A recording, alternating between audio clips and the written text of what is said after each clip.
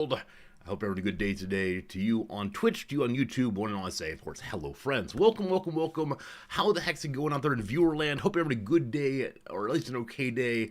Even if you're having a not so good day, I hope you are on the upswing now that we are live here. It is good to be with you as always, and thank you much for taking your time to click on the old twitch.tv/resorty. Good time, good time. Some quick hellos, then I want to show you a game. I got some stories. We got a giveaway today, thanks to the profound generosity of Cashflow99. Cashflow, part of our community for a while, won a giveaway a while back themselves and decided to pay it forward. I'm actually gifting a copy of Warhammer 3 Total War, that's backwards, to our stream right here. We'll do a giveaway after just a little bit, but what a fun day it's going to be right from the start here. Number one, hello Marks the Cylon, welcome in Unnamed Comet. Slivers, it's good to see you. I see you're out for dinner again, Slivers. What are you having tonight? Tell us stories. I'm a little hungry, had a tiny little, Egg McMuffin this morning I made for myself with some egg, some cheese, some English muffin. All pretty tasty that, but a little hungry still. We'll see. How's it going today, Jim? Hit People Guy. Welcome back, my friend. For a name like Hit People Guy, you're such like a passive and kind person. I'm always expecting pure fury from you, but never so much, never so much. Farinanthus here early. Welcome in. Hello, Elsdale. Hello, Rog. How's it going today, Sirstus? Welcome in, Toasted Corn. Everybody else, thanks for being with us as always. It's a lovely time seeing you, for sure, for sure, for sure. Jim says you have beautiful weather today. Fantastic. Today's high is 82 degrees Fahrenheit. For the non-Americans among you, that is uncomfortably warm outside. So we'll see how it goes. Summer is here once again, as always, as always. Unfortunately, today is the warmest day we've had thus far this year. On the day that I will be leaving my house for the longest period in a while, because today is the day we work our way 45 minutes or so away, and all of this goes away. Finally, finally, finally. Very exciting indeed. And yeah, I know there'll be complaints tomorrow, so mods get ready, but I'm ready to... I'm ready to accept the world as it comes, feedback, critique, whatever else is needed. Selfie in Discord after. It's difficult to wait until tomorrow's stream. It's not like I'm gonna hide my face away from you for the rest of my life. You'll see me tomorrow at the same time, but you want a before and after. I might be able to do that. We'll see what we can do if I remember to do so, but should be good. Hello, Commander Keen, taking inspiration from me and making Pollock paneer at home. Are you starting from nothing? We have done that a couple times. We have done Pollock paneer at home. I think one of the more important things is the blending down of the spinach. It can end up being very, very, very dry, and then when you cook it, it just gets unpleasant. So make sure it stays a little watery while you're doing your blending. But I'm envious. Once again, coming in talking about food when I've just mentioned I'm a little hungry. How dare you? But also, I hope it's very good indeed. Linked Laura, welcome. Grulion, hello. Farinanthus is never late. Fair enough. You're a fine wizard, Farinanthus. You're here when you want to be here, and that's okay. I think every viewer's that way perhaps, but I'm okay noticing the patterns, early, late, and otherwise. I track these things. You don't notice, but during stream, my right hand is often off to the side, writing down notes on every single one of you. You will be getting your participation scores a little bit later today. I hope you're ready to see some really disappointing marks, which should motivate you to do better in the future. Kadashian, what's up? It's good seeing you. Welcome, welcome, welcome. What do I have? What do I have? A story number one of the day. Story number one of the day. As many of you know, my wife listens to podcasts regularly, and I tend not to myself, but occasionally I will overhear what she's listening to. In some cases, it's just the latest news of the day, and comments are the same. She likes listening to podcasts about about books that have come out recently and critique about the same and all the rest. And I'm very impressed by her interests in popular culture and all things I don't really know that much, unfortunately. Carcinogen, thanks for the resub. 9 months. You specialize in low marks. Let's see. A resubscription? That might be worth some extra credit. It's not required, but extra credit for you indeed, Carcinogen. Thank you for the resub. But yes, beloved noms, this morning I overheard a little bit of a podcast, and I heard a word that jumped out slightly. I was working on something in my in my desk here and just working along, and I heard her hear the word upkeep. The word upkeep, which is an unusual word that's used in, I don't know, like keeping up the house maybe. Is she listening to a podcast about cleaning? And then listen a little more closely, and she says, or it says on the podcast, make sure you keep your commander dot dot dot. And my wife is listening to Magic the Gathering podcasts to better understand my new interest.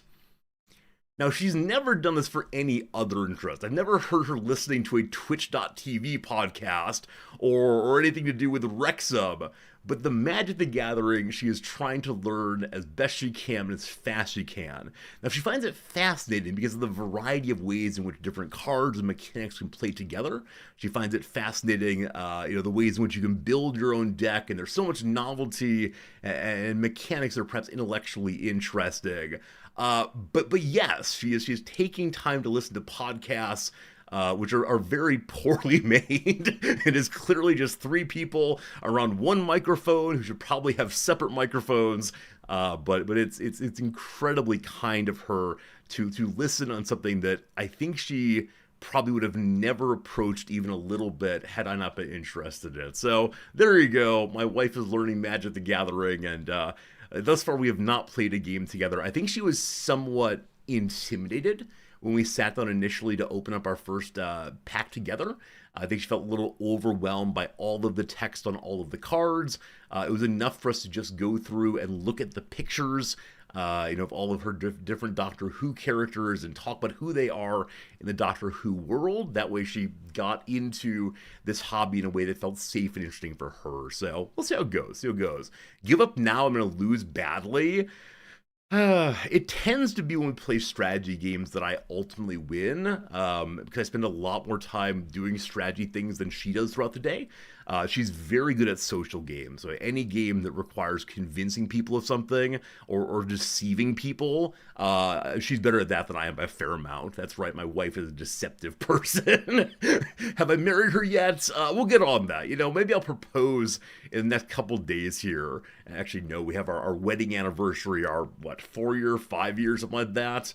In the next, this is me pointing at the sheet of paper that says our wedding date, because I can't quite remember what it is. It's coming though over the summer. I believe it's in July sometime, maybe late June. I guarantee that she would also not know our wedding date. It was not a major day in our life history. It was a bureaucratic process. Very little change about our actual life except for how we file taxes, I suppose. But sometime in summer we'll definitely be doing the anniversary thing, and maybe at that I'll propose to her again and say, do you want to get double married? And she she might be on board with that, who knows. She liked the Battlestar Galactica board game. Mark, is that one where you have to be deceptive? Is it, I'm not a Cylon, don't you worry, and then haha, surprise, you are a Cylon? Can't believe it. Is there Magic the Gathering deck where you can bluff? I'm not sure yet. I don't know about that kind of thing. I think one thing that you're meant to do is to try to hide what kind of deck you're playing until a little bit later in the match, so people can't plan against you from the very first moments. And so I think she'll enjoy the process of feinting and showing one part of her hand, but not all of it. We'll get to that, though. I think it's a slow process. We probably will not see Noms actually playing Magic until, I don't know, maybe a few months on from now. But she's learning about it, and that's pretty cool. And she's only has so much time, very busy person, of course, and that she chooses to take some of her time to engage in my interest also was a pretty fun thing. One less comment about Magic. Over on the Cards channel, I did something for a special 100 subscriber episode of our little Magic channel, and part of what it was is I opened a pack of cards from 1995, and it was such a fun experience to free these cards from their isolation where they had lived a very long time, and now they're out there and meeting their other card friends and intermixed with this and that. And it was cool. It was cool because it reminded me of my childhood in a really big way, and it was a nice time. Nice time. You got notification of the new video. Thank you, Jim. Thank you, Jim, for being a consistent viewer of not only the stream but also the cards. Eventually, I have to record even more videos, Jim, so you can watch me 24/7. Resorty always on, always live. But no, it's been a fun time opening cards, and yeah, we'll see how it goes in the near future. Also opened a pack of Deadpool cards, which, let me tell you, were vulgar in the most delightful ways. I'm not a huge comic fan, but one of my best friends in grad school was hugely into Deadpool, and of course Deadpool owns my favorite football team, so it was a fun thing to do. But enough about that for right now. Possibly.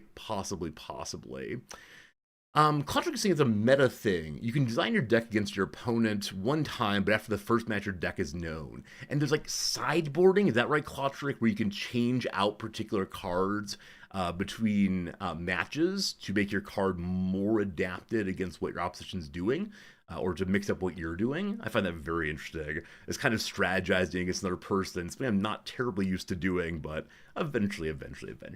Okay, that's the topic of Magic the Gathering. It was an important topic. What else do I got? Like I said, the haircut day, so I'll be going over and seeing my barber for the first time in a few months here. And I wonder what he's going to say. I hope he just does his work. I hope we have a nice, like, friendly conversation. We always do. In which he says the usual haircut, and I say, yes, please, if you would, but I don't want him going in about, like, why has the beard existed? Are you sure you want to remove it? I just want it to happen with no complaints, no conversation. Things change. We do not just need to discuss why. Certainly repressing all feelings is the way to go. No, it'll be a change. As I know many of you have never seen me without a beard. It'll be a strange thing.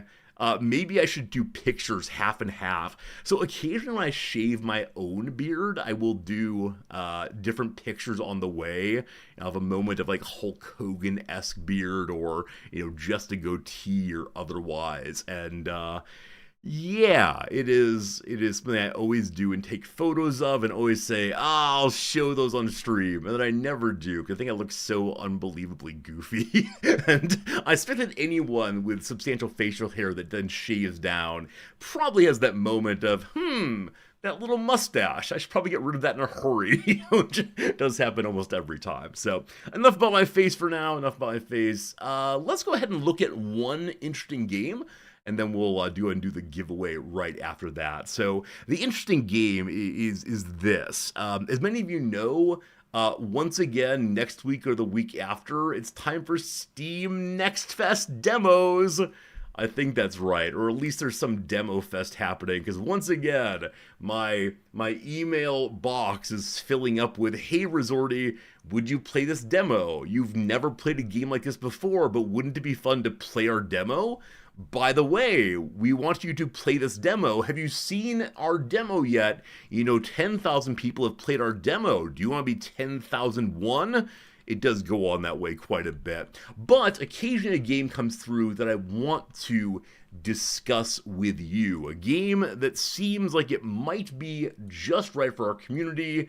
And that game in this case is called Therapy Simulator.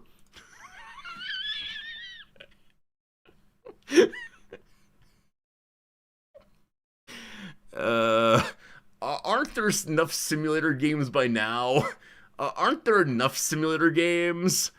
I don't know. Why is this man dressed as a hot dog? So I wonder if this makes light of something very, very important. Because you see things here like a person has schizophrenia, a serial cheater, etc. Aren't we already Therapy Simulator? Step into the chair of a therapist in Therapy Simulator. Guide your patients through emotional journeys with branching dialogue choices. Balance humor, humanity, and the chaos of therapy. No, honestly, I have no interest in playing this game. It was entirely a... So usually the emails I'm sent either have like the title of the game immediately in the intro, in the subject line, or they have like, hey, this is the next big hit. and I always click through and feel like, no, no, no, not so much. So, yeah, I mean, there's probably a serious way in which this topic could be taken. This game is definitely not that. But there is a demo apparently, and I don't know. This person's wearing a horse head. This person's dancing, and okay, let's see here. Our game uses AI to generate pre-rendered visual content, all of which are carefully curated by real people to ensure quality and authenticity. While AI plays a role in creating these elements, there is no use of real-time AI generation in the game. Everything you experience is thoughtfully crafted and pre-designed for your enjoyment. So it sounds like we didn't want to pay or couldn't pay for standalone graphics work, and so instead we had the Beat Boot machine do it. Increasingly common use of such things, but a book like Just Don't Feel Bad. This is similar to when I played the philosophy game. Oh, no doubt, no doubt. This would be like probably violation of Professional Ethics Simulator 2025. So just want to mention it existed. Probably not going to be one. Unless, of course, someone donates $1,000 and says, Resorty, you have to play this game. Then I'm up for literally anything. Tell me to play Solitaire or Minesweeper for an hour for $1,000. I'll do anything. Obviously. All right, very good then. Very good then. Let's go ahead and do our little giveaway.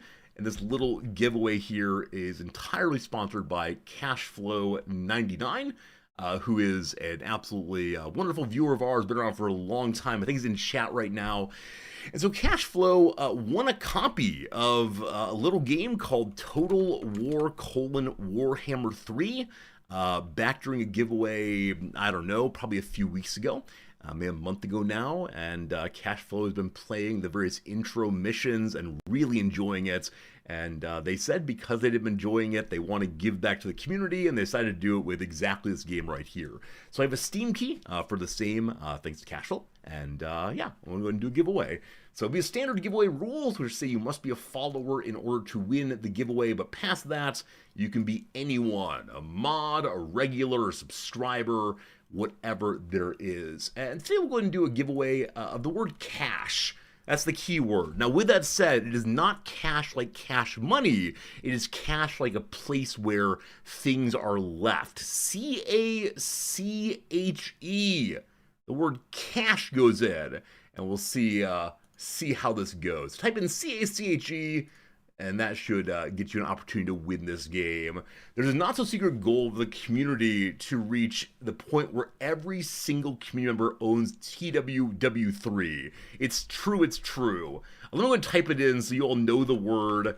It's that word right there, C-A-C-H-E. Just type that in and you have an opportunity to win the game. Now, if you already own a copy, please don't enter.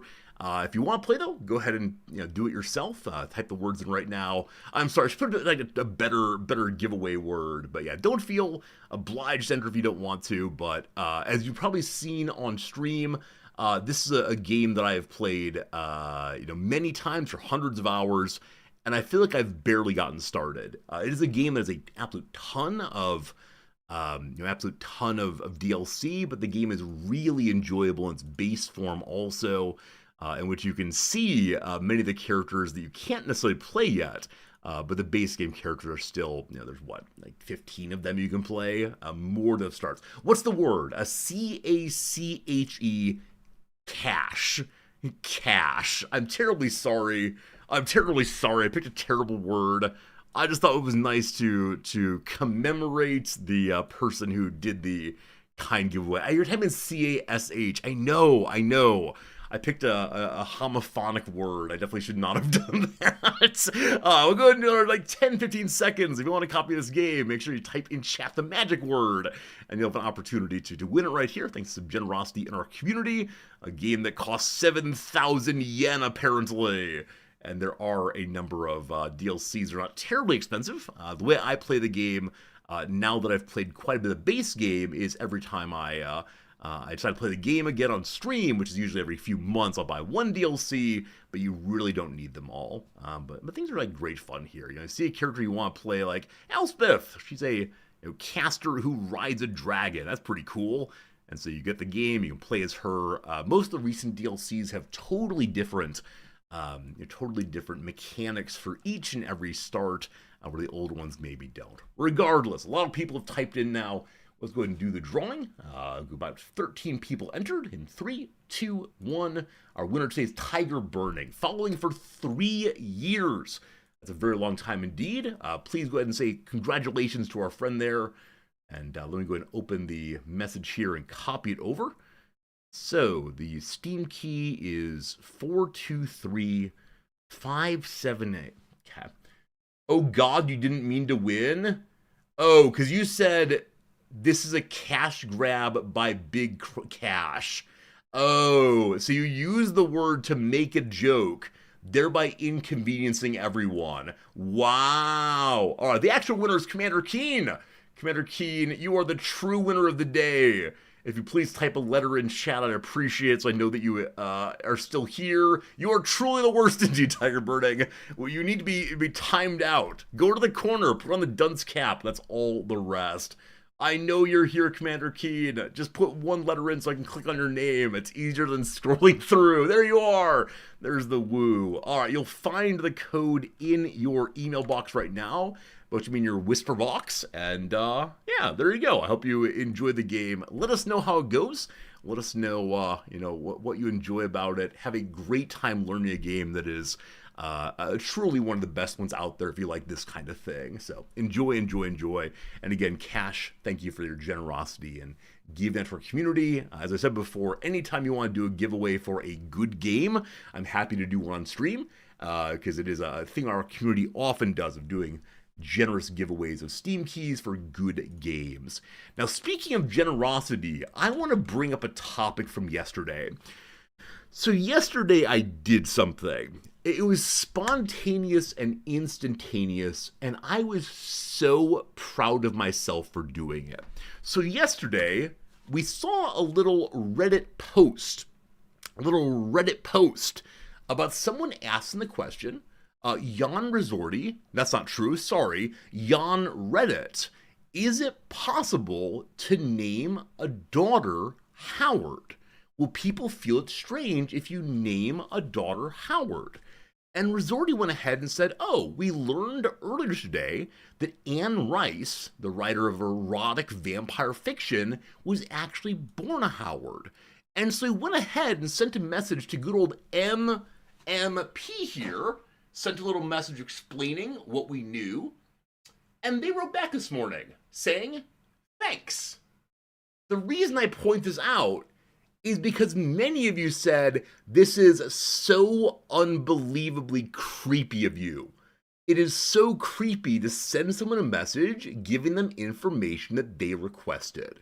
So, they didn't say, ew, gross. They didn't say, go away, scammer, you're a danger.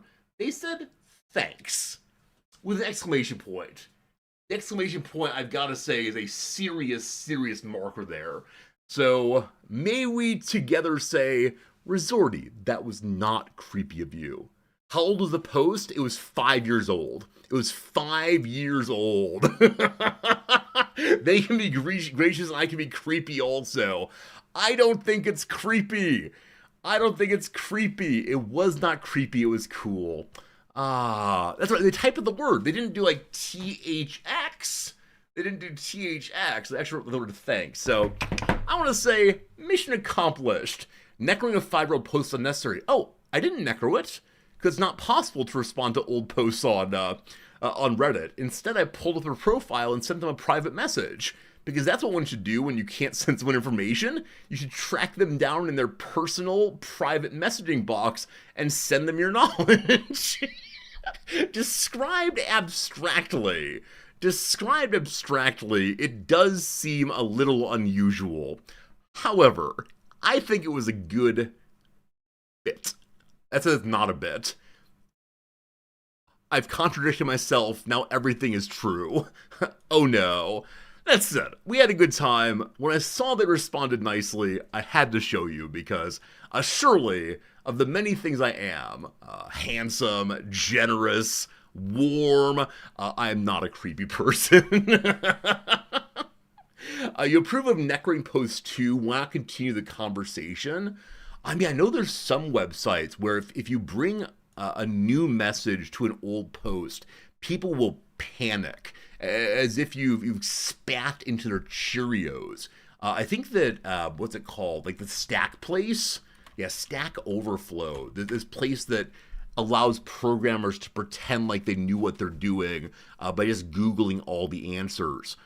People get paid hundreds of thousands of dollars to make posts here all day. So apparently, if you put a message into one of these old questions here, like if there's a why Fovi should be unchained or resizing window, and you make an answer there after 3 years, you get banned, I believe. Like, how dare you ask the same question? How dare you say thank you for the answer? Never, never, never.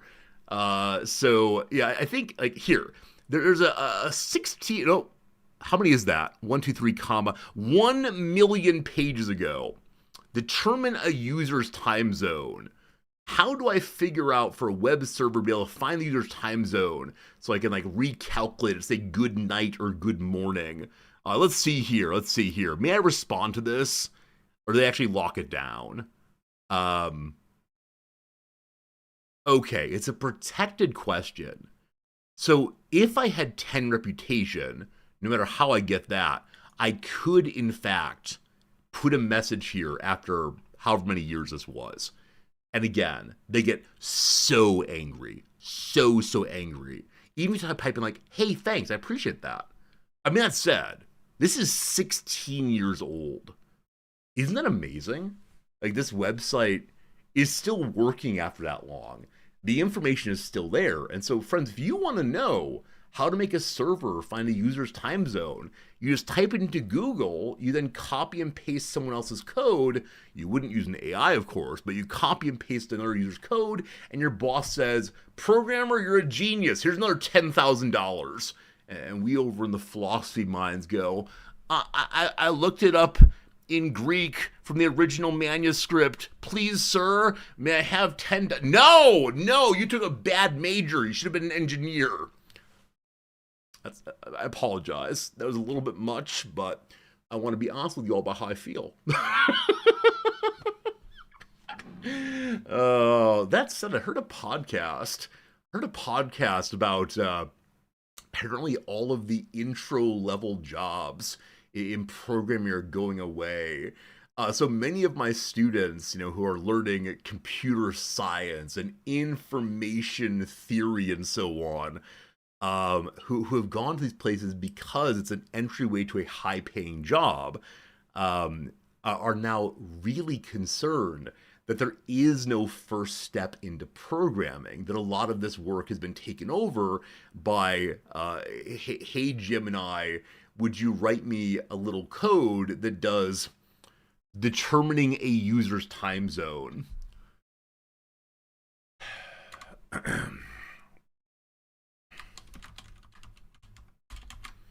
Okay, here we go. I would like my server to be my computer server to be able to determine a user's time zone.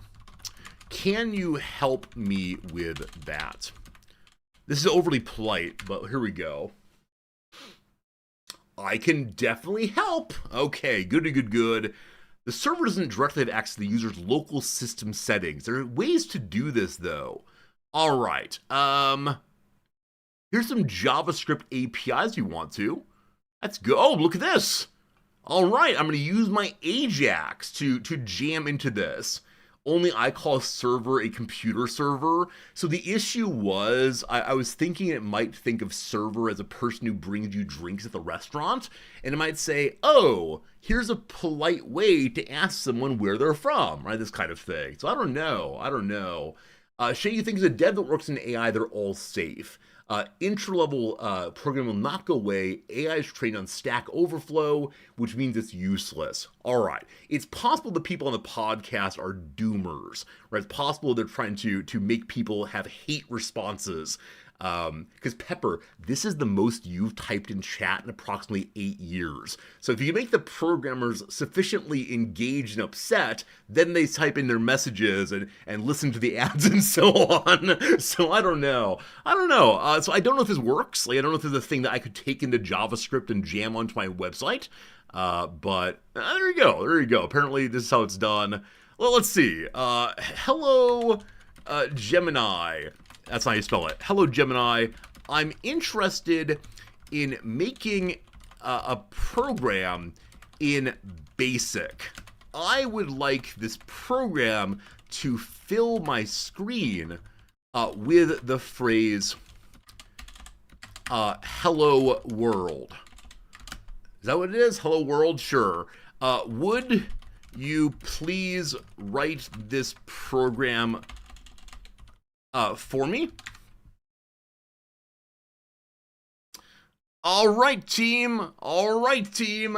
Look at that. We don't need intro-level programmers anymore. They can do the programming that is necessary. And look, they explain it also. They explain it also in a way that allows me to learn in the future how to make this myself. Now, with that said, I don't know how to learn because I didn't go to philosophy class, and all I do is copy things out of the old ChatGPT. It's all very confusing. I don't know. Yeah, many of you recognize there's a lot more going on here than just the things I come up with. But I'll be so curious to see how different. One second, pardon me. Bye. I'll be interested to see how different industries change in response to the existence of programs like this one. Now, perhaps it's the case that programming is totally safe, but a lot of people are particularly concerned about translators, right? Many of my students who come from America and work or take schooling in Japan want to be professional translators. But with the rise of Google Translates, I don't know. Are those jobs safe outside of elite contexts? I can't imagine, State Department diplomats doing translation through a Google app. But many of the less elite contexts, I could easily imagine people being comfortable with just sending it through the old Google box. It's good enough, exactly. So I don't know. Again, maybe this is all reactionary. Like, let's go back to just writing with cuneiform on tablets. But I do wonder, that there will be some jobs eliminated, right? We can all agree with that, right? In the same way that robots change manufacturing processes in huge ways, certainly something will change. I hear from some part of the staff at the university when they have a harder task to do. They say, let's just throw it into the ChatGPT and then modify what exactly needs to be modified to make it work right. But it is time saving in some way. Some of the most interesting pedagogical research right now is on the question of how do we change our classes in a way to accept that the students are just going to put things into the old ChatGPT instead of fighting it. How do we do it well? And I wonder if it's the case that many corporations and other professions will have to do the same kind of work. Recognizing this is now a thing in the world, what do we do with it? Or we can try to be Luddites and say, no, let's ignore it. On my company network, we block the ChatGPT and so on. Wait till research papers cite ChatGPT. I mean, it's definitely been done. It's definitely done already. I don't know. Once upon a time, I was a technological optimist. I watched a lot of Star Trek and was ready for technology to bring us together beautifully.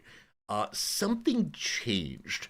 And I don't know if it's just that I grew up and so became a little bit more, I don't want to say cynical, but curious, questioning about the way technology is used in the world. But I want to believe that, never mind. No time for optimism, only time for doom. We wanted Star Trek, but went from Stargate to Starship Troopers. Both the farce of Starship Troopers as well as the way in which Yeah, the corpo state operates. I think you're absolutely right, but it's only a matter of time for LLMs start selling us on MLMs. uh, okay. Hello, Chat GPT. Um, I just spoke with someone from Amway. Please give me reasons why I should sign up right now.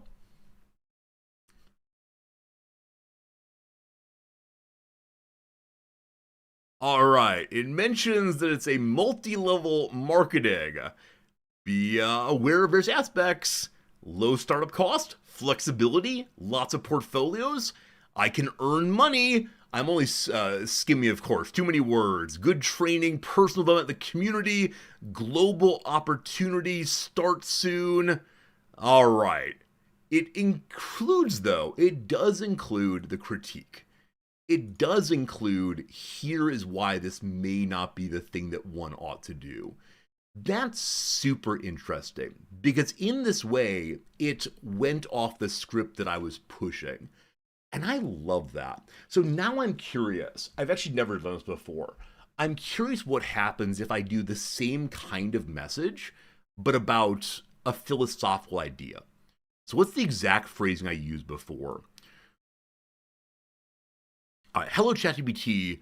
I just spoke with someone about the Platonic account of forms. Please give me reasons why I should agree with this right now.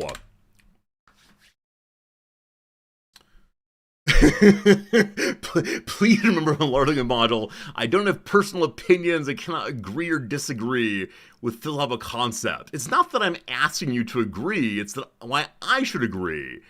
Here are some reasons why you should do it. Does it give a negative? It does not for the negative side, though. I wonder why.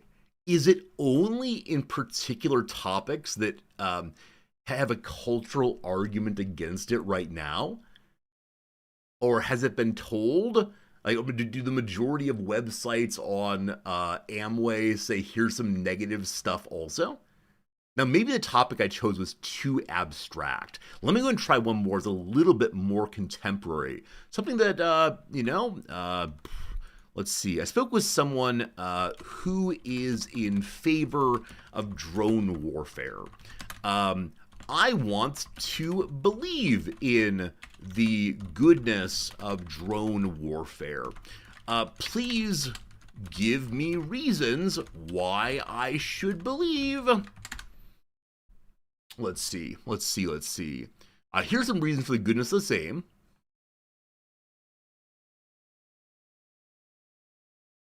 Okay, it mentions in passing. Some reasons why one might disagree with it. This is stronger than of a response than, so for my purpose. So what I'm thinking always is there a way I can get my students to argue with Gemini and so on? Something other than just taking what it says uncritically and writing it down, right? Is there a way in which I can get them to think? And so I want them to read this and say, oh, okay, here are the reasons for my paper. But I want them to read this last section also and say, oh, wait. There are things I haven't thought about. Now, if I can get them to do that, and if I can get the program to respond in a way that's more than just, here's what to write down on your sheet of paper, what would it look like? Ask for the definition of holes, you're welcome to do that. So one thing my students have said is they do this thing, and I don't know how they phrase it to avoid it saying, I'm not going to do your homework, but I want to convince a friend about what's being simple that won't take too much work to explain to it, about how Hume affected Kant. Would you give me an outline of some points I could cover?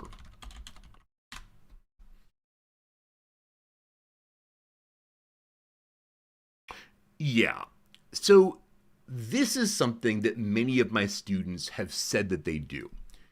They don't have the ChatGPT write the paper for them, but instead they go ahead and put together an outline that they then actually write. And what I worry is that an important step is missed in this jump here. Like, they recognize that there is some connection. Namely, the paper I've given them says, please write an essay about blah, blah, blah. And then they unfortunately just say, okay, what is it to have the dogmatic slumber? All right, so Kant has this sentence in which he says he was used to a certain idealistic view of the world. Then Hume makes a good argument. Oh gosh, what do I do? And it goes on beyond this. And they just plug and play in some ways. Yesterday, the New York Times had an opinion article called LLMs or AI is the death of the mathematical mind. Those of you who are into science and tech and so on might find a way to read it. But I think what they were arguing is there's an important moment of being able to come up with different ways to think through problems or situations or ideas that's necessary to form the generalizations necessary for mathematics. And this question right here, this question says, here is the problem. You figure out you LLM figure out the process of solving it, and then I'll do the solving on your terms. The jump that happens right here is what's necessary to do good mathematics. And I found that a really, really interesting claim, because I tend to think about it in terms of philosophical argumentation, because that's my issue. My issue is that I worry they're not taking the time to think through issues.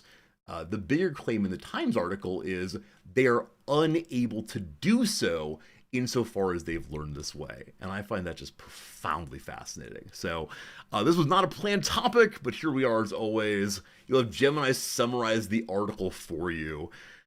Yeah. Let me grab a jacket. I'm on the verge of sad now. On the verge of sad. This is a topic that comes up regularly because it is, in some measure, like the key issue in my non-streaming work right now. And it's one that must be solved. and solved not in the sense of just saying, don't do this thing, right? Don't do this thing at all. Because the strict prohibition just isn't working. And so, on day one, I say in my syllabus and in conversation, I don't see a reason to use this kind of program in the class here, given the stated learning objectives and my beliefs about what makes a good class. And so I'm going to offer a prohibition here.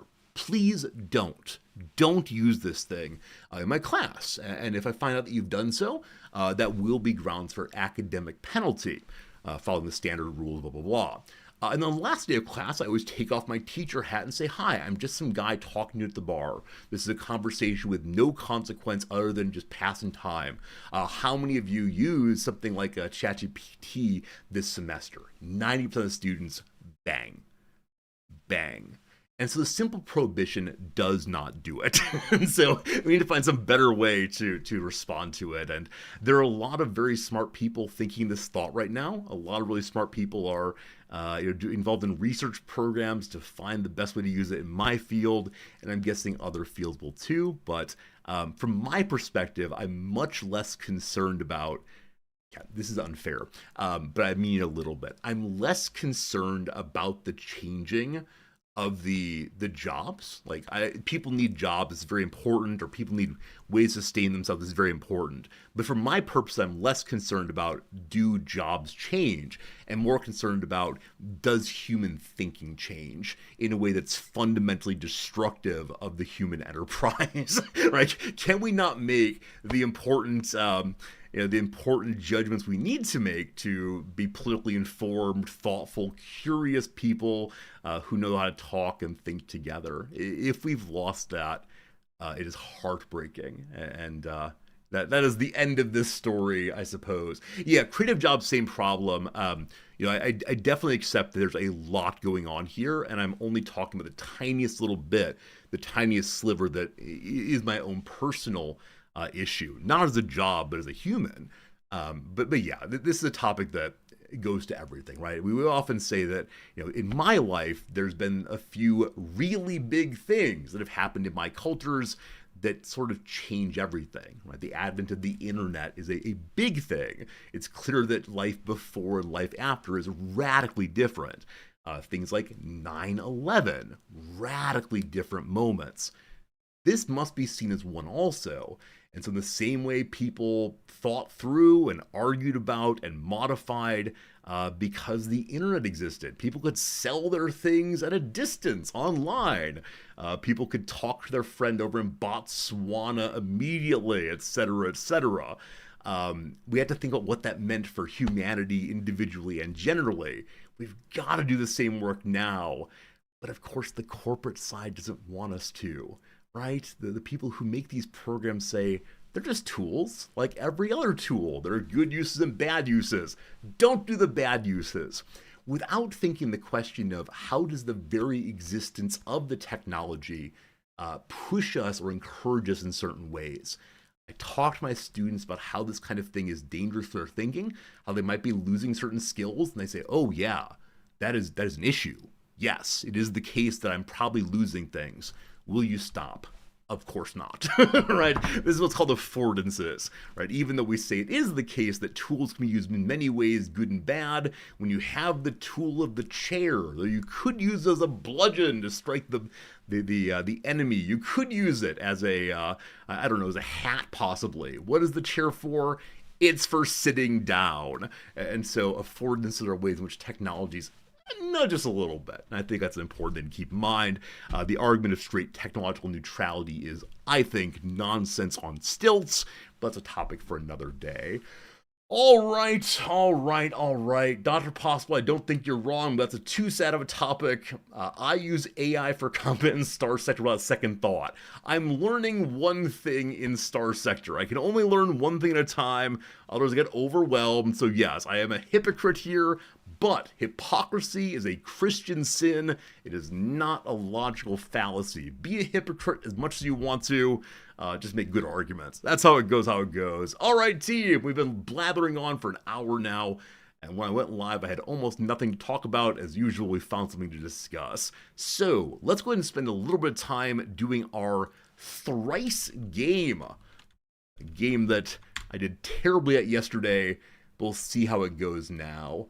I agree with you entirely. I agree with you that there's the history of humanity is long. History of the world, even longer, being blah, blah, blah. But, it's easy to think of our time as radically ruptured. But no, it's ruptured for us, but not for all time. All right, U.S. public schools started reciting the Pledge of Allegiance in 1892 to coincide with a big expo opening in what city? Well, that was the World's Fair. Was it Chicago in 92? There was a World Conference of Religions that happened at the same time as the World's Fair of Chicago. I'm not sure if this is right. There one in Philadelphia at a similar time. Hey, there you go. It was Chicago. The second question. Interesting, the Pledge of Allegiance started in 92. I wonder why then in particular. Was it people from around the world are coming here? Don't you forget you're an American?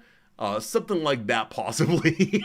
As many of you know, though, the original pledge did not use the "under God" line. "Under God" was only added during the McCarthy era as a way of proving we're not like those godless Reds over there. History is so fascinating. Everything has a history. It's just a matter of finding it. Other ones were the only shipping route between Mississippi and the Great Lakes goes right through downtown? Yep, definitely an easy one there. And then the Willis Tower was the world's tallest building for 25 years. Where is it? Willis Tower used to be called the Sears Tower. And I went and saw it one time when I was like 7 or 8 years old. And I remember looking straight up at this ridiculous tower of which I could not see the top. straight up all the way. And I felt, despite looking up, like I was falling. What a strange feeling of dislocation that one was. Question 2. 3 years before his riot starting Rite of Spring in the Paris Opera Hall, the people apparently pulled the chairs off the ground and threw them at the performers. Before the Rite of Spring in 1910, Igor Stravinsky premiered another ballet called The What Bird? It's the Firebird, and I've played it as a pretty cool tuba part. Hooray! Other 2 versions here. In Greek myth, Prometheus got chained to a rock after stealing what from the gods? Fire. And then according to a study we made up just now, every single 80s kid can play the Oscar-winning theme tune for the 1980 film Chariots of Fire. Ba-dum-ba-ba-bum-bum. In 2015 reality show Rock This Boat concerned the fans of what non-rock group whose chart peak was 25 years earlier. Well, here's the end of my perfect score section. I have absolutely no idea. So Rock This Boat. Is it possible it's someone nautical? Is it possible it's Captain and Tennille? I think they wore a little nautical captain hat. Rock This Boat. I mean, there's an old song called Rock the Casbah, right? But that's a rock group, definitely. I'm going to put Captain and Tennille in. This is definitely wrong, but I don't know what to say. Eel? Wrong! Joey yelled, Jones Beach, 1988, at the beginning of Summertime, the 2008 reunion single by what New Englanders? I have absolutely no idea. I have absolutely no idea. It can't be the Ramones. It cannot be the Ramones. I don't know where the Ramones are from, but sure. Sure. All right, very good. In Summer Girls, LFO's intolerance for Chinese food is equally important as the hit-making prowess of what Wahlberg-spawning boy band. I don't know the boy bands very well. My wife would have gotten this on number 1, certainly. So Wahlberg came out of, I don't know, NSYNC, Boys to Men, One Direct. I have genuinely no idea. Not even a little bit. I give up. 0 points for New Kids on the Block. I completely forgot about New Kids on the Block. I listened to them when I was very young, but they did not have a substantial effect on me. That might be the first boys band of which I knew in the 1980s. Of a similar vintage as what Vanilla Ice, Ice Ice Baby, your first ever concert. Wow, Jim, very cool. Did they dance on stage and you went, woohoo? Sure was great. Sure was great. All right, 2 more questions. According to the Spruce Eats, you expect majorly unpleasant sourness if you eat an underripe French butter variety of what fruit? The French butter something. I'm going to say pear, but I have no idea. There you go. We've got the Bosk second and the Bartletts. All good, all good. 1 more. In 2007, scientists finished mapping the genome of what scientifically important macaque? Macaque? I think it's macaque, possibly. Speaking of which, last night, Nam saw a civet cat. Apparently these exist throughout Japan. I did not know of them, but yeah, they show up throughout Japan regularly. Their behavior is very much like raccoons.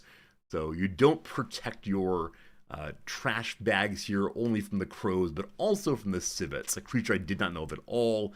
I want to say it's kind of adorable, though it does look vaguely like a possum also.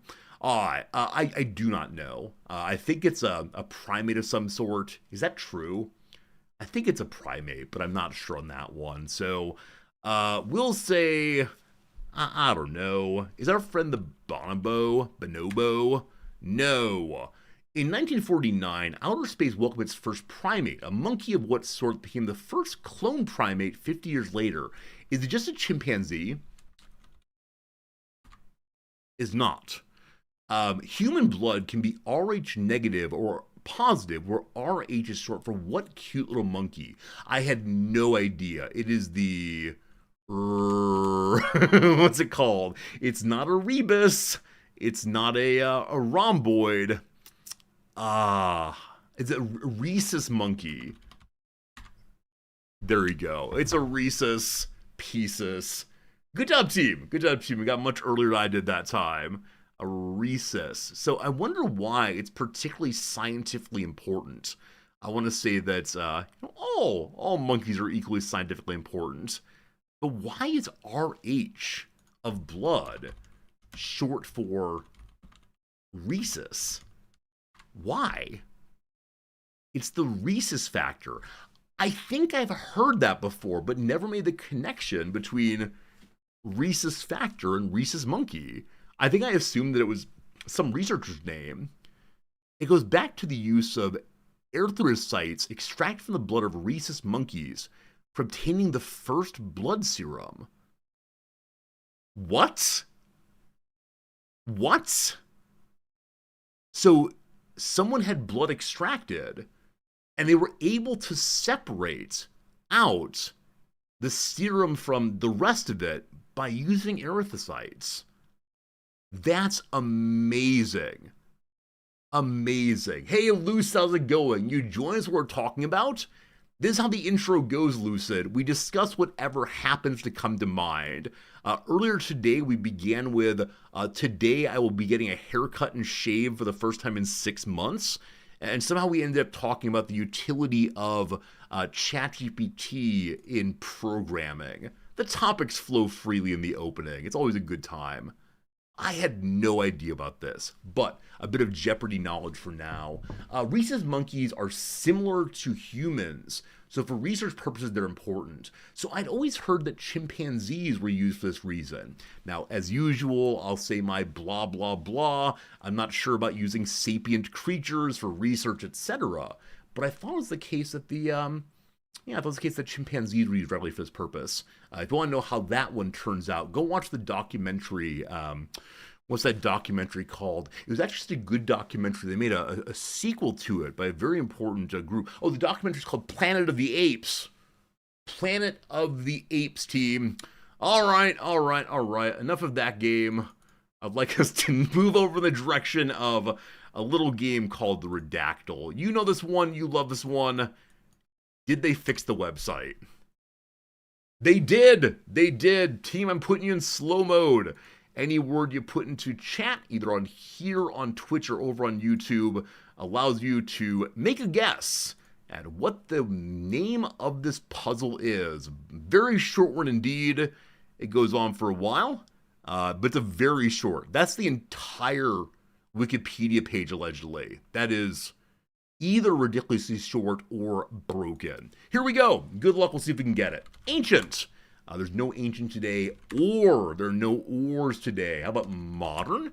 No modern. Pigeon, none. Consonants, none. How about time? No time. Got no time. An atoll? None of those. The word he. There are 4 he's somewhere. Is it an animal? It's not an animal. A name? There's one name somewhere. Good job. Early, there's one of those. Music. No music today. Is it famous? It's famous enough to have a Wikipedia page, but not famous enough to have the word famous on it. How about genre? No genres at all. Place. We got one place. By place on there. How about the word develop? There's no develops at all. How about zero? No zeros. First. No first. History. Not a 1. Is it a city? It's not. Is it a period? There's one period. Well done. How about the word modern? It's not early modern period, but I wish it were. How about map? None. Naming is part of name earlier. How about system? There's no systems. Use? None. Age? None. Method? Only 1. I think it did ancient before. It's still not ancient, unfortunately. This is a very interesting puzzle because usually the puzzles have so many words. It's easy to guess them, but with this puzzle being only 1,000 words or so, it's much harder to get the correct answer. Is it medieval? Medieval. Early medieval period. There's your general topic for this time. How about a calendar? There's 2 calendars. Well done. You're getting closer. Good job, Radicus. Scientific, there's none today. Location, none at all. Is it Jurassic? Not Jurassic. How about science? I think we did before. We didn't. No science? How about bridge? There's no bridges. Tool, there's none. Is it the Julian calendar? It mentions the Julian calendar.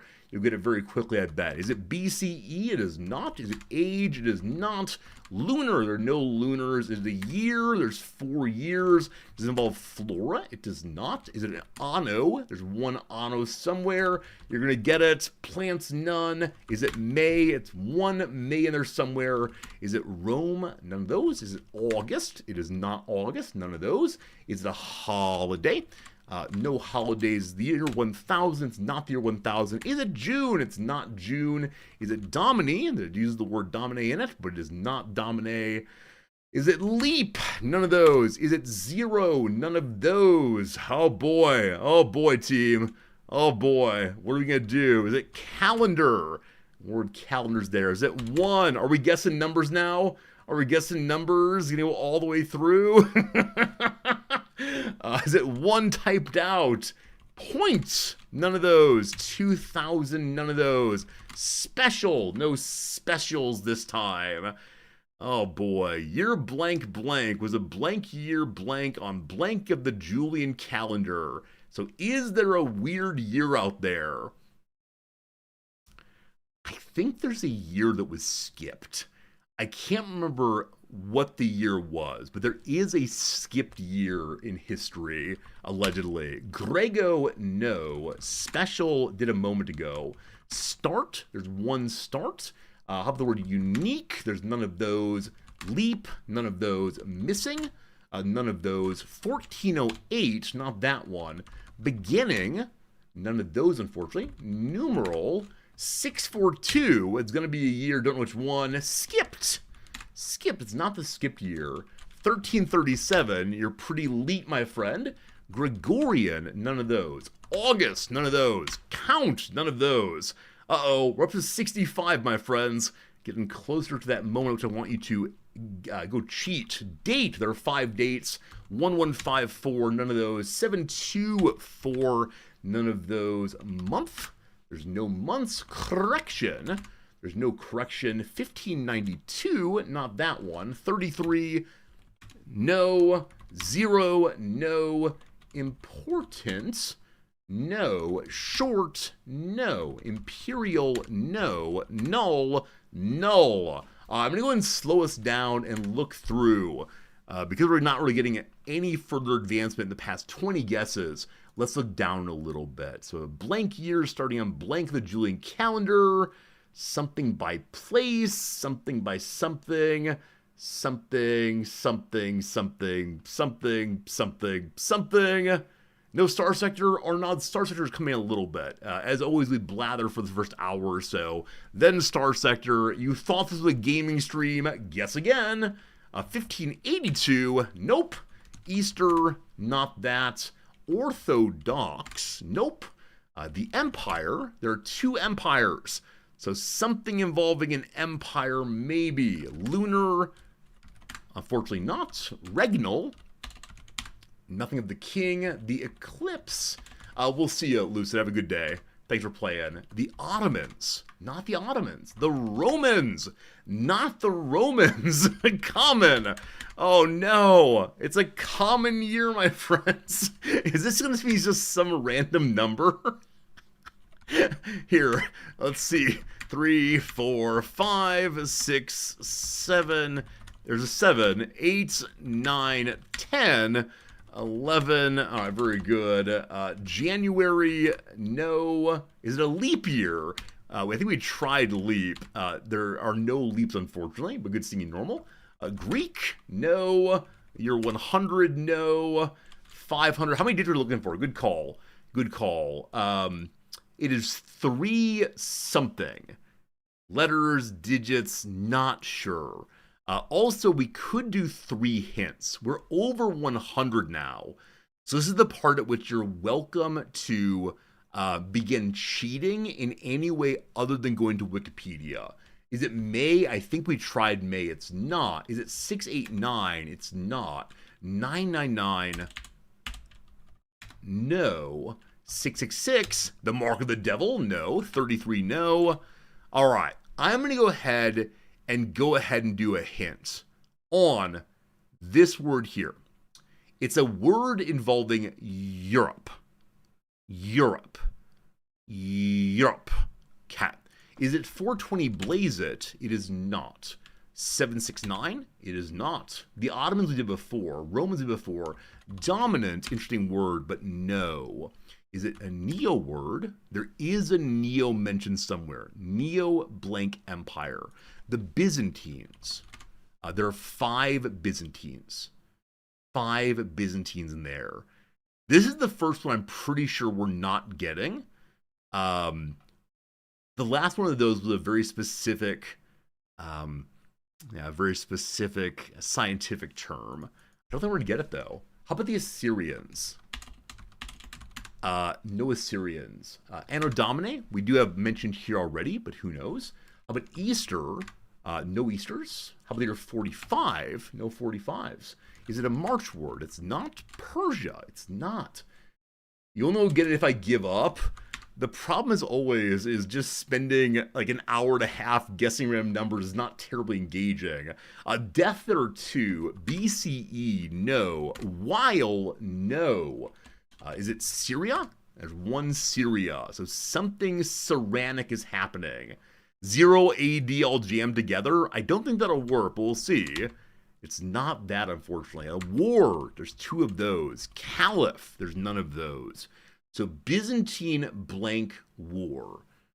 This must be something that happened. Like, this must be a page about a year and what we know happened in that year. Now recall, the redactyl is built up of the top 10,000 most important. That's all there is, actually. It's a very short one. The top 10,000 most important page on Wikipedia. So I don't know. I don't know, friends. I don't know.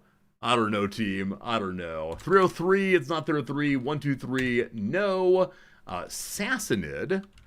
There's no Sassanids. The Turks, no. The year 42, unfortunately not. Is a century. The word century is not there. 386, none of those. The word Turk we did a bit ago. Hello, Mbaharo, you're delightful. Bulgaria, no. I'm going to go for another hint right here. So, I'm going to tell you someone that died. Commentolius died. Commentolius died. I'm sure you all know him, right? He's in all the comic books these days. Is it a crusade year? It's not a crusade year. Emperor. One emperor.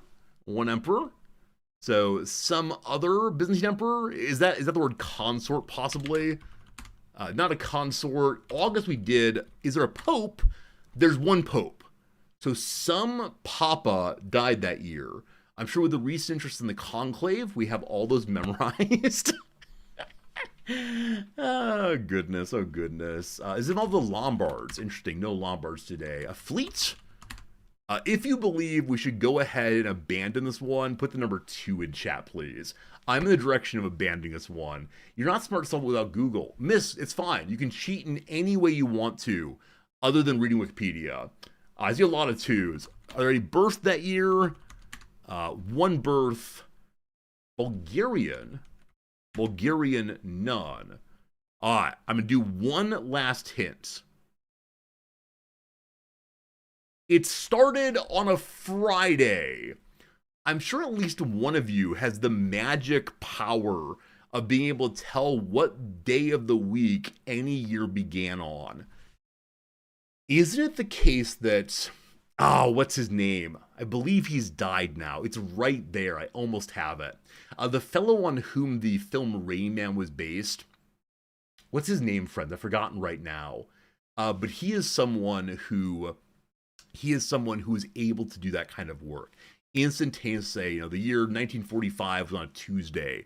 My birthday, August 9, 1983, that was a Thursday, definitely a Thursday, that kind of thing. It's so impressive. 1071, no. I'll do 3 more guesses and then we're done. 610, no. 594, no. I want to say this is the worst page we've ever had before. We give up. 611. What is wrong with this game? Like, genuinely, what is wrong with this game? This is, Commander Keen gets 610. You are the closest of us all. You're going to be the winner today by default, apparently. Scott Flansburgh? No, it's not that name. It's like Shelley or something. It's not Shelley, though. Man on whom Rain Man was based. Kim Peek. Yeah, there we go. Kim Peek is a mega savant. They said he's really, really, really impressive in terms of having that kind of ability. Now, again, he's died, gosh, 2009 is so long ago. It feels very recent to me. But yeah, if you ever want to see a very interesting version of humanity, someone who's able to do a skill in the same way that you say Usain Bolt can run so fast, I can't imagine it. The way in which he's able to think about numbers in particular and dates in particular, I can't imagine. Flansburgh can do it also. I don't doubt it. This is the person I was thinking of. All right, let's go ahead and learn about this year and write a nasty email to Redactyl people. The year 611 was a common year starting on Friday of the Julian calendar. The denomination 611 for the year has been used since the early medieval period, when the Anno Domini calendar era became a prevalent method in Europe for naming years. What happened then? The Byzantine-Persian War. The Senegals became the king of the West Saxons, or Wessex. I actually didn't realize that Wessex is West Saxons jammed together. I didn't realize it was a portmanteau name. Fascinating. The Four Gates Pagoda was completed. Eudoxia Epiphania was born. Leo II was too. Arnold, the Bishop of Metz, Ceolwulf, the King of Wessex, Comentolius, the Byzantine general, and Romilda of Friuli died. Friends, I'm so disappointed in us.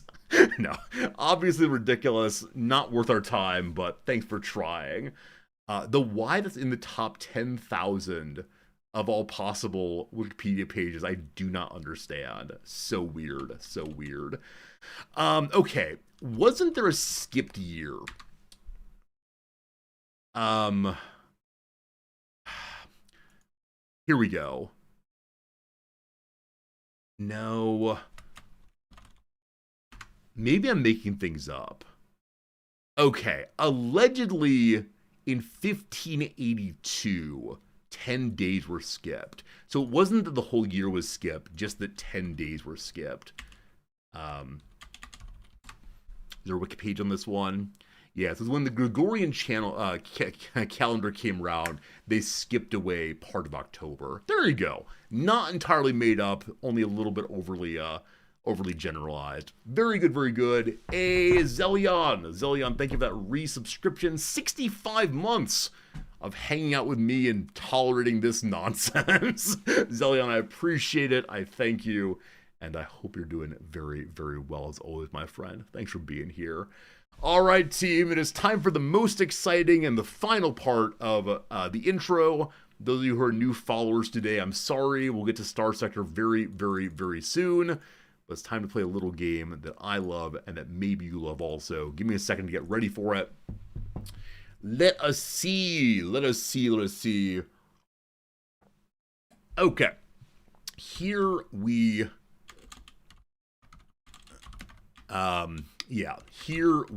go. My friends, I currently see a Wikipedia page.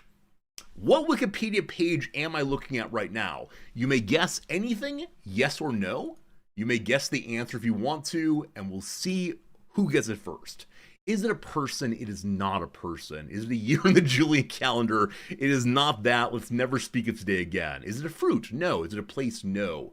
Is it burn when exposed to flame? Not in the sense I'm thinking no.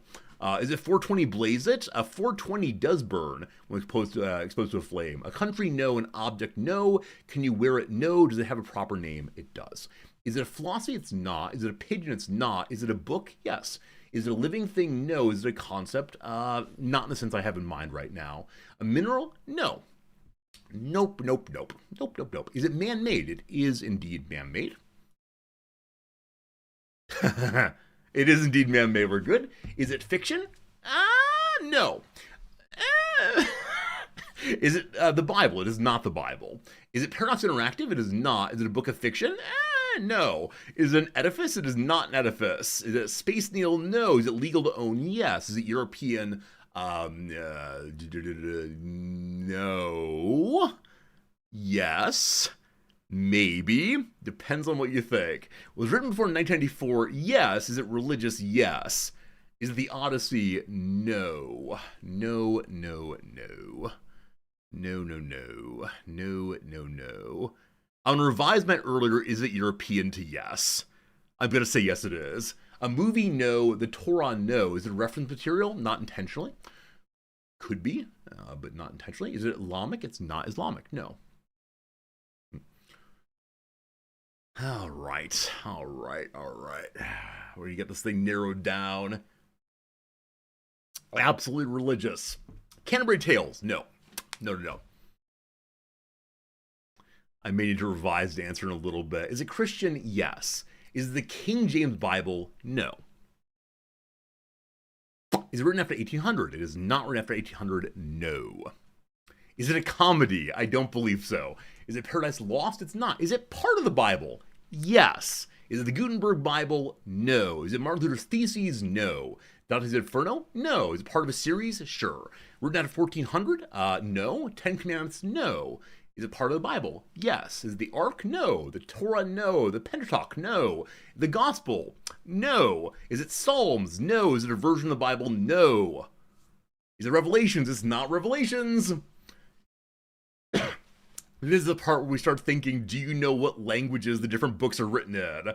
Is it part of the Apocrypha? It's not. Is it the New Testament? It is not the New Testament. Song of Solomon? It's not. Is it a letter? No. All right. It's part of the New Testament. Is part of the New Testament. Is it a book of the Bible? It is a book of the Bible. Yes. Yes, it is. Dead Sea Scrolls? No. Is it Ruth? No. There are only so many books it could be. Is it Romans? No. Is it the Acts? Grokking Tim, it is indeed the Acts. Oh, it's like Grokking Tim is typing out all of the ones that are written in Greek. It is the Acts of the Apostles. Well done, well done, well done. What a good time, what a good time. You all started immediately with, is it fiction? So, the critical historians of the Bible suggest that some parts of it could not be possible and other parts are likely true. But there you go. If you know which ones are written in Greek, you sure do have an advantage there. All right, very good, very good. Let's go ahead and do at least one more. Man, Grokking Tim flooding chat with "Here comes the ones written in Greek." You didn't write John though. I did say it wasn't part of the Gospels though, so fair enough. All right. What do we got now? How do you do a follow up on the Acts? Let's do. All right. I have one before me right now.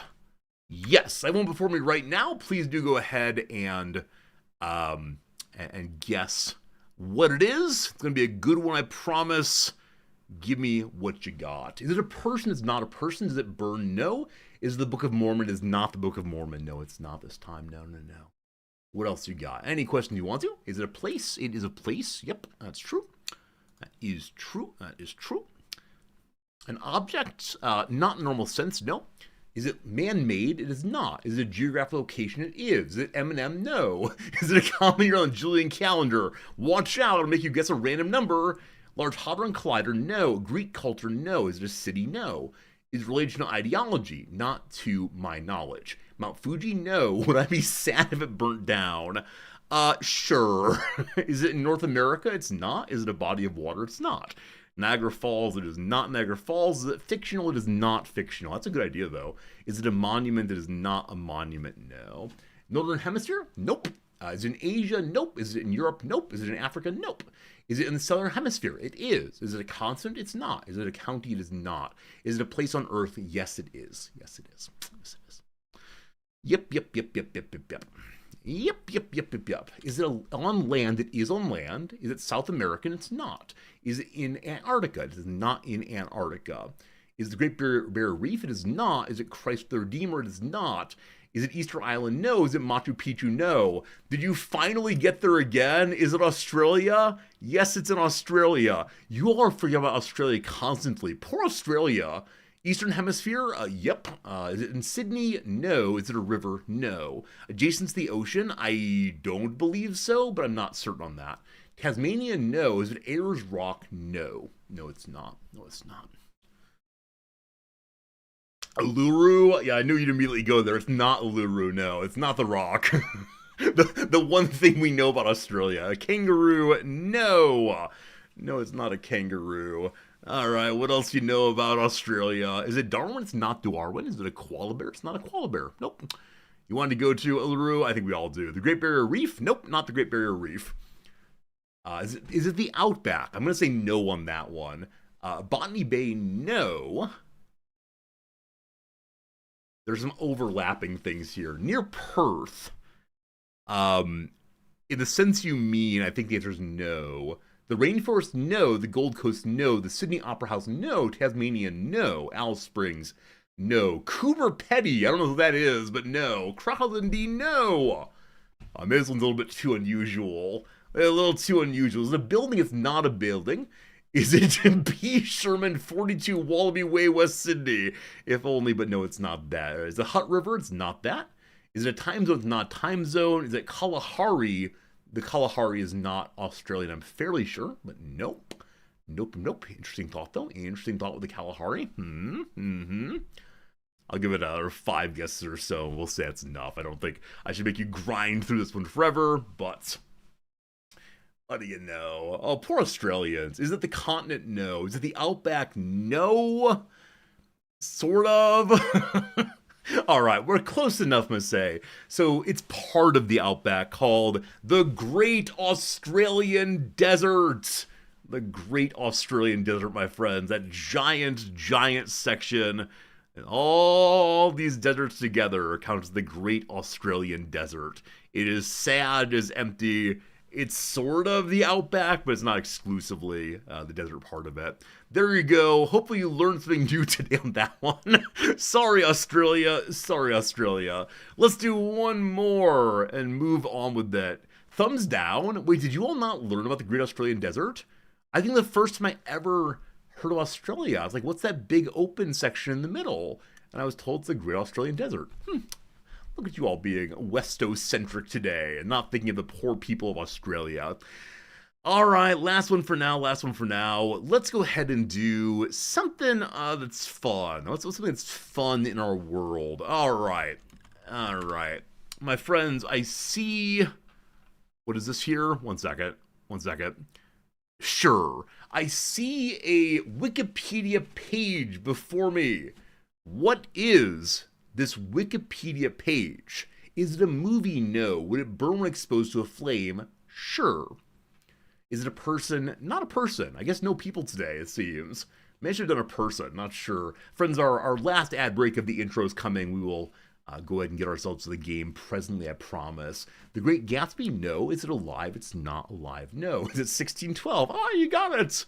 Is it a form of media? No. No, it's not. A country? It's not a country. Nope, not a country this time.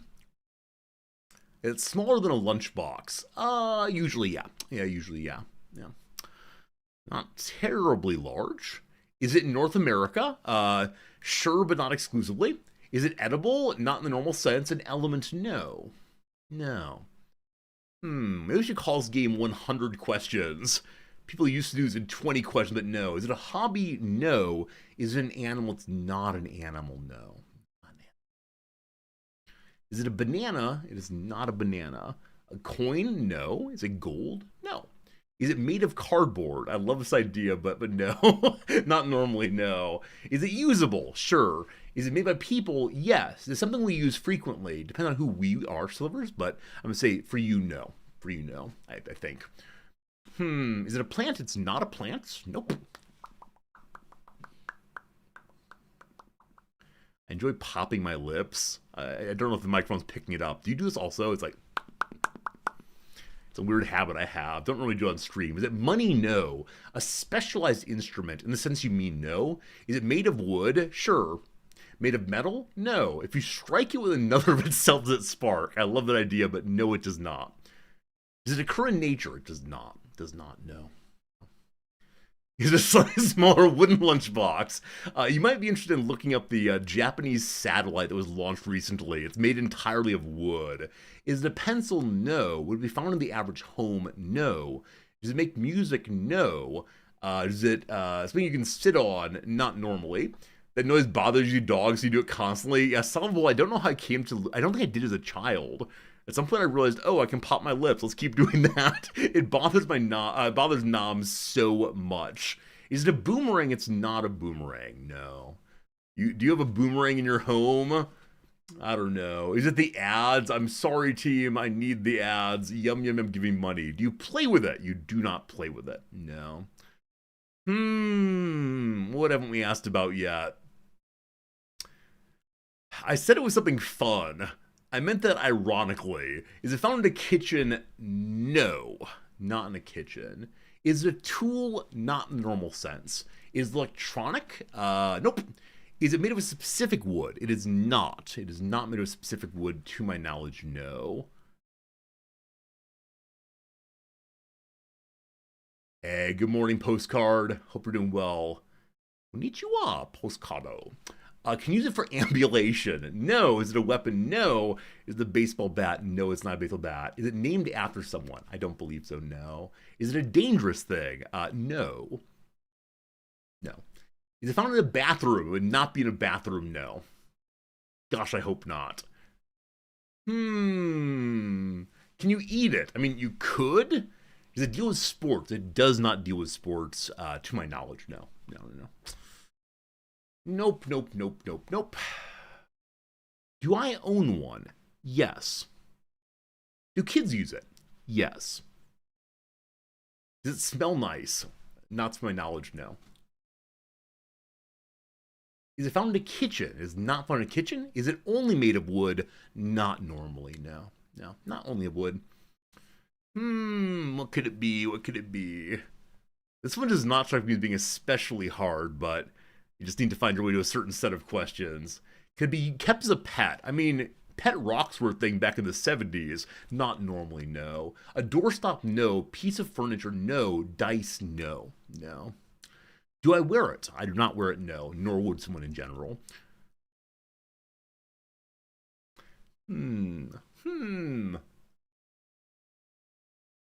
I'll give you a hint in a moment here. Do you write with it? No. Is a spatula? No. Do you interact with it? Yes, you do. It does not just sit there for looking. Furniture? No. Entertainment? No. If you throw it at someone, would it be painful? Not normally, no. Not normally, no. Is it chess? It is not chess, no. It's a concrete thing, I promise. So it's not even like a game of chess either. I was thinking if you threw a chessboard at someone, that might hurt. Oh, speaking of which, did you see that Magnus Carlsen lost a match against the current world champion because he made a blunder at mid-game or mid-late game? And Carlsen slammed the table in fury when he lost. It was very sad. Is it concrete in the sense that you can touch it? Yes. Is it a straw? It's not. He looks so angry. Yeah, apparently in post-match interviews, he said he was so angry at himself. And I absolutely understand that. Absolutely understand that because when I play chess and make slight errors, I get frustrated with myself. But I don't do it on the world stage. Is this thing man-made? It is man-made. A utensil? No. It's a concrete thing. It must be a ball art. Concrete meaning you can touch it. Not made out of hard stone.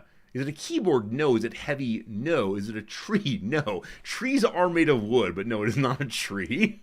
Is it made of metal? Not primarily. Is it a toy? It's not a toy. Is it in my living room? Yes. Does it float? I'm not sure. I think so.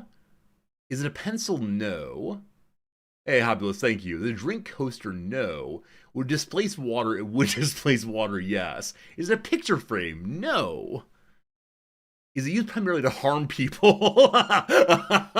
No. Is it furniture? No. Does it need electricity? No. I want to make sure we catch that. I want to make sure we catch the exact question that's asked. What's the exact question that's asked said yes to? There's a question I said yes to that's phrased in a very specific way. A clipboard, no. Is it used for artistic purposes? Not normally, no. No. No. The question I said yes to is it in your living room? Careful.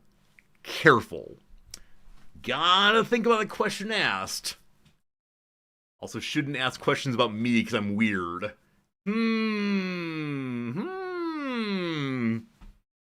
We'll give another, just a little bit here if I give you a little nudge. Is it in most living rooms? It is not. Is it a wife? No. My wife does not have a Wikipedia page. She's not that fancy. Yet. Yet. That said, in the American context, she's the only person with the name she has, which I think is a fascinating thing. Made before 1950? It could be. Is it me? It is not me, no. Is it a book? In some sense, yes, but not in your primary sense. A television? No. Does it contain alcohol? No. No, it does not. No, it does not. Does it bring joy? Probably not. Was it made before 1900? In some cases, yes. Is it the Yellow Pages? It is not the Yellow Pages. One of these days, no one will know what that was. You and me, Carcinogen. Is it a newspaper? No. No, it's not. All right, let me do what? A Rolodex? No. The floorboards? No. Chess? No. Let me make a. Oh, is it made of paper? It is made of paper. Yes, that's good. A brush? No. Does it contain words? It does contain words. Does it contain glass? It does not. Is it collectible? I don't think so. Is it a magic card? It is not a magic card. It is not a magic card. A yearbook? No. A dictionary? No. A magazine? No. A journal? No. Trash? Probably not. Hopefully not. The dictionary? No. The almanac? No. The origami swan? No. Is it a book? Not in the primary sense of book. Hey, Commander Keen, I hope you enjoyed your Palk Paneer. Did you take a picture? I'd love to see it. An instruction manual? No. A game? No. A degree? No. A textbook? No. A homework? No. A poster? No. A diary? No. Oh, we're getting real close. Getting real close to this one. The Declaration of Independence. How'd you know I hang that on the wall? And every morning I say the Pledge of Allegiance and read out the founders' names. More than 5 pages? Not normally. Academic related? Yes. A journal? No. A picture? No. A legal pad? No. A calendar? No. A primary source? It is not a primary source. No, it's not. Is it a map? It's not a map. Is it a document? It is. A syllabus? No. A diploma? No. A thesis paper? No. Oh boy. The hint I was going to give is it does involve education, for sure. A globe? No. A schedule? No. The Bill of Rights is not the Bill of Rights. Though again, how did you know I have the Bill of Rights hanging on my wall? A notepad? No. A contract? No. My students' homework I have to grade? No. I'm free this semester, thank goodness. The grocery list? No. A timetable? No. Forklift certificate? No. Dissertation? No. Certificate? No. We're gonna do 5 more guesses and then we're done. Passport? No. Wallpaper? No. Letter? No.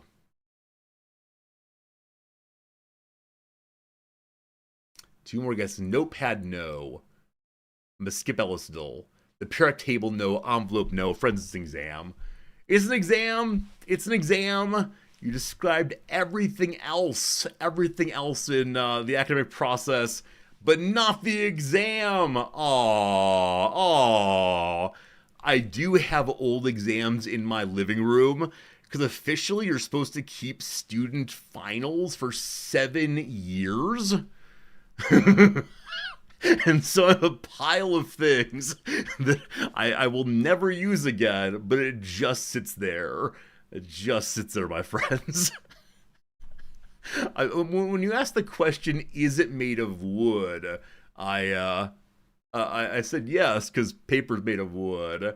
Exams are funny. Oh, I said in the intro that the part where I said this thing is fun, I meant ironically.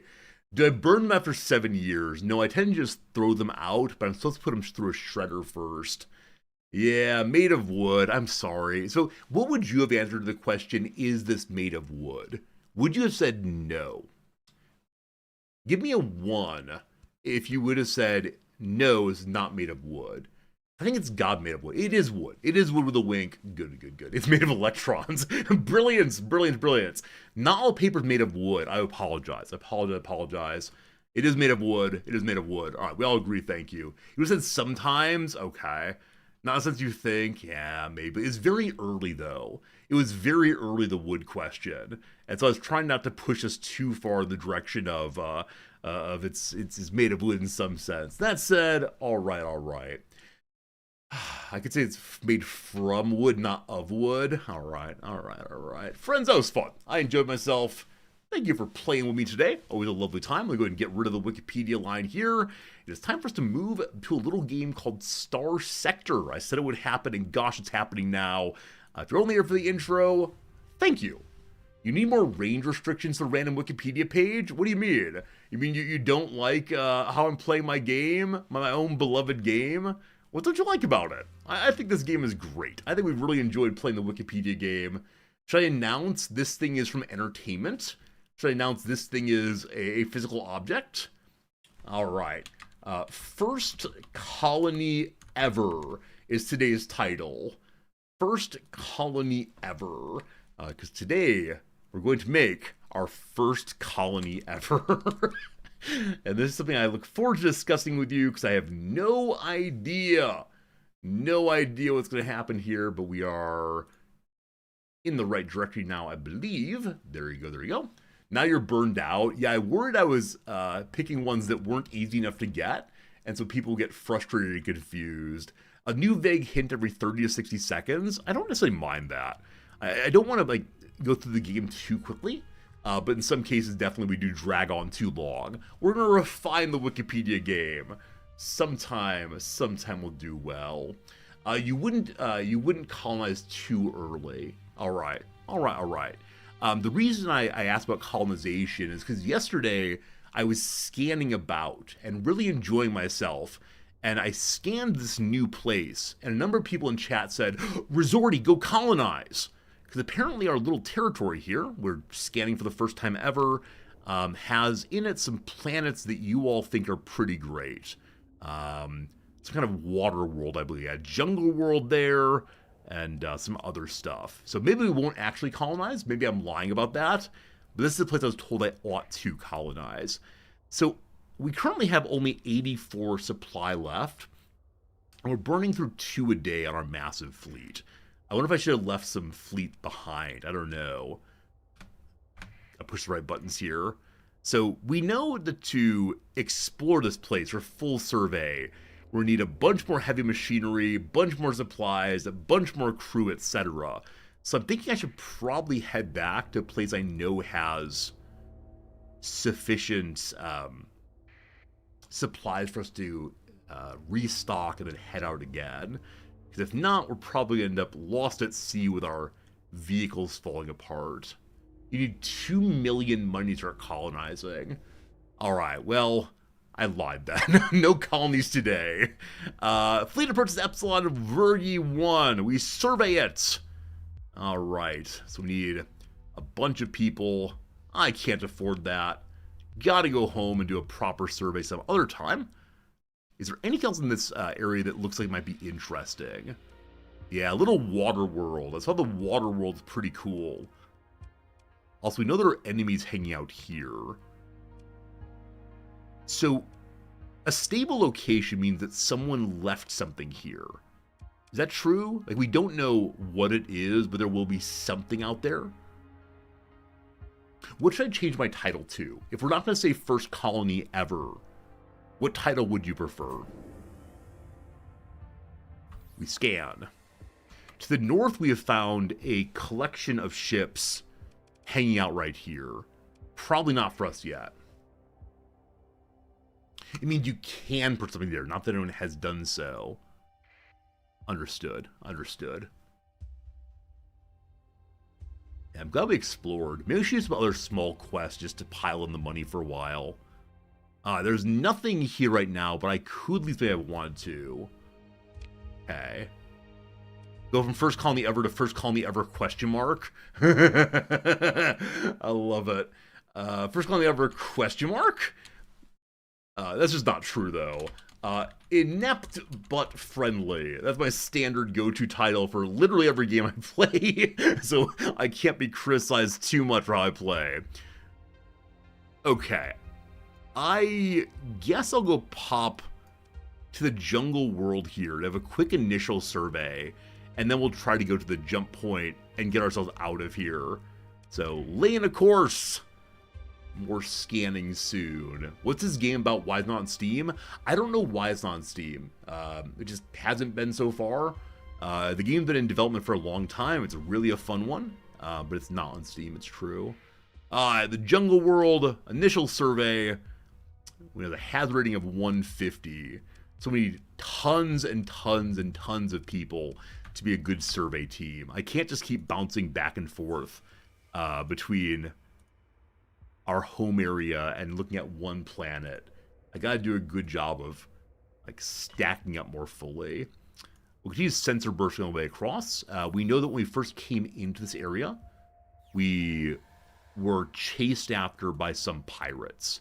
We got away by using a story point, which is perhaps not something I want to do in the future, but I also didn't want to get destroyed. So our little baby fleet is nothing special right now. Sensor burst go! To the north, we see something on the map up here. I suspect it's an enemy. So I'm going to turn north for the moment. We'll do one more sensor burst as we get closer. How about we slice the pie between the two jump points and scan both of them and see what we find. But we're able to fight a like small pirate groups right now, but the big ones much less so. So there's a collection of things at the northern point. We're not going there. All right. Heading to the south one. We'll go ahead and jump out of here in a hurry. Go back home. Find a small quest, hopefully. Hey, Swole. You're watching Ed Alex's VODs of when he played the game. Yeah, I've heard from a lot of people that Ed Alex is far better at this one than I am. Don't worry, I'll get good someday. And then you'll watch my VODs instead. Is anybody in jump space? Initially, no. So I want to go back to the places that are friendly. They'll have things I can buy. Now, I know very little about the Persean League or the Tritachyon so far. The people I know are the Hegemony. And so I'm guessing if we go visit the Hegemony, it'll be the safest place to get supplies and so on. 102 fuel to get there. Only 84 to get there. How much fuel do I have? 334. So we can go pretty long distance. Unexplored Tia here. So probably I should explore places that are closer by that have not been explored yet. Now, when it says the system has been not yet explored, does that just mean by me? Or does that mean somehow no one's ever explored these places?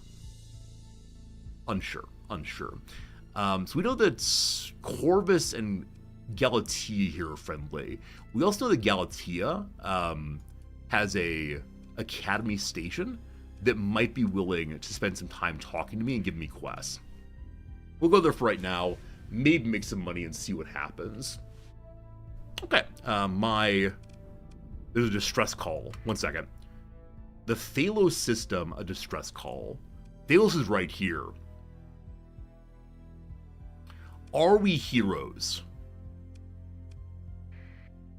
We push F5, and we suddenly become heroes. Alright, here we go, team.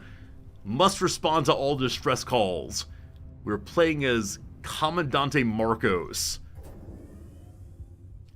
And he is always ready to save anyone he can. Are we not moving? We are not moving. Are we stuck in a gravitational well or something? What's the emergency burn, folks? There's a way I can increase my thrust quite a bit. But I think we're currently stuck on the edge of this. Bottom right. Resume course. Hey, why did I stop moving? Why did I stop moving there? I must push some button to stop it. I'm glad to see we don't actually live there, though. Thank goodness. Alright. With this, what's the emergency button again? Going on the outside edge. Warning! There's a drive field extremely close to the exit. A disposable probe sends back a microburst information. Forces near the exit are hostile and a possible threat to your fleet. Okay, how about on this one instead? Straight to Thalos. Nobody's there yet. Okay. 4 is emergency burn. Got it. All right, here we are. There's only one jump point out, it looks like. Okay. We scan immediately. We find some kind of enemy down here. Now, the question, of course, is, was the distress call just enemies who want to destroy me? Am I correct in believing that there's no way out of the system except for that jump?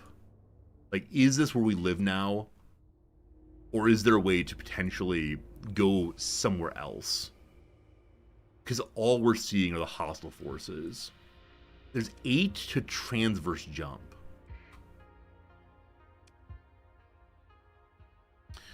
Reconfigures the fleet drive field to act as a neutrino detector, allowing detection of human-made artifacts in fleet's extreme range.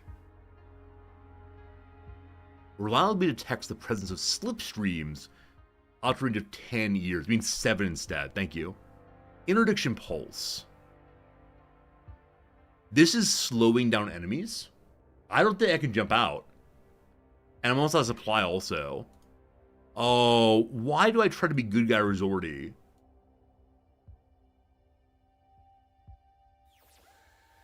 Okay, team. I believe I've been bamboozled. Now, I did autosave in case it came to this. Maybe I can pay a toll. Do I have a skill point? I don't believe so. Yeah, no skill points. I spent them all. Had a good time with it.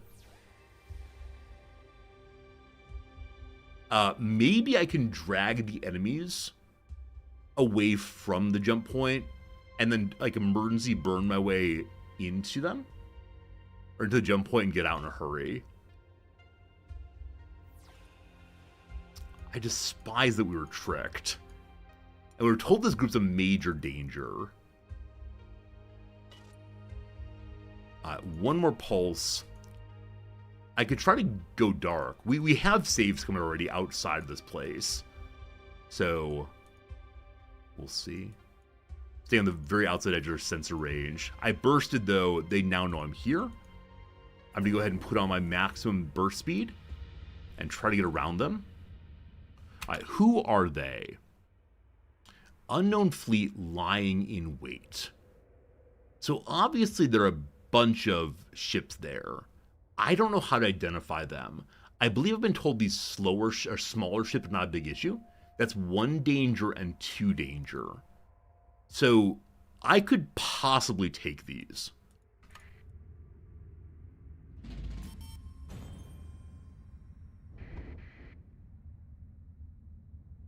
Go inside the hole.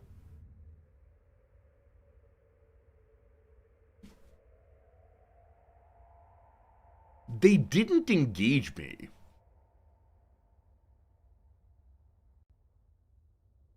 They let me pass.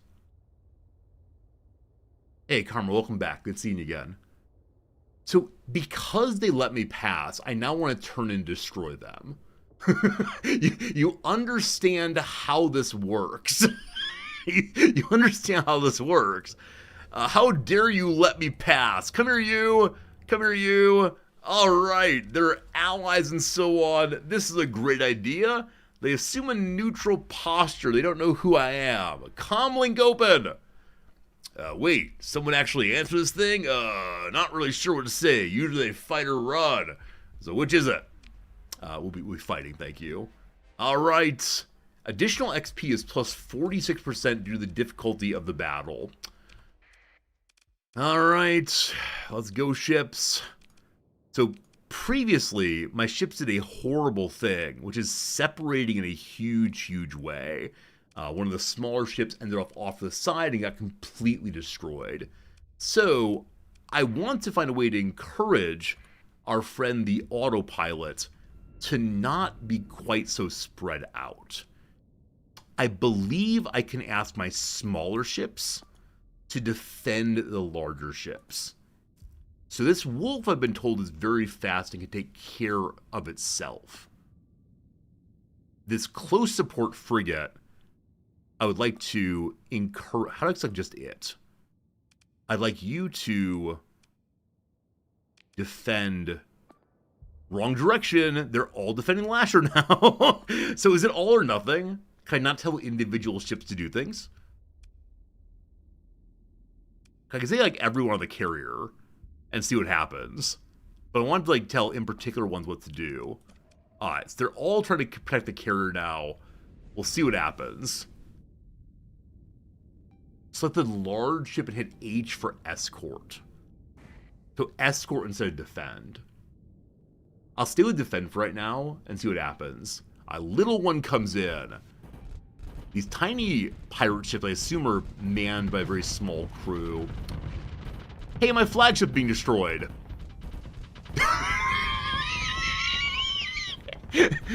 Never ever give the UI orders. It flies your flagship directly in. Oh, autopilot's off. I turned off autopilot somehow. Oh no.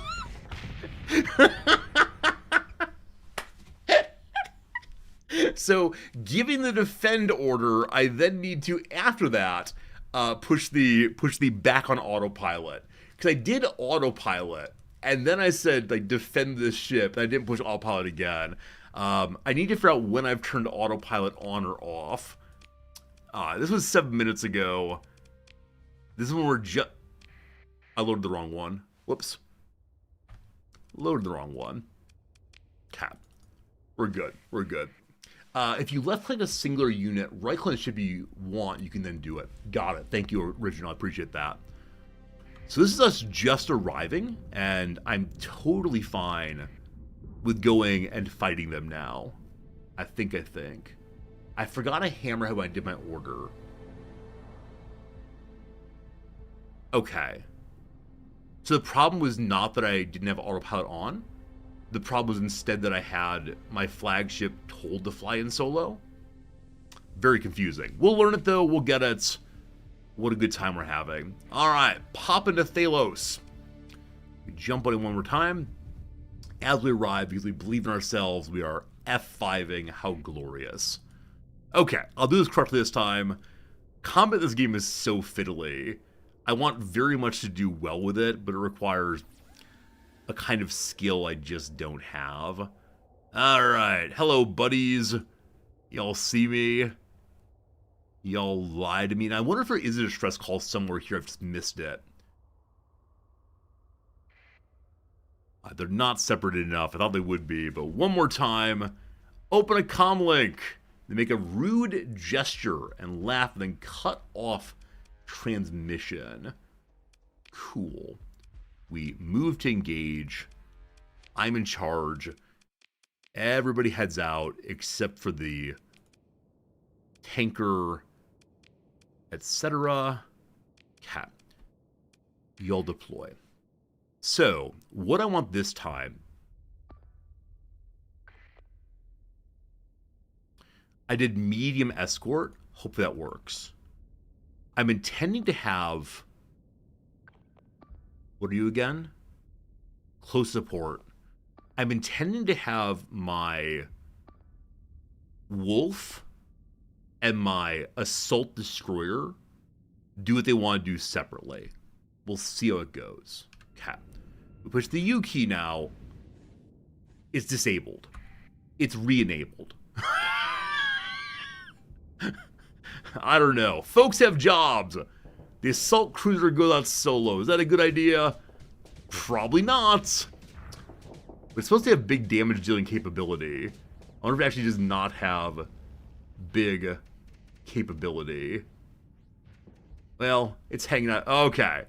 Okay, it might be having some friend time. It's staying at distance though. So far so good. Mostly we're flying and protecting that. I thought I asked my wolf to go off by itself also. Are you the wolf? You're asunder. Is my flagship? You're the wolf. The wolf is the one out there. Got it. Hey, Microflora, how's it going? You love this game? I'm really enjoying it also. But it is a learning experience for me. Where is it? It's too far away. Hey! The Advari kite's been destroyed. Well done protecting our drone ship. It's going so well right now. Okay, so it seems that the wolf is just disengaging endlessly. I wonder if there's a way I can set it up to... How do I go there? I wish to look at you, please. Waypoint Gamma. Is that useful? No. Team, how do I look at this? I wish to gaze upon the wolf.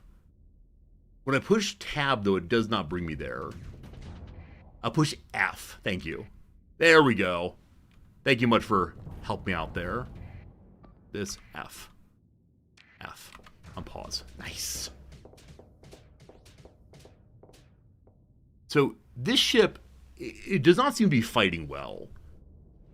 I wonder if it's because it knows it's outnumbered. And so if it does anything other than, like, just keep them... The wolf's unarmed? Oh, is it?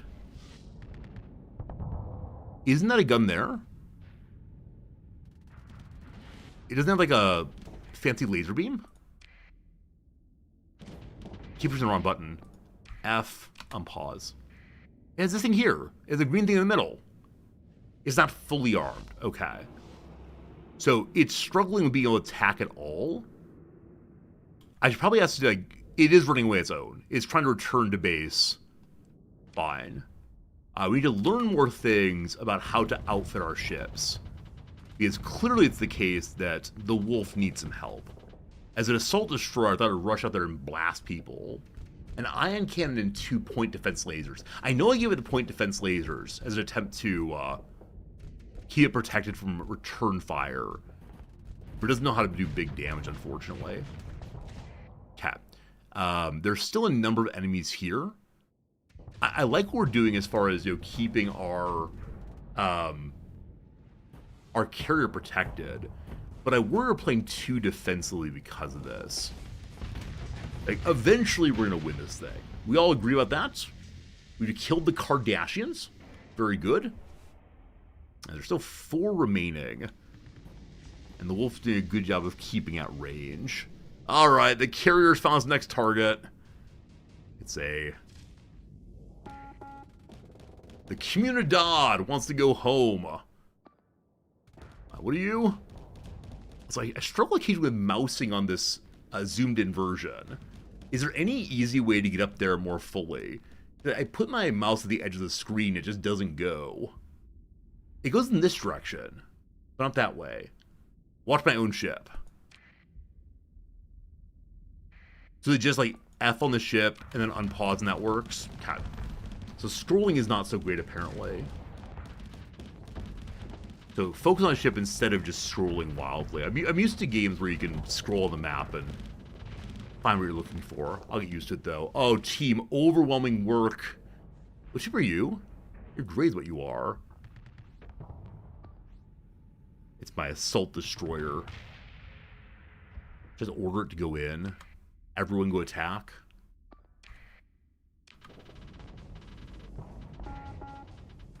The Trotsky wants to go home. That's my wolf. The enemy's attempting to flee, it looks like. Stay at distance instead.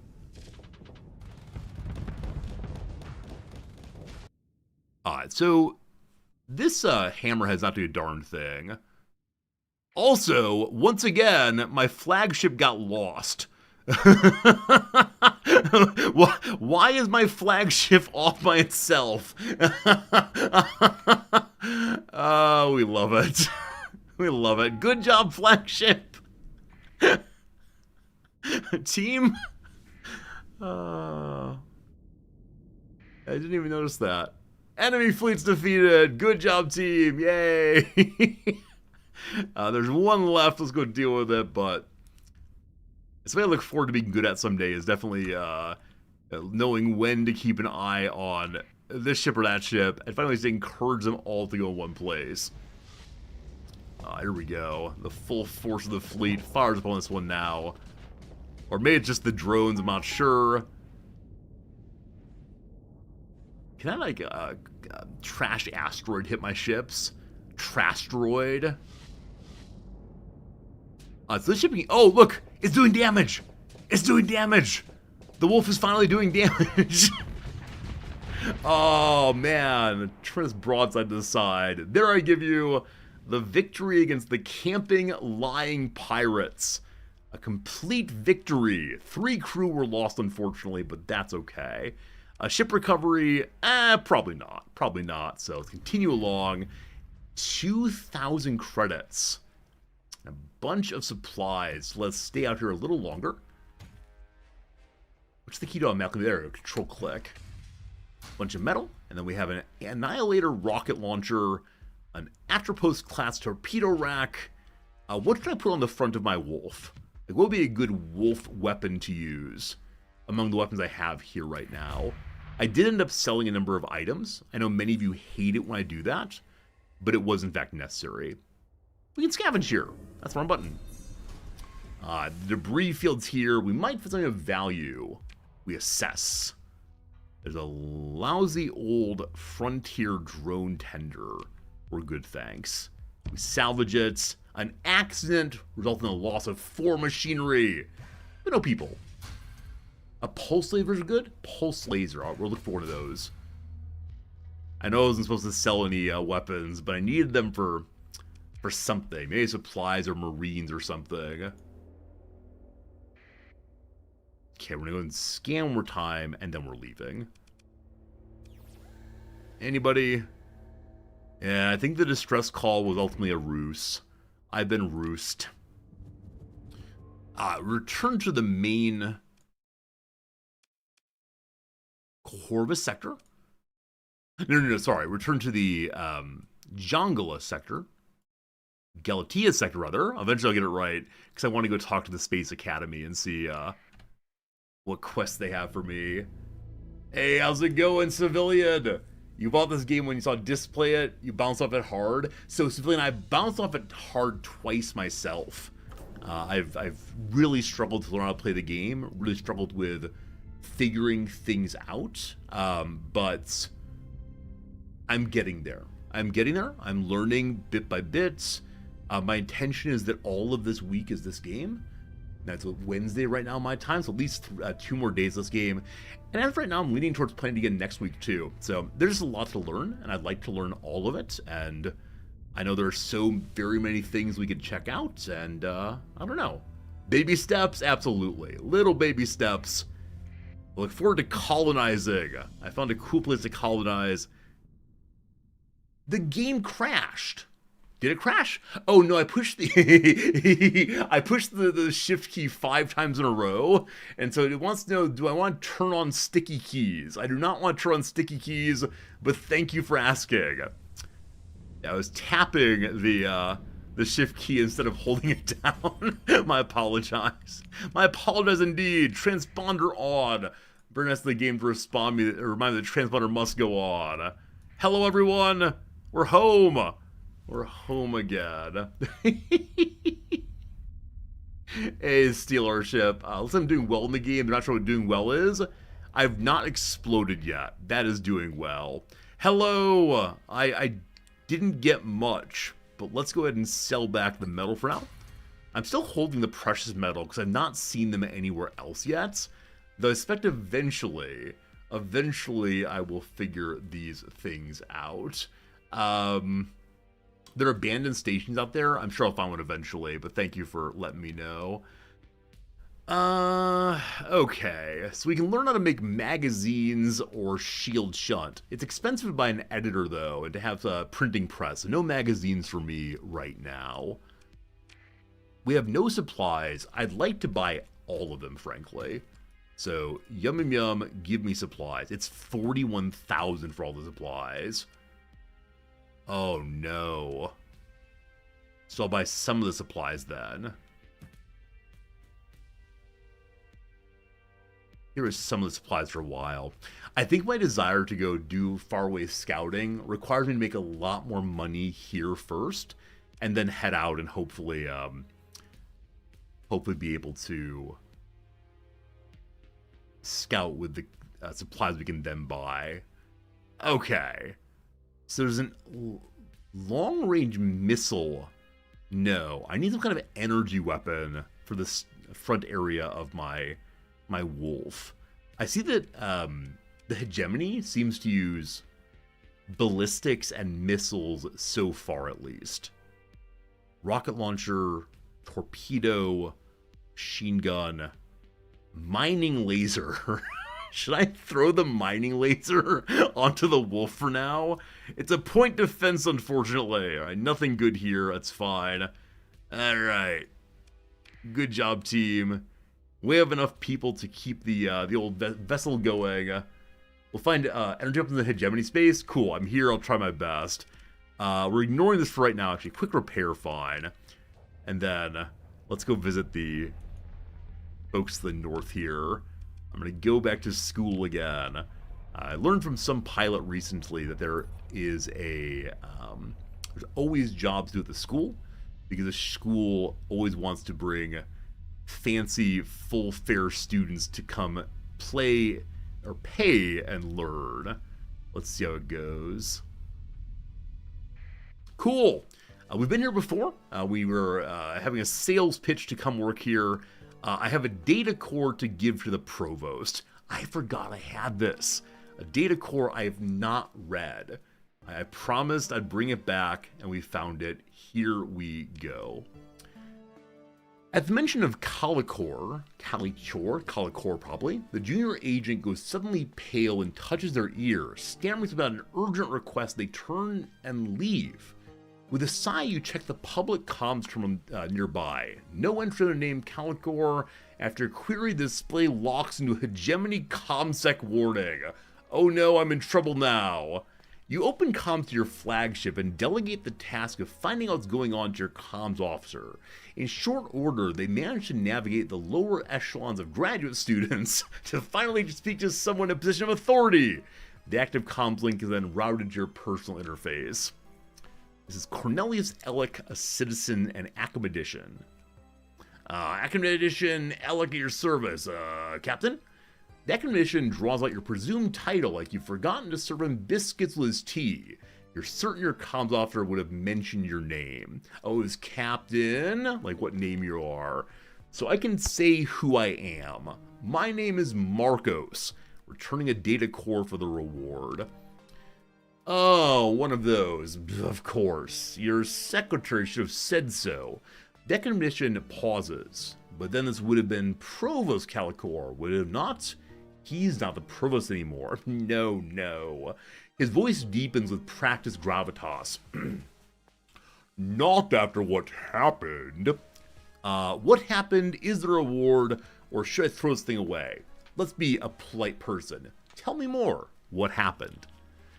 Alec leans back, slipping into his professorial role. The Provost Calicor, that is, quite overstepped the bounds of his office. In my opinion, the hegemony agreed and cracked down rather dramatically. Oppression and tyranny ran rampant in the halls of enlightenment. Troopers stomping down the corridors of our fine academy, can you believe? Now I'm a mere specialist in planetary sciences, some would say preeminent in my field, so of course I had nothing to do with Calicor's jump point experiments. But he pauses, taking a moment to look up to the heavens. I had my suspicions, particularly of those amongst my colleagues who wouldn't hesitate to breach the ethos we uphold as members of the Academy.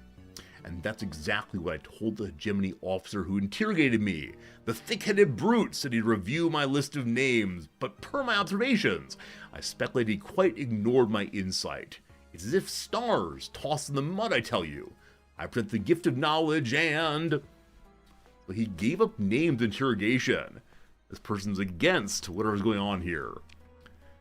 Alec rambles away, giving you no clear answer about what exactly happened. Instead, Academician Alec seems to have a list of complaints against his colleagues, the hegemony officers who didn't cooperate in his efforts to sell out his colleagues, and against both the previous and the current administration and provost, neither of whom hold or held a correct appreciation of the Academy. As always, you sigh and use your captain voice to pry a few words into a pause as Alec is finally forced to take a breath. Alright, let us discuss the reward. Oh, Alec looks at you blankly for a moment. I suppose there is that. I don't recall that particular account being frozen. Have your secretary or whomever send over the data core to the planetology department, if you'd be so kind. We send it over. You would and you do. The Academician Alec authorizes the release of the reward credits to you via the bursar's office with surprising alacrity. You might recall that Alexander Hamilton punches the bursar in the Hamilton musical. Interesting. Hey, Joseph, how am I today? What am I playing? I'm doing well, thank you. We're playing a game called StarSector, a game in which we become anything we want to be, because we believe in ourselves. Comms link done. So we've asked about the Academy before. We've learned all about these things, and so now it's time to go talk to the provost. The Academy agent makes a quiet request to their personal comms, then gives you a patient look. The new provost is very, very busy. New administration, the unpleasantness, you know. This could take some time, days, weeks. You might want to leave your comms ID with me and come back in. The comms unit chimes softly. Yes? Really? I mean, yes, we'll come up immediately. The agent turns to you. Provost Baird will see you right now. Please follow me, Captain. We're quite important, you know. You're led through a discreet, secure access door to a series of passages that bypass the public concourses. A travel lift activates the Academy agent's presence, and you step inside the agent's encouraging nod. The provost's secret elevator. The provost is all off by themselves, being head of faculty. Do you think the provost has their own private bathroom? Waste of money, surely. The lift pod is wrapped by diamond matrix, through which you can see the canyon-like sweep of plazas pass by, filled with crowds of students, academics, and technicians. It's a joy being at the university.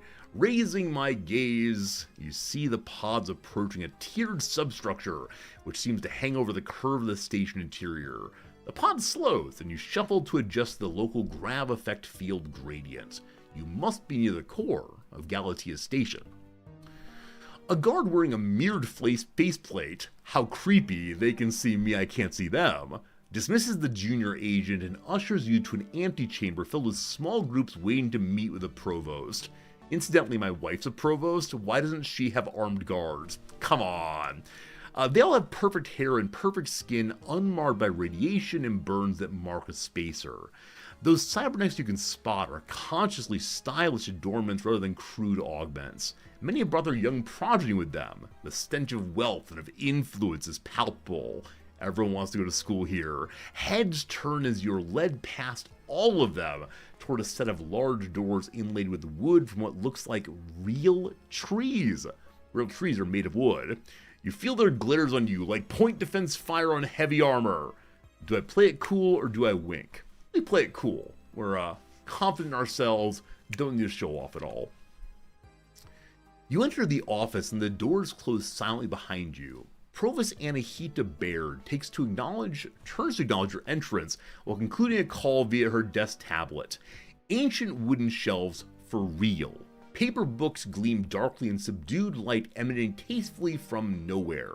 The shelves are only half stocked from crates scattered on the office. A brass orrery of the Galatea system adorns a plinth in the midst of a seating cluster. Lots of words. Parchments mounted behind the provost's desk display intimidating intellectual rankings, their seals of authenticity glowing softly. A very impressive human, Provost Baird. I apologize for the mess, she says, having noted your examination. I've only just moved office. So she took over from the prior provost. Was she part of the insurrection or the re-establishment of hegemony rule? Before you speak, she raises a hand. You're not here to accept a donation. Why then? because it's very much my interest to know about the up-and-coming mercenary captain who corrected the unfortunate situation created by my ambitious but incautious predecessor. A pause. This institution is not devoted to purely theoretical work.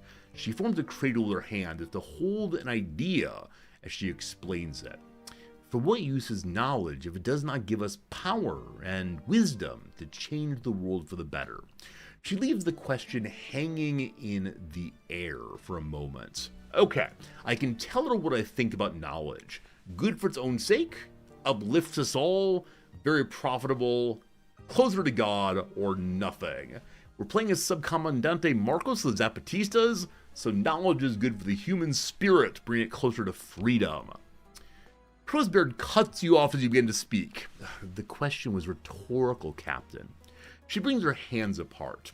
The Galatea Academy could make use of someone like you. Someone capable, discreet.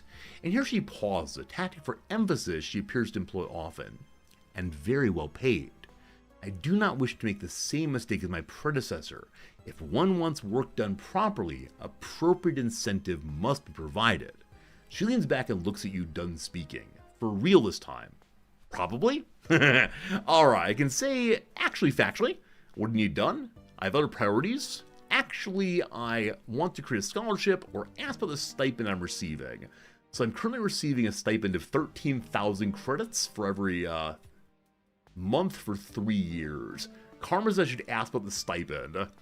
Possibly backseating, but sure. What's the stipend?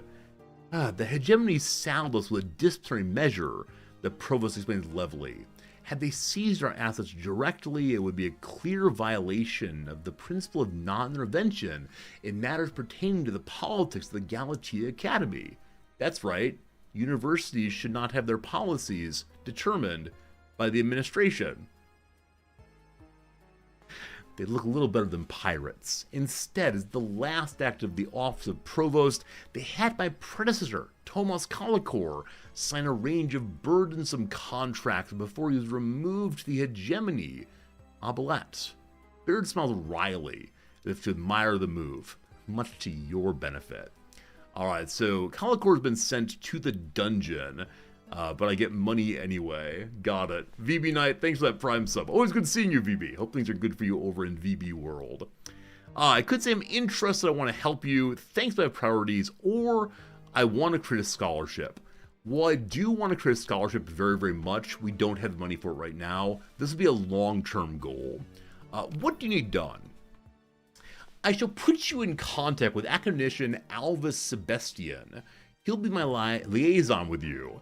You'll receive a few mundane tasks from various departments of the Academy so you can build a working rapport and provide you with funds required to bring your fleet up to my standards. She looks over her spectacles at you. Most of all, I require evidence of trust. I intend to remain provost here for a long time, and productive relationships are built on trust. We'll speak again before too long, I'm sure. I can't read the screen out my glasses. She looks out their dimmed windows of the great halls of the Galatea Academy. You cannot imagine what we'll accomplish. She smiles now, not for you, but for herself. Our mission is then to go talk to a professor, possibly, or someone who at least has less power than Baird does. We're escorted back out to the promenade, get the impression they've been ordered not to ask you questions, despite their obvious curiosity. A party of new inductees led by another agent gawk up at the station structure and you and at the passing academicians whose serious face appear to be entirely consumed by an esoteric debate. What are they debating, you think? What kind of Galatean concerns? Do you think that you could fit your head in a black hole, and for how long? If two black holes got into a fight, would it become a black and blue hole? Comm directory online. Hello to you, Alvis. The comms connected for a moment. Oh, hello, it's you. Your contact almost looks surprised you're calling, but manages to launch into an upbeat introduction. My name is Alvis Sebastian, the new provost, that is Provost Baird, assigned me to be your liaison with the Academy. Hope you're excited to work with me as I am to be working with you. Alright, we say nice to meet you. or polite initially. Right, yes. He seems nervous to be meeting a real-life space captain. You wonder idly how he even got into this position. Different departments within the Galatea Academy tell me what they need done. I coordinate freelancers like yourself to procure the necessary services. Oh, when I run jobs at the finance office, we have to make sure you get paid. That's all very important. At any time, there may be various jobs open to you. You just have to check with me.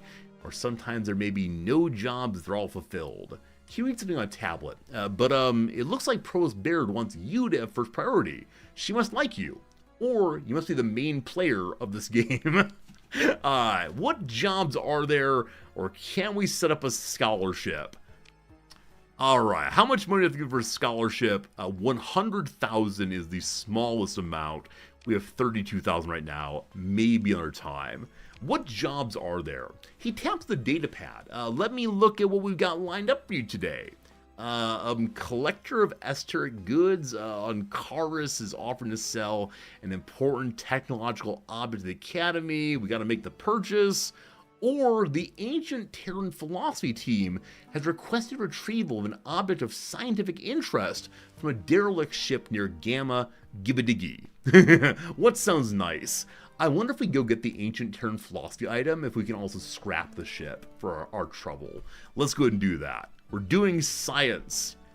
The ancient Terran team needs you to pop on over to the Gamma Gibadigi system 35 light years away. Can I do that? I'm not sure. To retrieve an uncommon power system from a derelict ship. I guess it's a ship, or maybe cargo. It says they got a pretty good idea of where it is in the hull itself. This should be simple, right? He pauses briefly. Oh, the payments. Once you return the uncommon power system component to the Academy, the finance office will pay you 60,000 credits. So it's really far away. Show me the fuel range. Okay, so my current fuel range is the orange here. My gas tank is not full. But we need to get there and back again, of course. I'm trying to find the edge of this thing.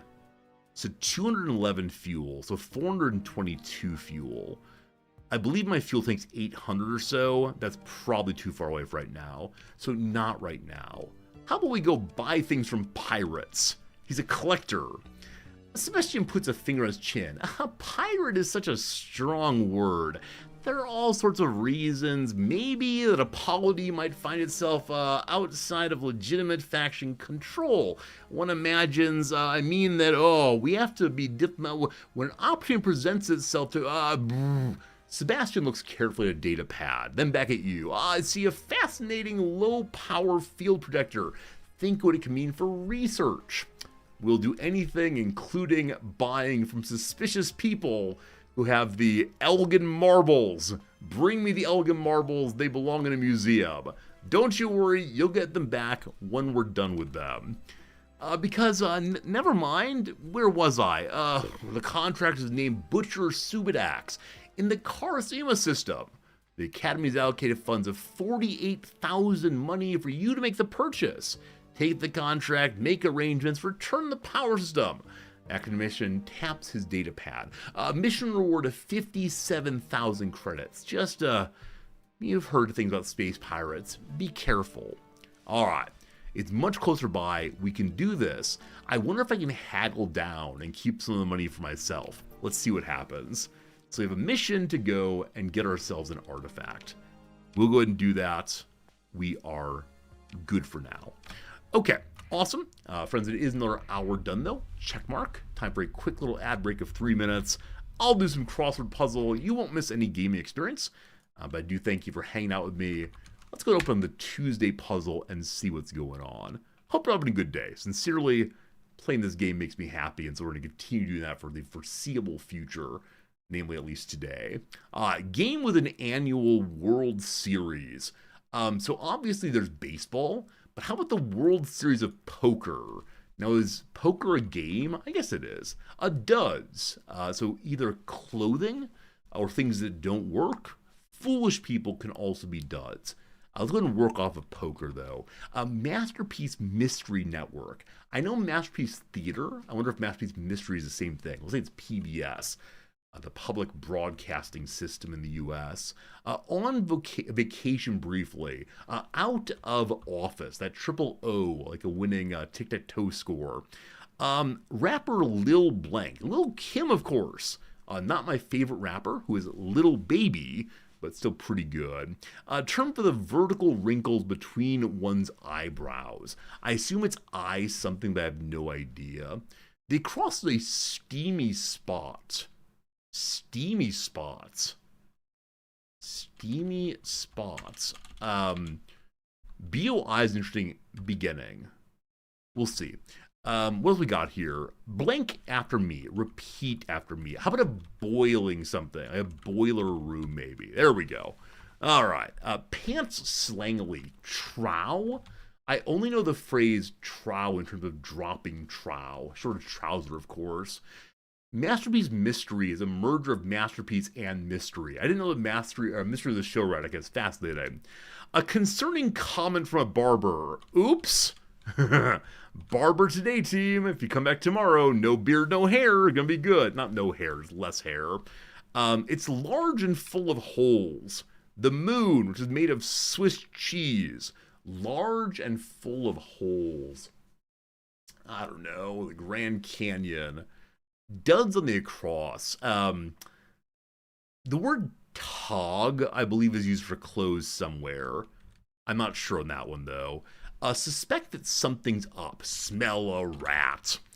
Words might follow an exchange of numbers. Call me, maybe.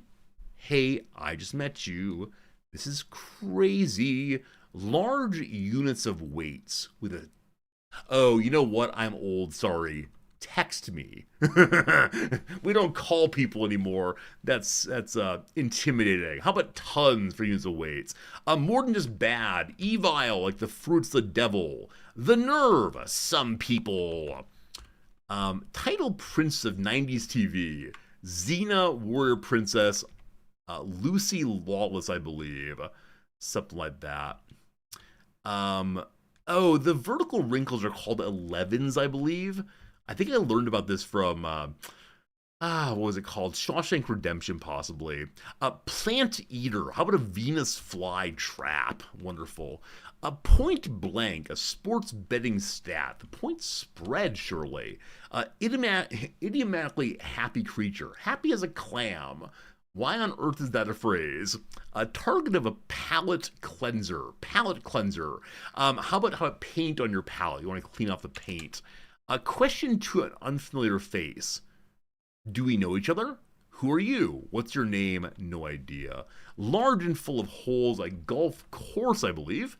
Fantastic stories are yarns. Missed the S there, my apologies.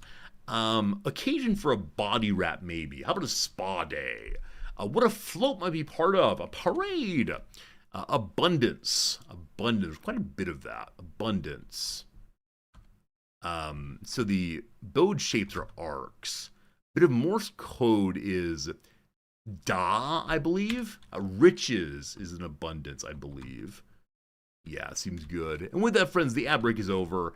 We're going to call that a pretty good start there. Who are you? Who-oo. Great song. Done with the ad break. Back to this button right here. I'm going to run AFK for 30 seconds, get myself some water. You'll miss literally nothing as we...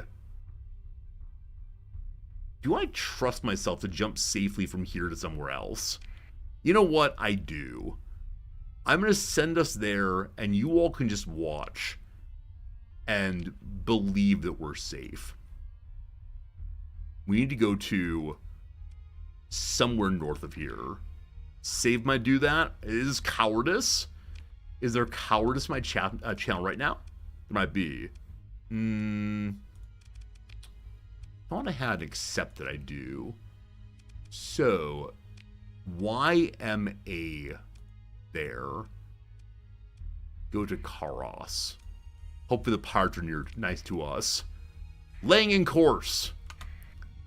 I will F5. Back in 30 seconds. Don't you worry. And I'll turn my transponder off, presumably. Be right back! Actually drinking coffee today. I'm not gonna get coffee, though. Back in a second.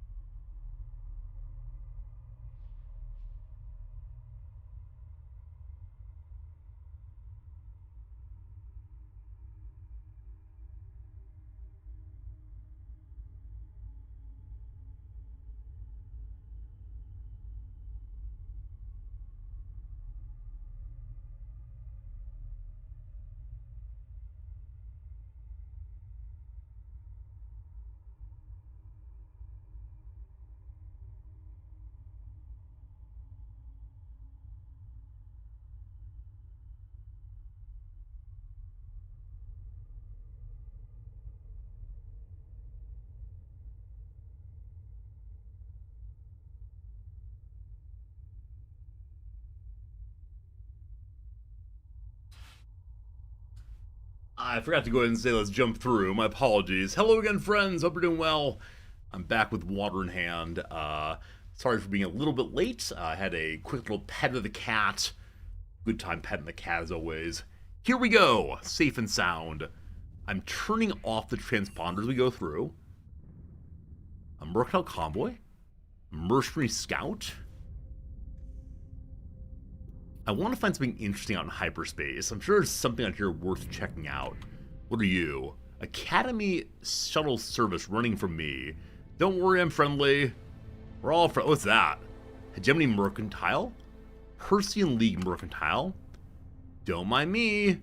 Don't mind me. Just passing through. Okay, I believe it goes slow through this thing, I believe. Nice and slow. Or maybe I was told to instead, plot a course around it, but it's more fun going this way. Let's go and do a quick scan. Anything out here?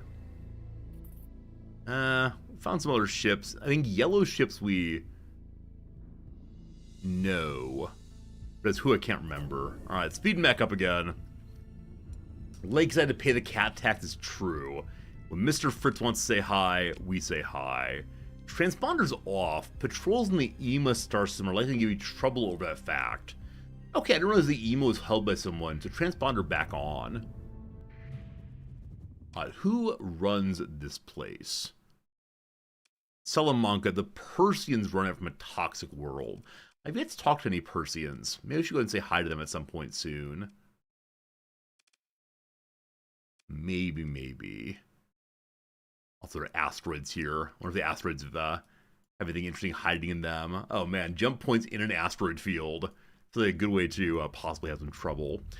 Okay, are the pirates going to be cool with me as I come in? I'm announcing that I'm here to... 1 second. There's a group over this way. I'm coming on behalf of the Academy. Oh, we turned back for some reason. I wonder that happened. But no, it's a transport ship that way. So I think the pirates will be cool with us. In other words, we say just for getting jumped. Pirates, I'm carrying a lot of money and almost no supplies. Resume course. Friends, what am I doing to turn off my course? That's the second time I needed to push resume course and I'm confused about why that is. A red beacon over here. For right now, we got into our location. Hello.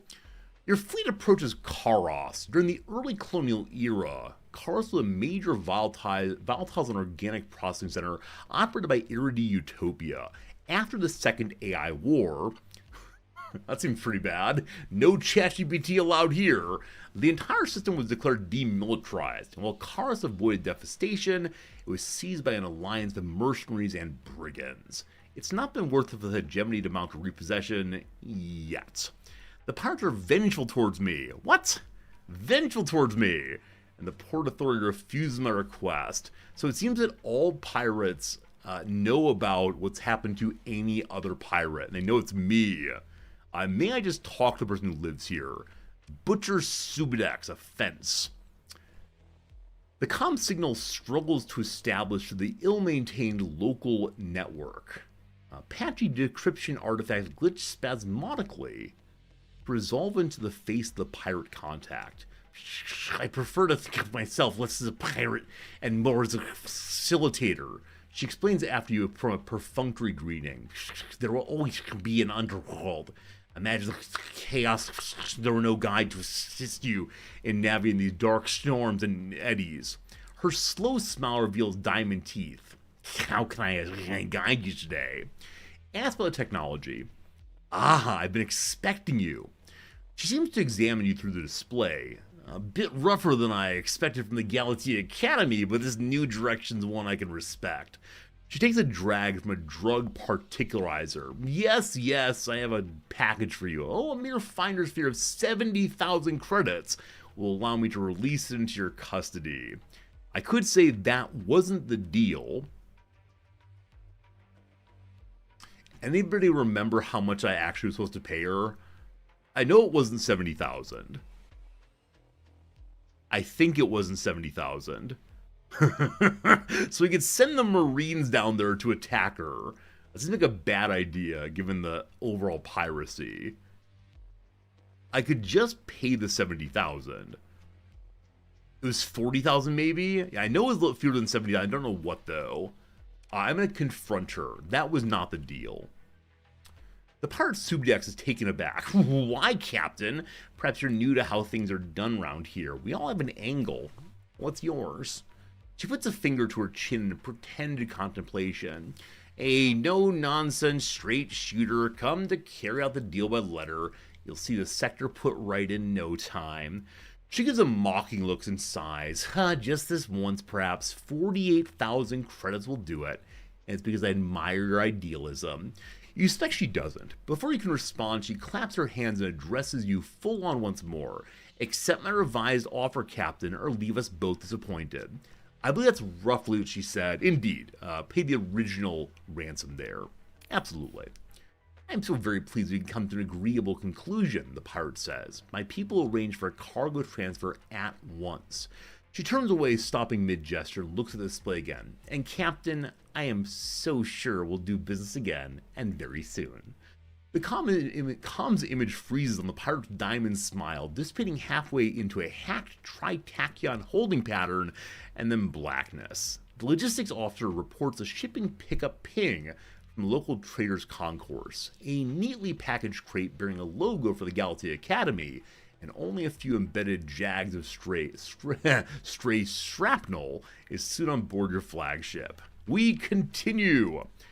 Okay, may I trade here? No, I can look at the colony though. This is a new page to me. And my goodness, there are a lot of commodities listed. Farming's going on. Some build my own colony, but not yet. So I want to buy supplies. This is all very black markety. So I'll head to what I believe is the friendly planet here of Salamanca. Also an abandoned station. Huh. Let's check that out when we get there. Stellar Mirror. Should look at it more closely, but a stellar mirror. How stellar. Quick little search boost. I think on the main lines between outposts, I probably won't find anything interesting.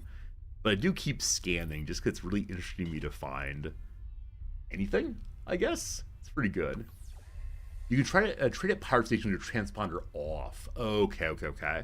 I turned off my transporter yesterday at one point, and it led to a police fleet attacking me very quickly. That didn't feel very good, but it's all right. It's all right. One more scan. We find ships close by, but really no surprise in that one. There's a corporate trader. There are more bounties for us. So much going on. All right, this is abandoned station. May I stop and check it out real quick? Hello. Your fleet approaches the abandoned siphon station.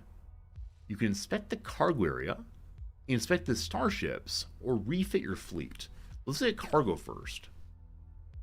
There's nothing here. There's nothing here at all right now. So I can leave things here if I want to. They're free storage spots. Okay. But will someone else take them? Like, it feels like the kind of place that one shouldn't leave items lest other people borrow them too. I'm guessing that's not the case. But it feels very strange for roleplay reasons, just dump things behind. Okay, anything in the starship docks? No, it really is just empty. And we can refit if we want to. I don't know what I got right now. Alright, cool. I can leave things there if I want to. Thank you for telling me that. We go to the world of Salamanca. Buenos dias, Salamanca. We also got a new codex entry. I should check out in a moment. What began as a megacorp-backed resource extraction settlement was forcefully overthrown by a small fleet loyal to an authoritarian regime ousted from Mazala. They have sought to regain legitimacy by re-entering the Persian League, but are deeply connected to criminal networks and so on. Alright, hello trade network.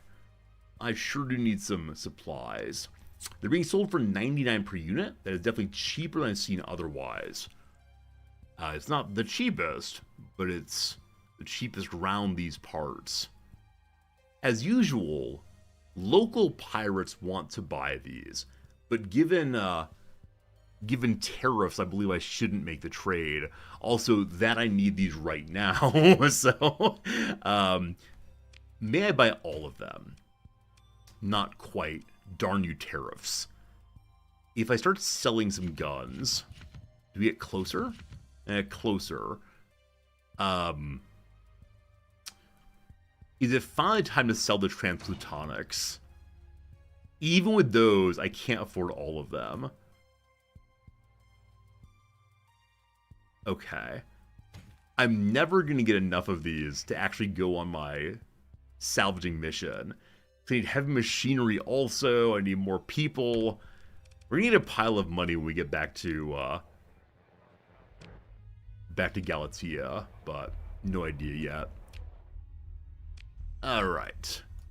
I want to stay here and scam for a while, but for right now, back to Galatea, back to the Academy, lay in that course. Let's burn. We don't have that much fuel, but enough to get on these parts.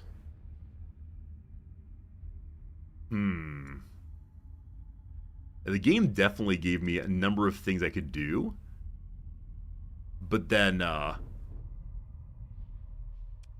think I tried to jump into some of the possible quests without actually knowing how to do any of them.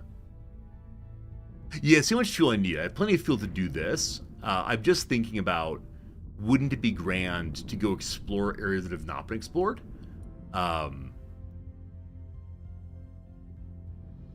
And we need a lot more fuel for that, unfortunately. So, that's how it goes, Let's do a quick scan. Anybody out here? I'm so alone. Very, very alone. Alright, let's go around this particular storm. Good job, us. There's something here. Is it moving? It's a mercenary company. I thought it felt like abandoned, but no luck, unfortunately. We've moved around that storm. Good job, Tom Skilling. We'll do one more quick scan. Nobody on right now. And so we'll return to our goal. I believe I went a little bit too far, unfortunately. Right back through the storm we go. Alright. The fleet is running low on fuel. You're fine. Oh boy, someone wasted a lot of fuel in going around the storm. Oh no, no fuel left. We're drifting. We're drifting in a useful way. Transponder back on, thank you. Will we drift towards the station? Just keep going. You're almost there. Slingshot or something. Wait, there's no fuel here. Oh, that said, we're now moving at like sub-hyperspace speed, so we don't need fuel. We just made it. We are skidding into the gas station. Haven't you ever had that happen where you let your fuel get so low that you just barely made it to a gas station? Or have you ever actually let your fuel run out entirely? I've been so concerned about the idea of having to walk along a busy highway carrying a tank of fuel that anytime it gets to a quarter or so in my car, I immediately go and fill it up now that I have money. Right? Back when I was in high school, there were a couple of close calls. Back when I was working a job where I didn't have a ton of cash, I would always put in just $10 or so and hope for the best. Convert Online, I've brought you the item. Okay. Sebastian puts excitedly the data pad in his hand. Captain, I've gotten word from logistics your crew has delivered the fascinating low-power field projector intact. They're going to be so excited in hyperspace physics, they'll never expect to get it back. All right. There are jobs here. Transporting scientists to Zenere. That sounds fun. You get anxiety for gas level getting down too low. You may have run out ones you can't remember. So many of you are saying that, much like me, you do consistently make sure to fill up your tank. I wonder if there's something about this channel. Does this channel bring together people who responsibly keep their fuel tank filled, not for duty's sake, but for anxiety's sake? Possibly. Alright. Or debris field scan. These will all be really fun. Alright, where's the debris field scan? It's really far away. Fuel range is 0, so probably not currently. How about the scientist Zenere? It looks pretty far away also. Data retrieval. Yeah, they're all pretty far away right now.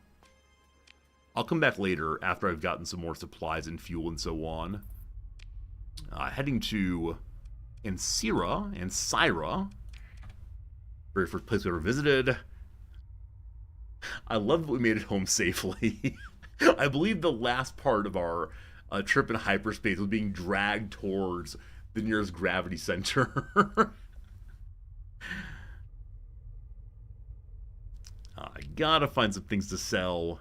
Gotta do some jobs. We can go to a bar and see what jobs there are, if any. Alright. First of all, we buy crew and so on. 77,000 money. Notably, I need some fuel. That's all the fuel. All the fuel is only 17,000 money. All the supplies only 54,000. People?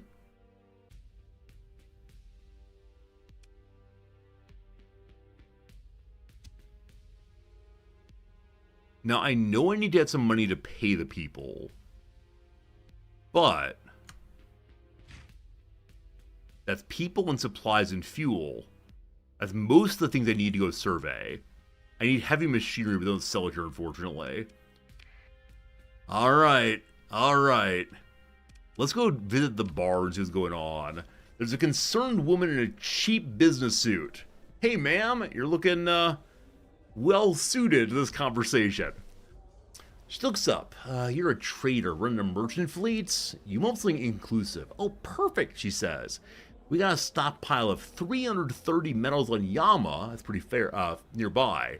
If you help us out, I accept it at 12 credits per unit, which is 3,960 total. A real bargain, Captain.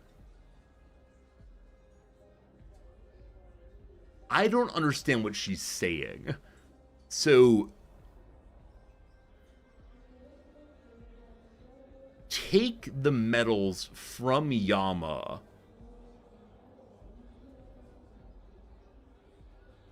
I think she's selling it to me, and then I can sell it somewhere else. Yeah.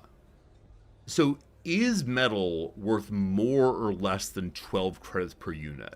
Because I imagine she's possibly lying to me. Is there any way I can see the price from here? So know if you mouse over things in F1, you can see. They tend to be better than market rate, so it's possible she's lying. You know what? Let's do it. Good dealing, she says. I don't believe you. I don't believe you. We'll see. All right, well, at least we're doing our first trip ever. Oh, good call. If we want to, there are scavenge. I didn't realize there's a debris field here. High risk of running into salvage operation problem. That's fine. There's an old ship. An Eradicator fast outdated cruiser. How did I miss this? Hello. So this is the biggest ship I've seen. It's outdated and has a ton of damage to it. But it takes 22 deployment. That's the most deployment I've seen so far. It's old, but I want it to be mine. Alright. Now salvage. We lost 3 heavy machines.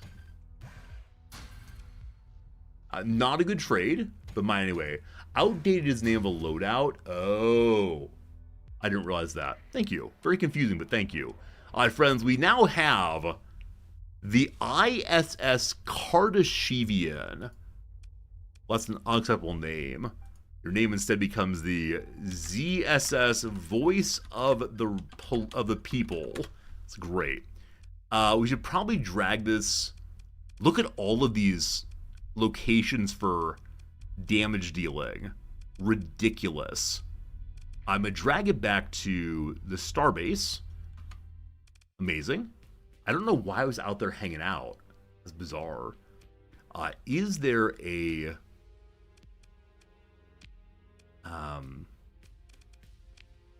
auto-fit? Assault FTR support. Team, what's FTR? Help? Outdated or overdriven? So overdriven would probably go fast like Sonic. I either want assault or FTR support, I suspect. Fighter support. Got it. Got it. I see it has bombers and torpedoes and so on. Hey, Sally Theodora. How you doing, Sally? Thanks for that Prime sub. Always so good seeing you. Hope the cats are doing well. Hope the knitting's going well. Hope you're doing well, Sally. Thanks for being here, my friend. So more support or just more straight damage. Because we have a carrier, I wonder if having a second carrier would be good also. Huh.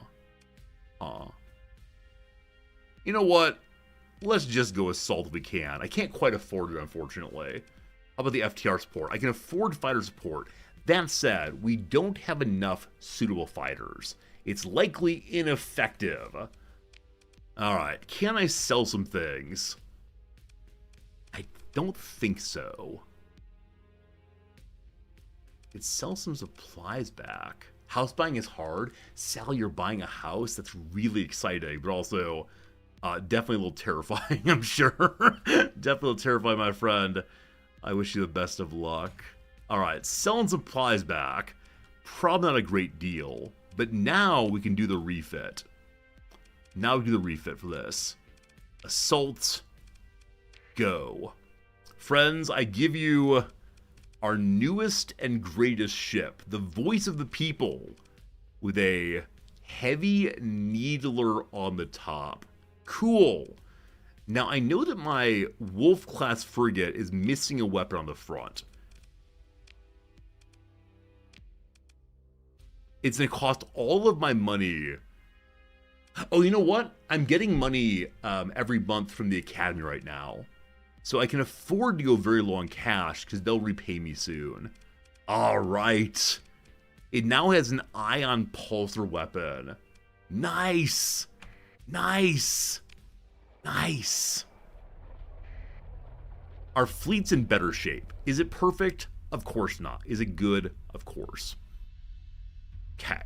So I can go buy some relatively inexpensive steel up north of here. What other missions may there be? Important ones. Perdition Wing Blueprint. Oh yeah, we learned about this a long time ago. It's really far away though. Okay. Major events. Hyperspace topography. Go use the sensor bursts in hyperspace? Yeah, I think that's the claim. Go run around and blast your sensor there. Cool. Exploration ones. Go look at something for the hegemony. Kind of far away. Pirate base. Go just find it, I assume? Looking for anything close by. Fleet log. As we learned about certain locations in the Codex. Interesting. Bounties. This one's much closer than others. Now that said, am I ready to be a bounty hunter? We're going to be hiding out in a barren world in a system with a giant primary star in the Vigrid constellation. We've been there previously. Enforcer Destroyer. Support Destroyer. Phase Strike Frigate. So a number of like fairly small ships, and then her flagship. Interesting.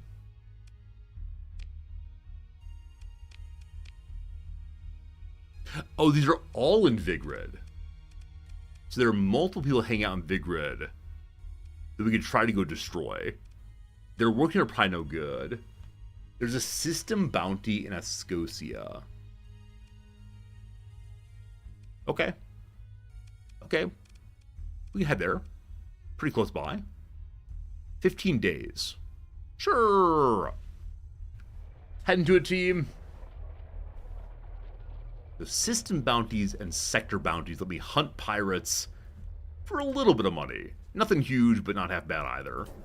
Let's get burning. And on the way over, we'll repeatedly scan.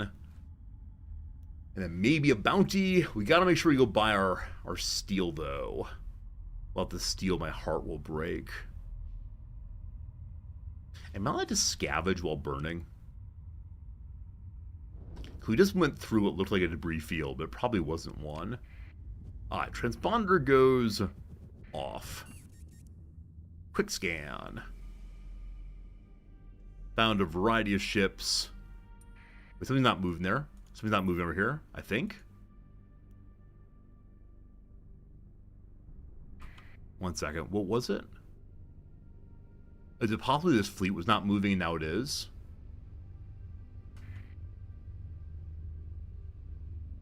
Yeah, I'm chasing a fleet that I thought was not a fleet.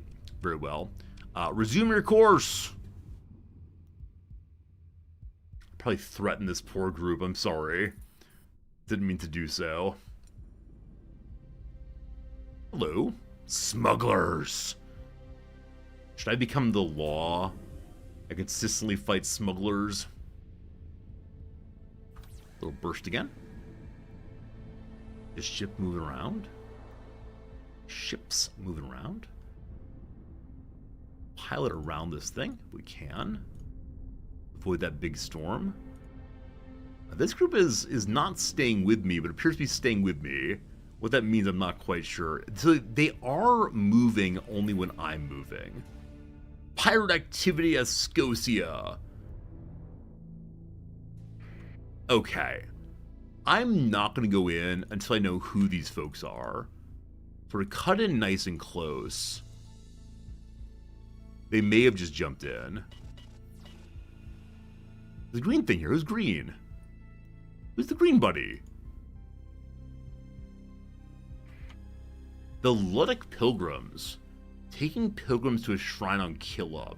Someone told me previously that the Luddic Pilgrims are like bloodthirsty, possibly. Or maybe they made them bloodthirsty in their playthrough. I'm not quite sure what. Transponder's back on again. Hey, how's it going, Randomino? Good seeing you. You watched me on my starting VOD. Love the ship names. It's real jarring to see how short the amount of faction list is. Randomino, it's good seeing you. Welcome to the channel. Thanks for enjoying the VOD. And, yeah, I don't know about mods at all. I'm very new to this kind of thing. Okay, so we're supposed to find pirates here. The Syndrian Dictat runs this thing. My fleet's on fire? The game's paused right now. We'll deal with it, thank you. So Umbra up here is where pirates live, apparently. I'm moving! Don't worry, team!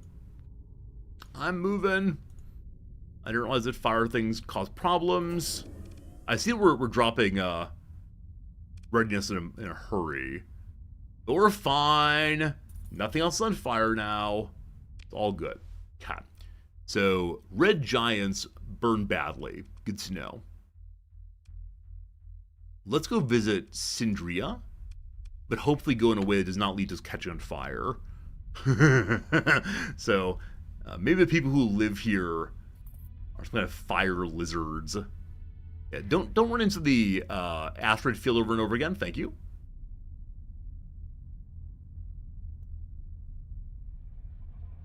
Let's slow on down. Who dat? The Lion's Guard Recon. Those of you who play this game regularly, what's your favorite mod you use? Is there one that popped up as like, if I could have one mod, give me this one. My fleet approaches Sindria, the world's battered crust of cyclopean debris, crisscrossed by kilometers deep pits and chasms bombarded with intense radiation on the day side. So everything is built beneath the surface. Okay, the majority of you all are saying Nexarelian. Nexarelin? What does the Nexarelin mod do? I've never heard of it. In fact, I've never heard of any of the mods for it. I've only played the base game so far. Alright, we go on down. So I'm here to repair my ship's number 1. And then I guess just see what's going on. So hey, what's going on? This place has a Ludic Path cell active. They're planning acts of terror and sabotage. Oh, so they really are Luddites. They're religious Luddites. I love it. First time played out mods, I agree, Lightrun. I'm enjoying the game, or Lightrun, sorry. I'm enjoying the game so much without mods at all. Next is an overhaul mod with planet invasions, factions hacking each other, and so on. There's a Star Wars faction. That's amazing. It turns into a 4X strategy game. Cool. I mean, I really enjoy 4X games quite a bit. Always great, always enjoyable. But I myself do not know much about the mods. Might be worth looking into at some point, but I tend to play most games unmodded. I tend to enjoy the vanilla experience, in part because when people come by the stream, I want them to look at the game and say, oh, that's like my game also, not, wait, what is happening here? That's not possible. Is this person a cheater? They might be a cheater. Transplutonic ore.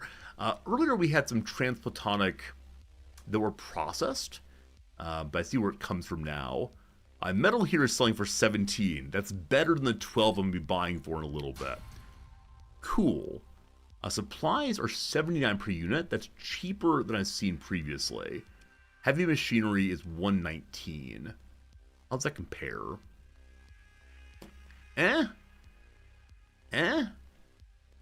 There's a system that's 5.3 light years away where they're a little cheaper.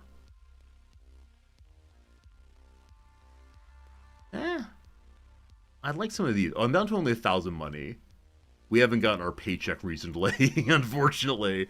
79. I'm going to buy a small pile of these, which I meant all of them accidentally. Whoops. Hey, Drid, how's it going? Drid, you play this game also, don't you? Hi, I'm Resorted, playing a little game called StarSector. Drid viewers, welcome in. You're all lovely and good, and I appreciate you hanging out with me. You do play this game, cool. I'm just learning this one. I am new to the game. I'm enjoying myself, but it is a matter of my just kind of stumbling around for a little bit. And that's okay. But it is definitely slow going. Slow going. You're playing Cataclysm Dark to the Head again. That's a game I've got to play at some point. Gotta. Yeah, but Drid's good seeing you. Friends, if you enjoy my stream, click on Drid's stream. Follow there also.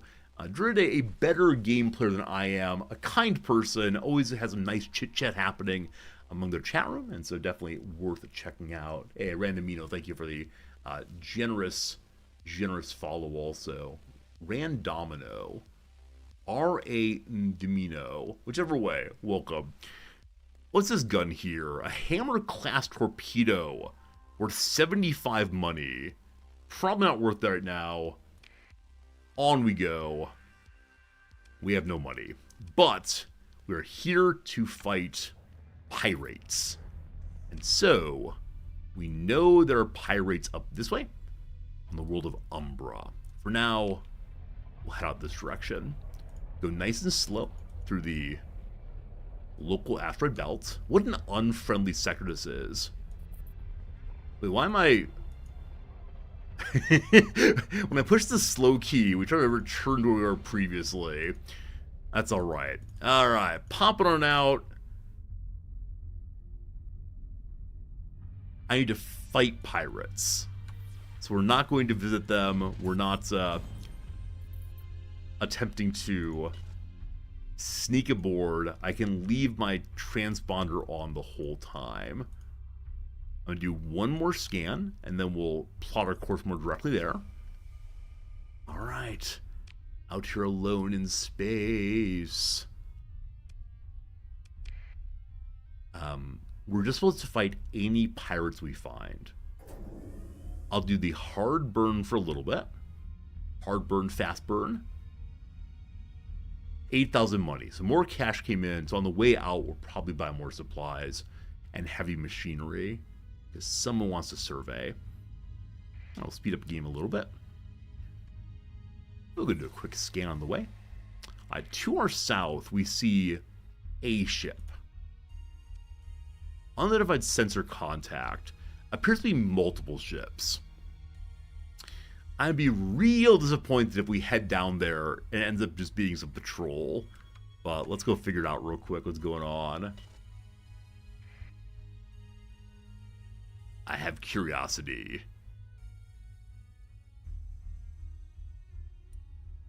I just saw a red sensor line around us. So are you pirates? We still don't know. A derelict ship! Hey! Hey! Hello there! A derelict kite-class ship, shuttle rather, drifting through space. Is someone alive on there? Let's explore it. We could recover it. Probably not worth recovering a shuttle. So let's go and check out 100% resource recovery effectiveness. It's mine, oh mine. I am now very disappointed in my decisions. Luckily, nothing broke in the process. Well, we gained some experience points for having an interesting stop there. We'll lay in course once more. We'll go ahead and speed this thing up. Let's get moving. Wait, they're not laying course. There we go. Now laid in again. Sure, we'll find an amazing derelict at some point. Let's go ahead and scan real quick. Okay, there are a veritable ton of ships around Umbra. We will not be going directly into Umbra right now. Can you imagine? There's one that's very close to me. I can take them. I don't believe you. There's one that's quite close. Let's go say hello to it. It's a derelict ship. Okay, so maybe some of this is a junkyard the pirates left behind. This is a wolf. I have one wolf. The wolf has fought very well off by itself. Do I spend a story point to keep it? Just don't know. I mean, I have a cruiser and a carrier. Maybe good to have small ships like wolves to protect them. Alright, send the chief engineer down there. We can now recover it. It has a lot of lasting damage, but it's mine, oh mine. Come along, ship. Gain 21,000 experience for bringing the Demona on board. Demona's a terrible name. So what's this new ship? F for fleet. Show me what you got, beautiful. First of all, you become the ZSS. What's a good name to use? Luxembourg. Actually, let's go and do Goldman first. Emma Goldman herself. It's got nothing on it currently. It has one ion cannon. Story point for a frigate, not worth it. Sure it is. I wanted a frigate. I got a frigate. I'm now happy. What is there in this game other than happiness? Also, I've been told I should spend my story points a bit more aggressively than I do. I tend to hoard them forever. So we do what we do. It's a kite. Very little items, very few items, but they're free, so I'm delighted by that. I'm so grateful that these were not actually all enemies. Alright, got a Shepherd Frontier Drone Tender. I actually don't want to bring the board, instead we'll go ahead and just look through it again. Luckily no one has, ooh, Stormer SRM launchers. They are worth 250 money each. I don't recall what I was saying a moment ago. I will now say I'm just very delighted that we are finding derelicts to deal with. Those derelicts are moving. I think. I was told earlier it's a good idea to zoom out more. I think I'm trying to keep things active and interesting for you all. And those of you who can't see the ships, I wonder if like viewers just stop by, they say, what on earth is this zoomed out nonsense? Okay, a fleet is coming towards me. It's 3 danger. 3 is not a lot, but they're emergency burning on me. That's not great. Well, just keep going. Someone will protect. Okay, so one of them peeled off. I now wonder, 3 danger still. We're at a place of friendship. Now, I don't know. I don't know if these people will protect me. I don't know how the politics of this place work out. I know that just south of here, there are a bunch of ships. Maybe I should try to land real quick. I don't know. Just keep going. Hello, friends. Help me. Oh, we got away regardless. So we're safely away. And thank goodness for that. What a great run that was. Alright, if I turn about now, are they all fighting? And if so, may I contribute? They're all fighting. It's a mercantile convoy. I've got to protect the mercantile convoy, obviously. Go ahead and slow down. We're fighting some pirates. Am I a horrible person? Save first? Where's the fun of that? Am I a horrible person for making this poor mercantile convoy protect itself? They have a light support cruiser. Assault gunship I've not seen before. Various frigates, fire support frigates. They're partially worn down. A little like Battle Brothers. Third man in wins the thing. Alright.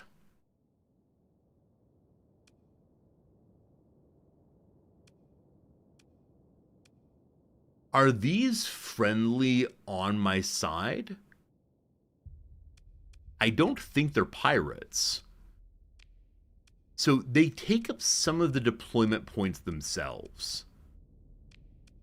I didn't realize that could happen.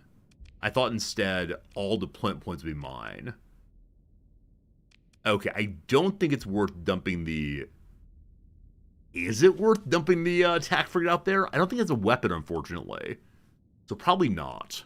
Alright.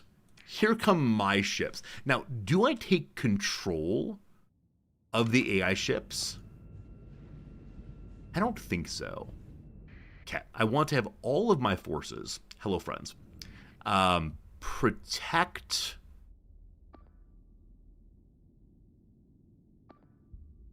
the fast assault cruiser? No. Protect, where is it?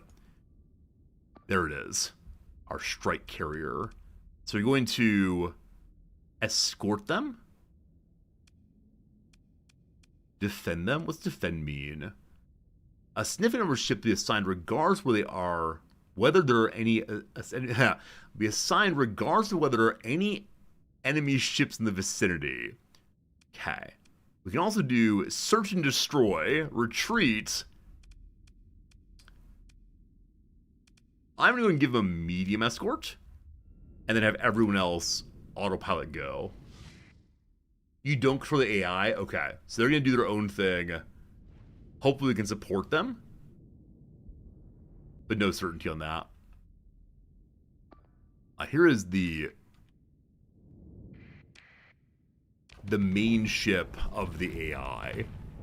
Right now it's just shooting stuff down. They have one of these hammerheads also. I love that I'm starting to be able to identify ships. I think the hammerhead is the flagship of my fleet currently. What ships do you all use as flagships? Like, is it important what you use a flagship, or is it just a marker of which one's your favorite child? Centurion class ship was destroyed. You barely control your ship at all. But one's the flagship anyway. One's where your captain lives. Oh, look at us flooding the zone. Here we come. The apogee is very good. Cool, I haven't seen apogee yet. Here we come, boogity boogity. Save everybody. Alright, so on the left side, the flagship and friends are coming around. On the right side, one of the other hammerhead buddies is going solo. The space raptors no more. So I should probably ask you to stop being over there yourself. I'm going to have you click here. Now, will you be able to get there safely? I don't know. I'm going to have this wolf come protect this one. Does that work? Oh, because I did that, the, nope, autopilot was already on. Now it's disabled. Now it's back on. Okay, so telling them to do things here does not necessarily cause the autopilot to go off. That's good to know. Good to know. Okay, I want to bring someone else to help. You're a Lasher class close support. Let's go, let's go. We're chasing down the enemies. So, if you join an AI fight, what portion of the loot goes to you? Is like in Battle Brothers, where whoever gets the kill gets the loot? Or there's some other looting mechanism or algorithmic deployment? Is that the phrase for it? I have no idea. Absolutely no idea. I feel good that I saved the internationality there. That worked out. Proportional damage dealt. Okay, cool, cool, cool. Hey, Vosser, good seeing you. Good seeing you all today. Hey, always a pleasure. Hope you're having a good day, folks. Thanks for hanging out with me on this lovely Wednesday morning, the day of my haircut. I need to leave stream a little bit early today. We still got about like an hour and a half left today, but I do need to leave a little bit early in order to make sure I make it to my barber appointment on time. All right, so this ship has decided that it wants to tank. It's lost its shield. Is having its hull go down in a hurry. Why you do this, brother? It got away safely. May I order you to retreat, my friend? That's the Trotsky. Maybe the Trotsky needs some modification. Trotsky, where's the retreat button for you? Order a selected ship to retreat from battle defending itself. Okay. So as this ship attempts very much to continue engaging here, hopefully get out. This big ship is a little red. I thought it was, unfortunately, not mine, but it is. It is mine. So it's safely managed to vent its flux. There's one ship remaining. It's you. Let's watch and see. I pushed H on it. What does H do? Harass it. No. All units, your job is now to destroy. Ignore, avoid, fighter strike, harass, eliminate. Cool. Ordering them to eliminate seems to work out pretty well, doesn't it? So one ship ran away, the rest of them, though, were defeated. Victory is ours. Preliminary reports indicate that 10 crew and no Marines were lost. We were victorious. The Sindarian Dictate forces are pursuing the retreating pirate. I will continue doing so. Make my second command deal with that. No enemy ships escaped. My side is able to recover some combat readiness. With salvage chiefs, there's things to check out. We'll check out the ships that are here. So, the big one here, the Fury, can be recovered. It's 20 deployment and looks very attractive. I just like how it looks. I'm not sure it's any good, actually. There's a shuttle, there's a frigate, there's a shuttle, an assault gunship called the Brawler, the Omen, an EW frigate, energy weapon I'm going to call it. We then have a combat frigate, the Hound, and Cerberus the same. The Omen's really good. I like the Omen quite a bit. Okay, we have just enough people to keep this thing going, and just enough supplies. Oh, EW is electronic warfare, not weapon. Useful, thank you. Friends, I'm bringing them home. Alright, the pirates are furious. The Sindarian dictator appreciated that I helped them. We can now engage in salvage operations. Look at the lovely things. Get back some of the supplies we used. Some fuels, machines. A gigantic autocannon. That's a large ballistic. We then have a small pulse laser, a light assault gun, a light needler that's worth 800 credits, and a railgun for 600. Cool. I can then salvage her again. High risk, you'll be fine. An accident occurs, losing 5 heavy machinery. What we find, pure trash. Very good, very good. Okay, so there is more fighting to do. We survived that one, and I believe we got something for fighting pirates. What it was, I don't quite recall. Hey, we got to level up, my friends. We got to level up there. So I don't have anything in combat yet. Initially, I went for the industry, so I could have a bigger transport. Salvaging, you find more resources, but not blueprints. Field repairs, we heal up faster. And then on you to higher levels. In technology, faster terrain movement, greater burn level. So just move faster, it looks like. And also transverse jump. Jump into a system through a nascent gravity well or directly to hyperspace. So earlier, I had trouble... earlier I had trouble jumping out of an area because I thought pirates were camping the only jump point. It'd be nice to have this for that purpose. In leadership, tactical drills more damage, coordinating maneuvers, better navigation,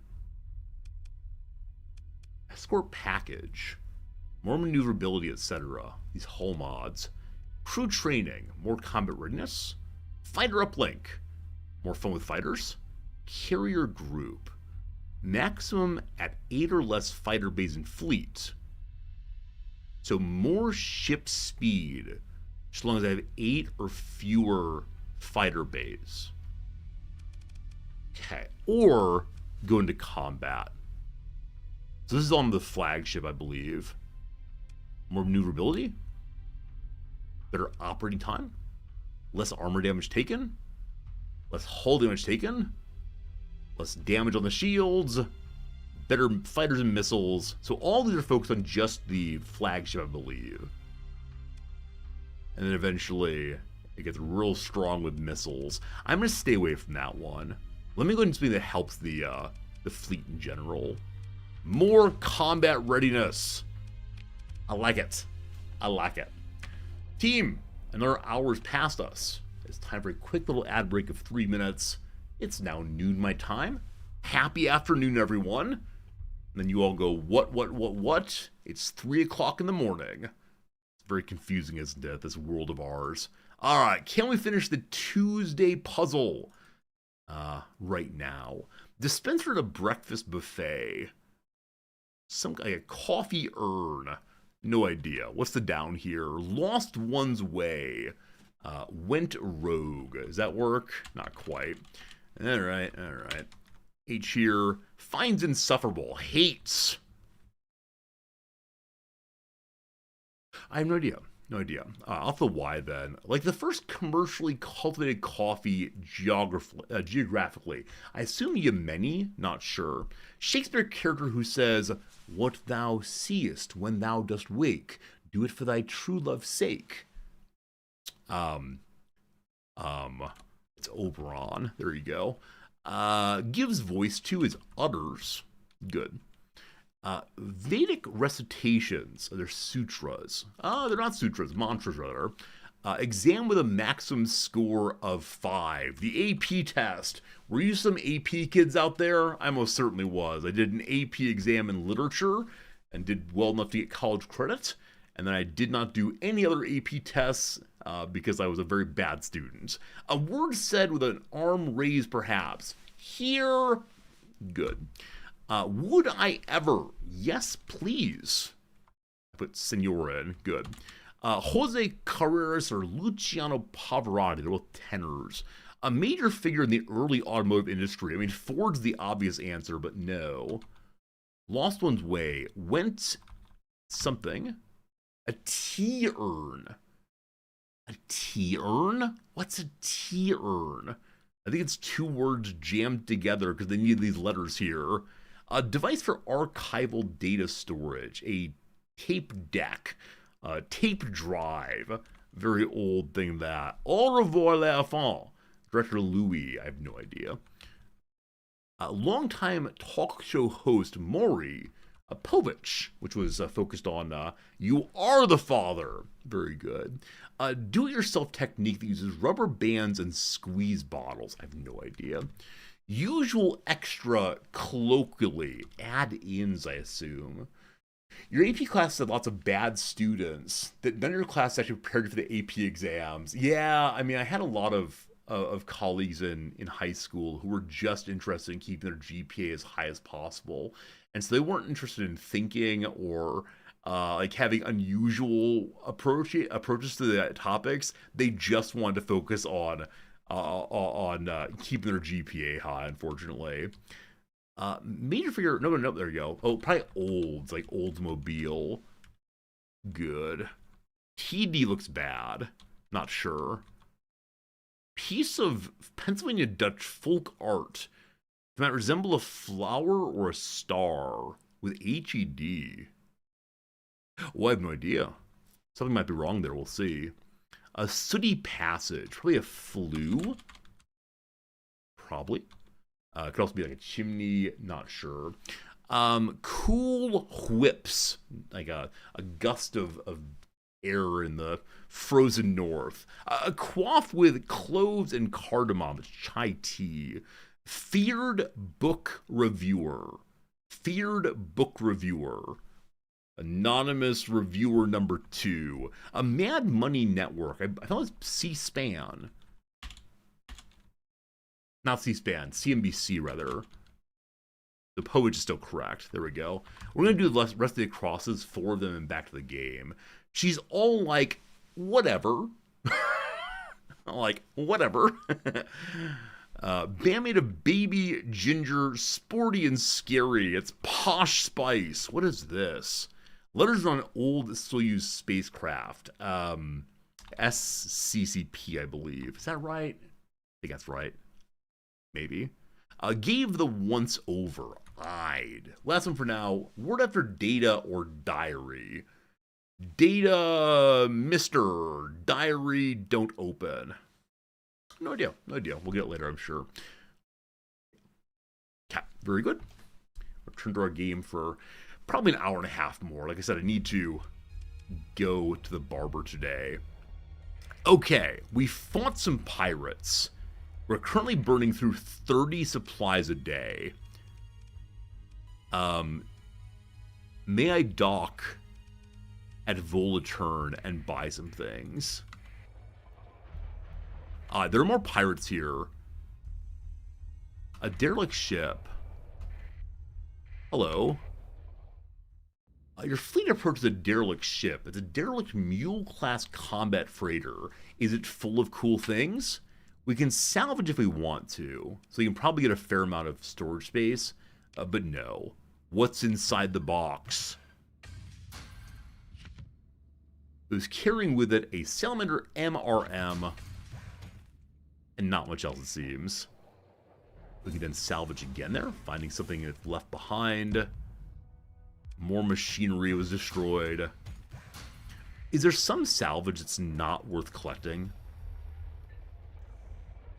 Okay, I believe you're leftover pirates. And they're running from me right now. Interdiction! A privateer interdicted them, I believe. And now they're mine. Oh, they got away again. We're all chasing pirates like here. I love it. They got away. So presumably the privateers want money also. And so because of that, they're also out here chasing pirates around. Okay. This is amazing. Oh, I have no supplies. That's less amazing. I was planning to go visit this place and buy supplies, and I got distracted by the possibility of chasing pirates. The most exciting task there can be. So with no supplies, our ships gradually lose combat readiness. Derelict ship. Derelict ship. No, no, no. We go to the world. We hopefully trade here. So much to do. Alright. Hello is to buy things. They have a lot of supplies. May I buy all of them? 67,000 money. 15,000 of which comes from taxes. Is this game meant to be an anti-taxation game? Is the creator some kind of like super libertarian? Like, all taxation is theft. We can make our own roads, don't you worry. Man, selling weapons feels bad, but it is a space game, it's true. Space libertarianism, my kind of thing. Some supplies. There we go. The game mix is also very anti-DRM. Makes sense. Donating roads in space checkmate status. But who will protect the planets? Private security firms, I thank you. I thank you. Okay, we got some more supplies, not a ton. I'm curious about refitting our big new ships. So if I want you to be a attack vessel, it's not that expensive on either side. Though I don't know if the items we need for this are around. Little Cutie might be cheaper. Yeah, it's almost all of our money. We got ourselves some kind of electronic warfare vessel. Welcome. We don't have a name yet. Sorry. Okay. Who else we got left in the old pile here? You know what? You're going to be David Graeber. He did some excellent electronic warfare by coming with slogans like, "We are the 99%. David Graeber. If you've not read him, I encourage you to do so right now. One of my favorite authors out there. And I'll go ahead and do a good old what's her name. I mention her all the time. Made the philosophy documentary. Is Canadian. Starts with an A. Oh, that's bad. That's bad. Alright, alright. You will be Comrade Lenin. Very good. Now we're getting good in status. We like it very much. I have things. We'll continue fighting and looking at old stuff for a while. I don't know how many more days we have before we need to... what are you? Shielded combat freighter. No. Before we need to move on from this place. You know, how long exactly is it that we can get rewards for fighting pirates here? Wow, we lost 2 heavies and got back 8. Vulcan cans expensive. Nice. This is the chillest part of the game, isn't it? Just going from freighter to freighter. Picking up whatever you can. We don't need a freighter. We just salvage. Eventually we'll hit the giant pinata, I'm sure. Shrike Destroyer. Is that the kind of thing I want? Shrike Destroyer. have more special points, but unfortunately we're at the point now where our supply spending to keep the fleet going might be outpacing my income. So, hello, beautiful. You're only 8 points to deploy. You're missing 3 systems. Let's salvage it. What a waste. What a waste. We'll go ahead and do the big scan again. Just north here, there's something else. And then we'll go involving ourselves in pirate fighting once more. It's easy to go too fast. It seems that way indeed. Just salvage. Yeah, we're really struggling, aren't we? Okay, that said, the best way to do things is to ram through asteroid belts, obviously. We don't move north towards the piracy area. Slow down, slow down. Slow down, slow down. Good. Something just north of us. I shouldn't say north, I know. Another combat freighter. What you got inside? Lovely. Okay. We should be getting close to actual fleets now. I believe there's one to our... How do you talk about this? You want to say like east or right in space? With no absolute directions. Or no agreed upon directions. What does one even say? I'm out of supplies again. That's lame. It's lame burning through all my supplies immediately. You call it space up, space left? I love that. Or I'll start calling it space directions. We're not out of supplies, don't you worry. We've got plenty of supplies. We're burning through 31 supplies a day right now. Now, part of that is probably repairing ships. I should definitely... I missed the button. I should definitely use the repair at the local location. And then head out for that. Because I think we have some ships that we've freed from their earlier enslavement in the gravity well of space. Yeah, I don't know. I don't know. We'll get this figured out. I still need to head over and buy my medals. Maybe we should do that instead of hunting pirates. We defeated 1 or 2 groups. I'm not sure we actually got bounty money for it, but we'll see. Inept but friendly or friendly but inept? Brickhead, we were simultaneously friendly and inept here. I'm not going to claim anything but that. Here we are again. We don't need to repair because we have no supplies, I assume. Hello, world. We sell all the metal. That gives us 1,000 money. Enough to buy only about 10 of these. Cool. I'll be selling weapons again. Nobody likes that. I'm sorry. I'll apologize every time, but we just need the cash. Okay, with that, I'm making money. Would it make sense to just sit around until we get more payments from the academy? Maybe. Apparently, so full repairs are 117. I only have 50 available. So this is why I'm burning through supplies so fast, is the attempt to repair things quickly. I got a lot of fuel. That's all I gotta say. I got a lot of fuel. So we need to get ourselves up to, 60, 70 more. I think selling everything I own. I got a lot of industrial parts. I love them. I need more of them. That's not gonna do it. Alright, so do we continue? I can halt repairs on the salvage ships. Oh, okay. So I don't need to repair everything right now. So go to our fleet page. Yeah, hello, big boy. The Lenin will save us someday. But for right now, scuttle it, no. Mothball it. Can't be used in combat, is not repaired, do not provide any capacity. Or just suspend repair and recovery. Okay, That halts that. And that's the only one that is eating everything right now. So that seems good. Full repairs is still 68 supplies.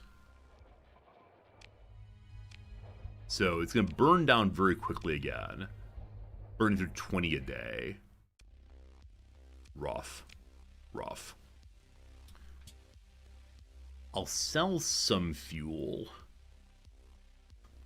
I know I need it, but I can get more later. Hey HPG, hope you're doing well, my friend. Hope you're having a good day. What we're currently learning about in the game is trying to keep my fleet afloat. We have just enough money to continuously buy things, but not enough to keep our fleet actually growing. Because someone went and found a giant ship and decided that he would make it part of his fleet. It looks really cool. It's this one right here, but it costs basically everything. So I think all of my ships are trying to repair right now. I can't allow any of them to do so. So the Graybird are going to hold off. The empty ship holds off. The Voice of the People is also huge. I love all these big ships.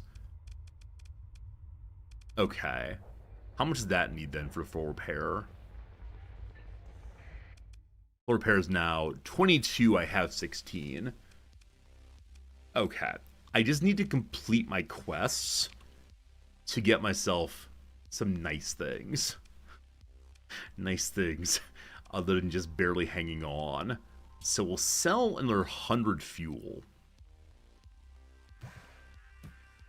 And buy 10 supply. That'll be enough to finish repairs. Okay. We have 4 supplies. We're using 4 a day. Friends, have I ruined myself? Is it just over? We had a good run. I can dismiss a small number of troopers. I can send the Marines home. I bought 100 for no particular reason. I will send 50 of my Marines back to base. With that, we can now buy a huge number of supplies and just be okay. Okay. We're fine for a little bit at least. Good. So, we could go fight more pirates, but I can't really do that safely. Instead, we're going to continue on our quest to Ema, where we have, I believe at Salamanca, some very inexpensive steel to buy. I'm hoping by the time we get there, we'll have enough money due to our once-a-month payout that will allow us to buy the steel, take it somewhere valuable, and sell it. Right now we're heading through some sensor contracts. The group of smugglers, they'll leave us alone. My transponder is still on intentionally. I want people to know who they're fighting. Namely, someone who's barely a captain.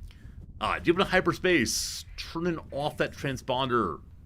And burn. Been a while since I saved? Hey, we can fix that.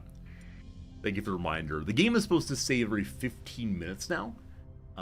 That's probably not often enough. Going straight through the storm. Everyone's fine. We should not be going straight through the storm. What's this? Giant scavenging fleet. Oh, I'd love to be them someday. Do a quick scan here. Again, once we've scanned, I think 10 times, we get some bonus for our ability to do well out here. There's a friendly fleet. I go into Ema, so put it back on again. There are pirates in this world, but hopefully leave us alone. We are out of supplies again, unfortunately.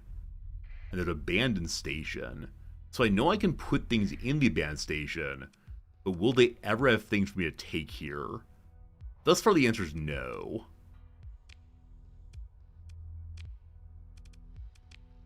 No. So do the abandoned stations always have nothing inside of them? Should I stop being excited about the possibility of finding something there? Alright, we're with the Persians again. They tend to be pretty cool.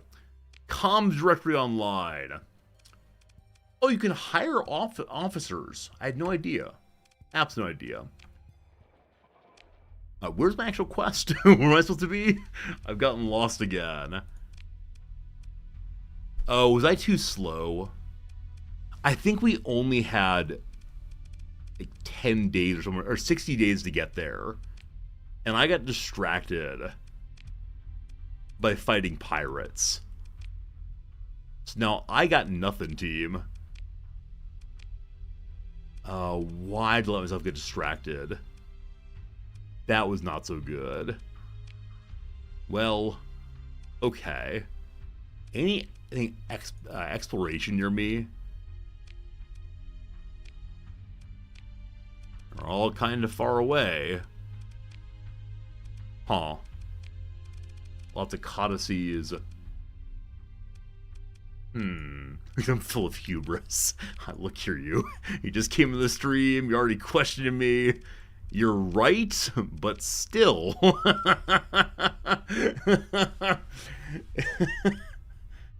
Oh, it's too bad. It's too bad.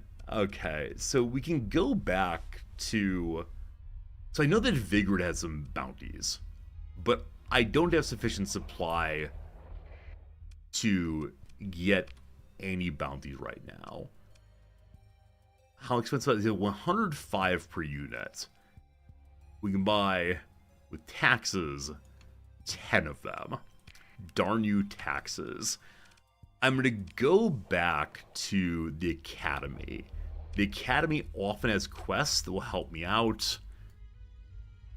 I might have to turn to a life of crime in order to figure out how to make enough money to survive. Real possibility, team.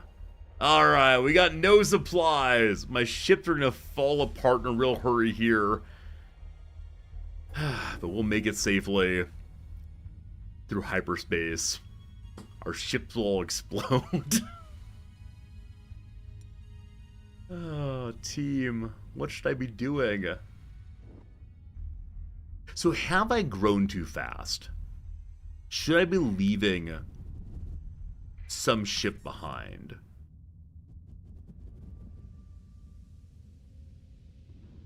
Because I sure do like my fleet, but also recognize that I'm having trouble affording even enough supplies to fly from place to place right now. Park the large ship somewhere. I think you're right. The big ship looks beautiful. I did use a story point on it, so I'm really happy to have it. But it is the case that it costs a tremendous amount to keep it going. Let's find a place to park it. Now, I don't quite recall if there's an abandoned station where I'm going right now. We should have some income coming in a few days here, assuming they pay out in the first, and I can't quite remember if they do. It's going to immediately all go for... it's immediately all going to go for supplies. One in Corvus, okay. We head back to Corvus if need be to drop it off. Hello, Academy. Tell me what work you have for me. A VIP transport. The Academy provides secure and discreet transport to the very, very important students who attend. These are often rich or famous families, you know, and there have been threats. Maybe you never know. So he taps a data pad. The student is the son of Nasun Santos, the portmaster of Salamanca, did you know? We were literally just in Salamanca. How exciting. They require priority transport to Salamanca in the Yim system for a grand fete within 60 days. We've been authorized an honorarium of 60,000 credits. That's pretty good for an easy trip to the core world, right? What are the threats? He goes a shade paler.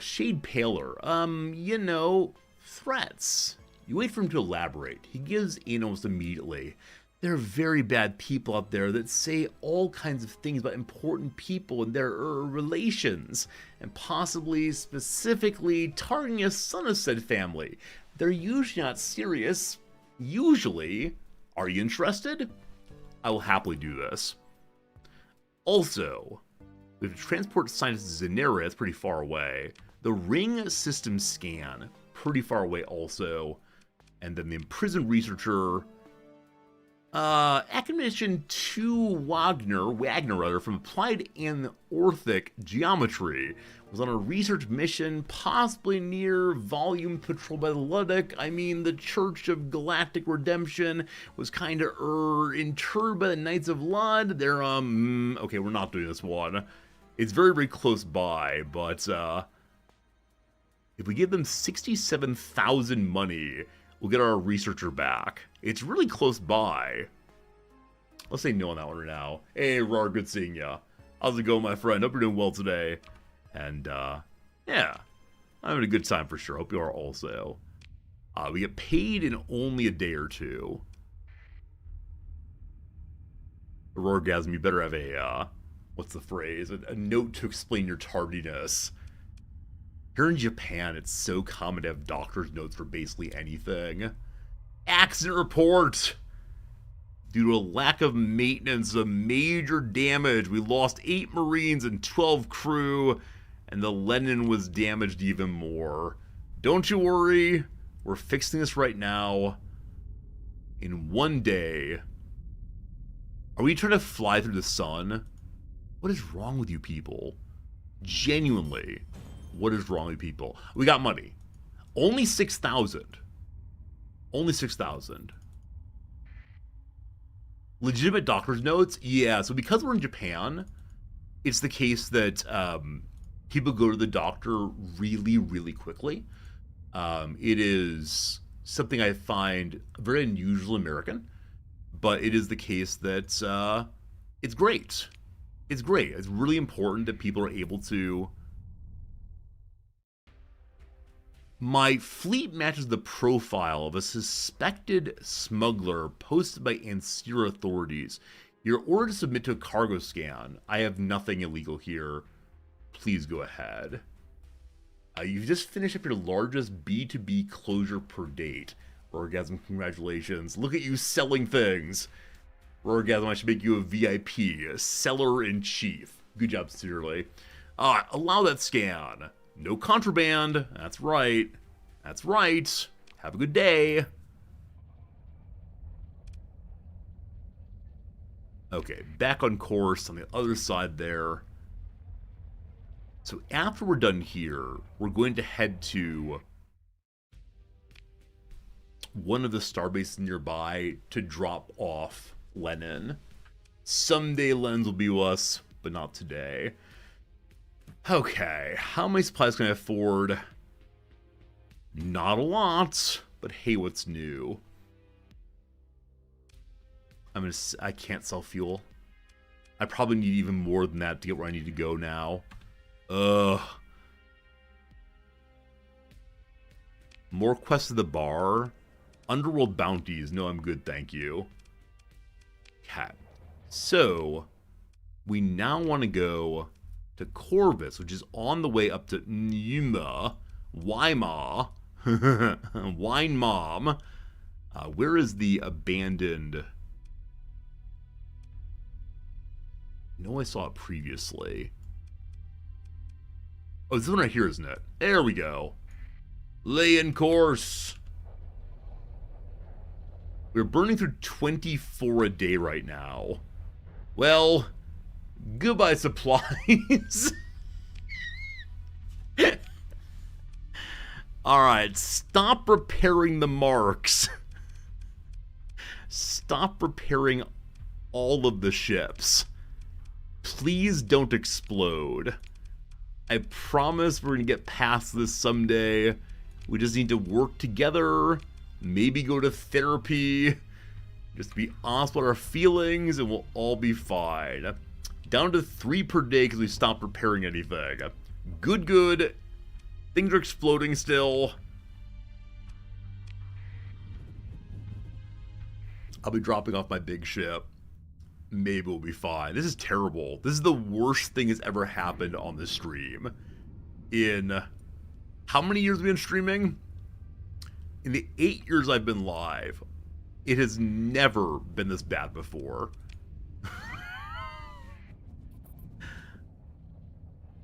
Okay, there's a pirate base here. It'd be cool to say hi to them, but not right now. Go slow through the asteroid belts. Good job, team. Back to speed. You don't believe me? I mean, the other day when the green screen fell down, that was pretty bad also. Alright, we made it. We made it. There's a ship here.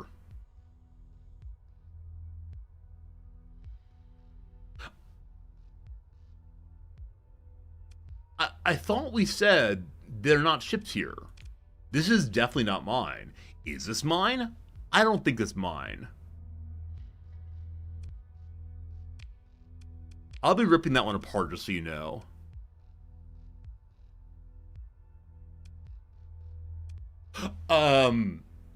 Where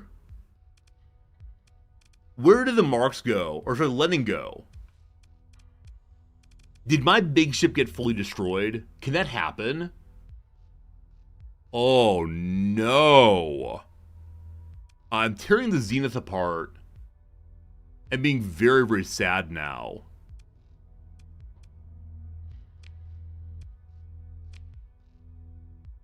I think my big ship got exploded, team. I spent a story point to get it. At least we saved.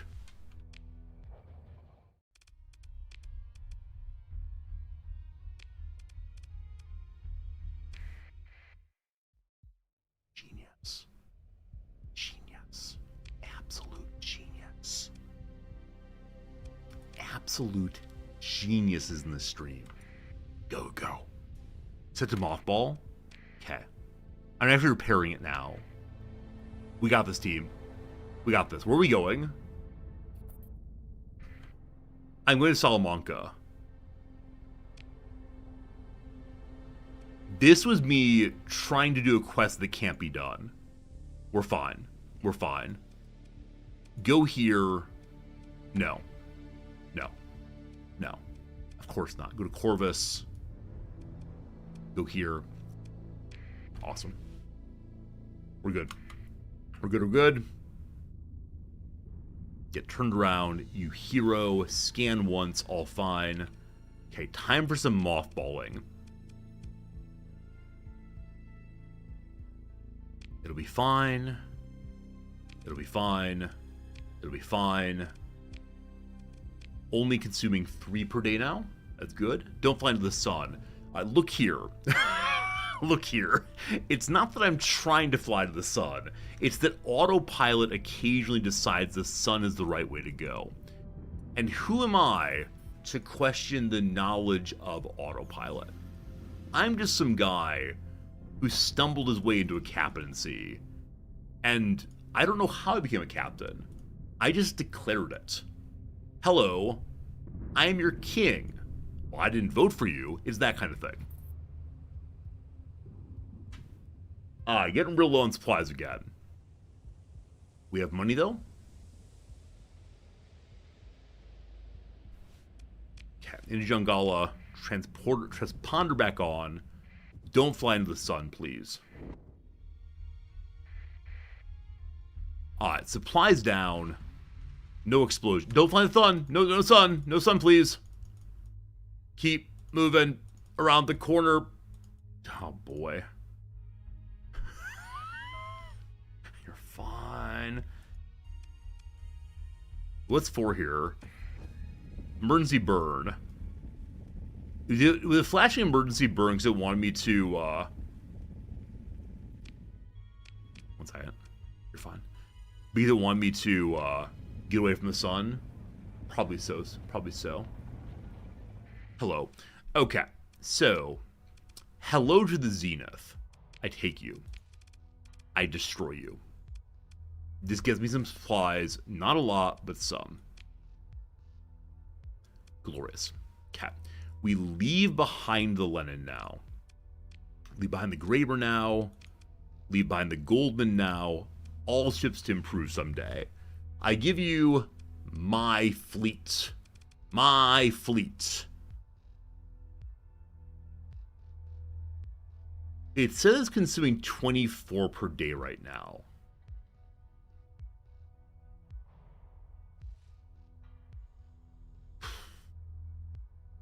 Like, the kids who want an allowance. Why do you all constantly want an allowance? I'm guessing that number will go down as retrofitting finishes or whatever. So raising combat readiness is the issue? Should I turn off combat readiness then? Is that a thing?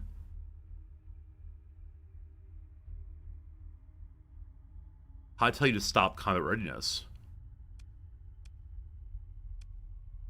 Like, just stop repair on all of them, possibly? You're not gonna blow up or anything. You're legit. Okay, we are saving ourselves from wasting supplies on little things like repairs.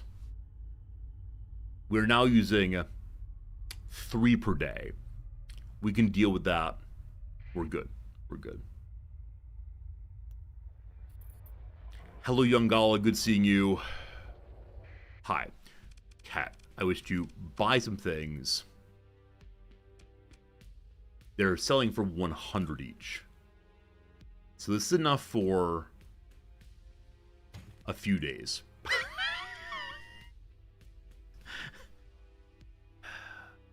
Okay, we do not need all these people because I left behind some of the ships. Fine. Get more money, get more supplies, fine. Now, is that enough to get back to Corvus or Galatea? It is. Clearly it is. No problems ever again. Galatea, take me to the Academy. I wish to meet Plato at once. If I just speak as if we're going to win, then clearly we are going to win. Moon top speed. Bounce on through. Out we go. Transponder goes back off again. Hello. Merctile convoy. A little scan out here. Heard a beep boop just now. Oh, the beep boop was happy January 1st, everyone. Happy January 1st. On this day, we received 6,000 money. Transponder back on. I'm so hopeful I get the special quest we had previously. The special quest to take a fancy person up to the north. Alright. What do you have for me? This time, unfortunately, it's either go buy technology from pirates or data retrieval from the ruins on Rocannon's world. Where is Rocannon's world? It's not that far away. It's pretty far away.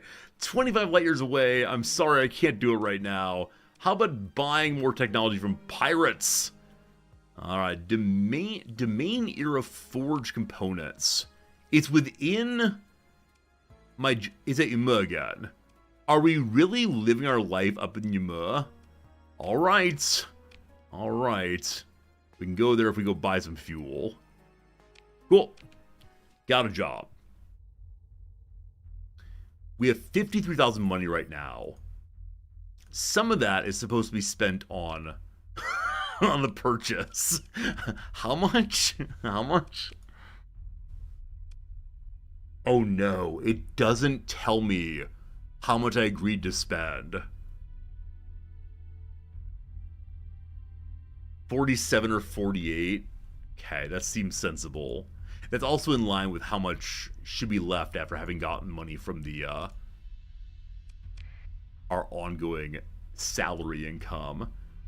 Now, we only have 3 cycles of salary initially here, so I don't know what the game expects me to do after 3 years' time.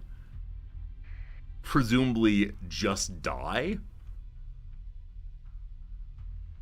It's pretty clear to me I don't know how to make money. It's pretty clear to me it's a wonder my ships have not exploded yet. The scanning does nothing, unfortunately. Back on track. Okay. We should be able to get enough supplies for the next little bit. It's 47,000. Zillion, thank you for checking the VOD. Look at you being the hero of our dreams. Oh, I thought I saw something recently. Is this okay to talk about? I think it is.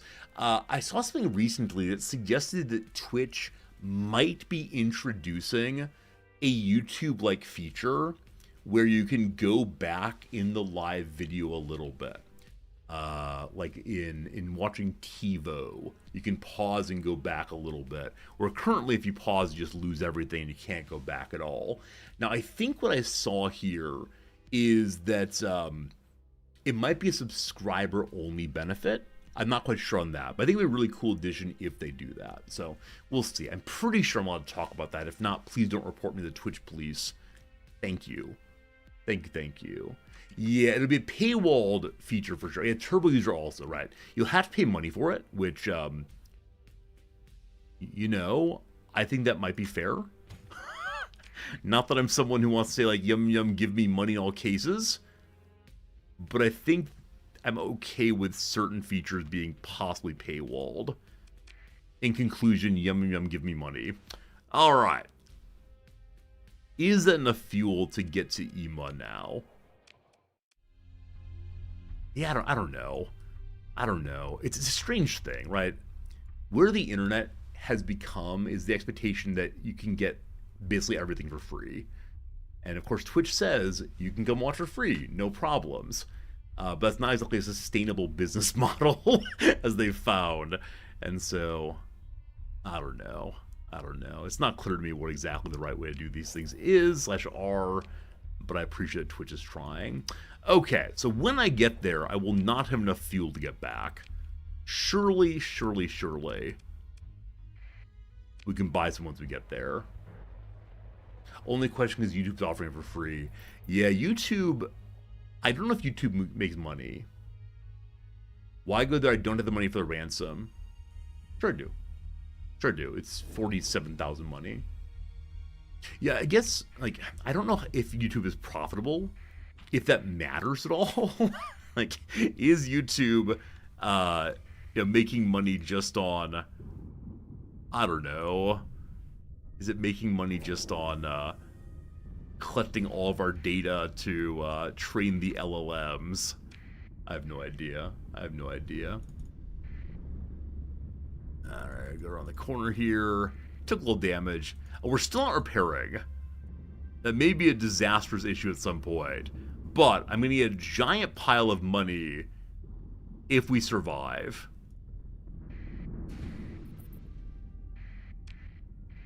Bright orange star here, Valhalla. Oh, so many storms. I'm going to fly through the storms. I've become dismayed with my flying abilities. I don't like running into the storms, but also I find it kind of confusing. Oh gosh, landing in a stun. We're good. Once again, literally no money left. But, not money, no fuel left. But we made it. Wait, something's here.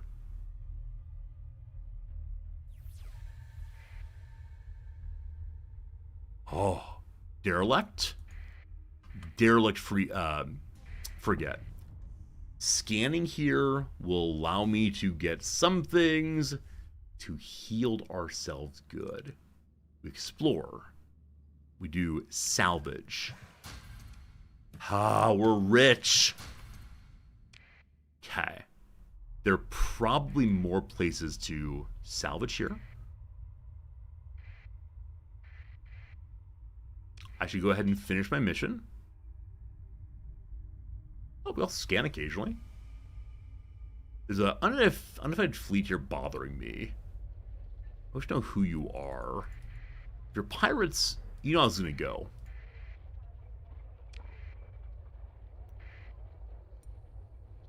This is Salamanca. I believe I have enough money to afford this. Was it not at Salamanca? Where's my quest to go? My ordinary forgetting. Quarus! Sorry, Quarus instead. Donde está Quarus? Oh! It's a pirate planet. So I believe I don't need to sneak in, but I'm not certain on that. I can't land if I don't sneak in. Ooh. Persian League attacked a pirate corsair. Allow me to help. Allow me to help with this. Give me stuff. I want all the stuff. Second command goes in. Do not send in the ships that are close to exploding. Thank you. Alright. Nothing of mine was destroyed. We recover. No ships. Pick the wreckage. Oh! Supplies, supplies, supplies for us. Sell for 300. Sell for 200. 7 supplies at a time. May I chase them? Oh, golly! A pirate armada is here. Attacking some Persians. It's only 3 danger. However, might be a good time to save, I agree. Transponder off. I know it's dangerous to zoom in, but do people want to watch this? Like, is this a good idea? I don't necessarily mind doing so, but I worry that, like, the average viewer comes by and says, I don't know what's happening here. Who are you? Oh, the police are coming here. Really? Don't mind me. We've made it here. My recent actions around Quarus have generated a lot of local interest, and simply coming with transponder off is no longer sufficient to go unnoticed. Judging from the current level of comm chatter and news reports, you estimate it'll take at least a few days until commotion dies down. Well, we can call Vezin Rosk anyway. It's the same message as last time, that he is a facilitator, not a pirate. He says he wants 71,000 money. My friend, that was not the deal. 47,000 is the amount it should be. We accept. We got the fancy artifact. As we leave, we turn transponder on immediately. The police come forward, running with transponder off in the Persian League space against the law. Don't think you can turn it back on and avoid our attention. I'm sorry, I forgot to have it on, Lieutenants. I tried my best. We allow the scan. He scans the cargo. Nothing suspicious. So at the very moment that they notice the transponder's off, there's no way to stop them from coming to visit you. Good to know. Okay, near the pirate base, I wonder if I can find... Oops. If I can find anything worth salvaging. I see a number of moving things. My ships are now breaking apart. I have 9,000 money. I don't know why I have this, but that might be enough to finally get us out of the hole of no supplies. Don't mind me. You encounter a pirate smuggler. If the fleet does not reach its destination safely, it will cause a shortage of commodities it carries. In addition, its loss will reduce the accessibility of the Port City franchise station by 10% for 3 months. I mean, they might want to fight me. My ships are all basically broken. Disengage, please. They harass me but do not force a battle. Okay. Lucky ducky us. We're being pursued. We're neither story to run away. All of my ships are dangerously low. I know. I know. Please don't have my ships get destroyed. We're almost there. Safety. Pirate raiders. Run away. We made it. We made it. We have money. We can buy supplies. Today's stream, I don't know how many times I've said the word supplies, but it's been far too many. Okay. We have 60 supplies and almost no fuel. Fuel's not that expensive, thank goodness. We can now get back safely. To repair my ships, I gotta turn my ships back to being repaired. De-mothball everything. And this can consume all of our supplies almost instantaneously. Oh, man. Oh, man.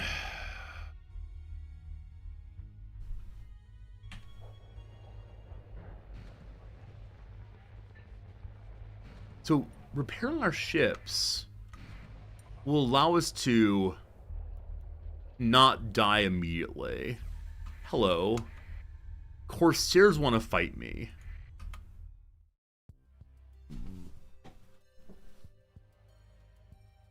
How do I save myself? If I can just make it back to the academy, we get a huge amount of items. Or money, rather. And then we'll be fine. I don't have enough fuel to make it back Galtia. Was that true? Not that I think you're lying, but is that actually true? 94 fuel. 94 fuel. We have 49 fuel. Do we get rid of all the Marines again?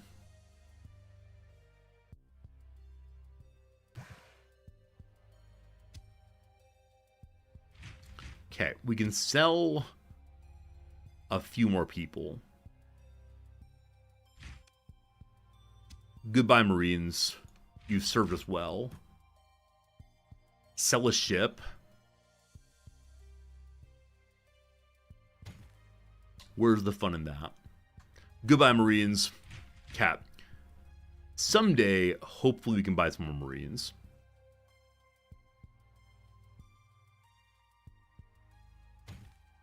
But I don't know, team. I don't know, team. Okay.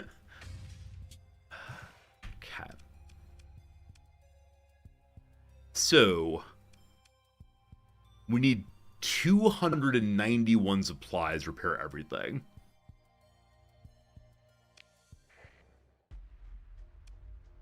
Hello. Just die already, you're already boring me. So unfortunately, we're at such poor combat readiness, we can't do this. And I actually pushed the let's fight button. Well, that was a mistake. I don't want to fight. May we deploy and this immediately run away? All ships. Wait, where's the retreat button? Full retreat! Okay. Trying to get off the map.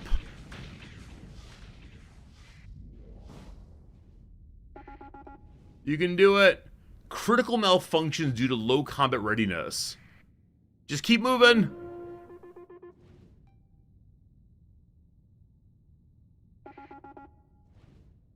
So the enemy ships move somewhat faster than our ships do.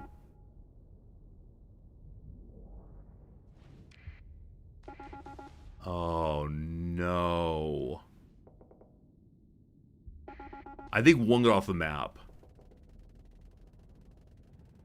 Go, Hammerhead, go!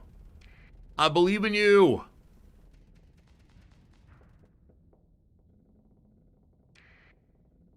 They're going. They're going.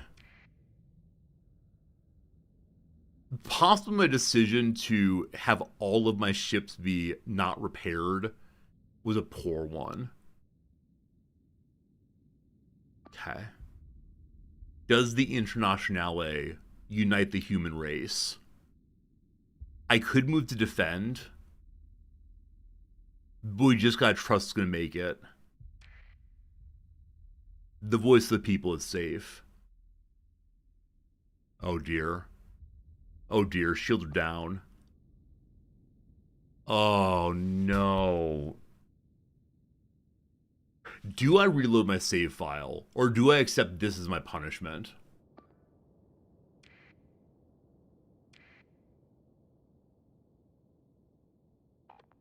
Reload. You think so? But having one fewer ship will allow my will allow my supplies not to go down so far. You don't think I can make it out of this?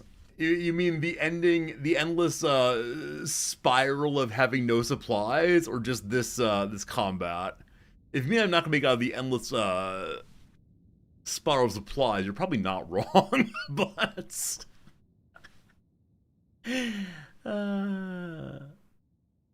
the flagship was saved. Hello?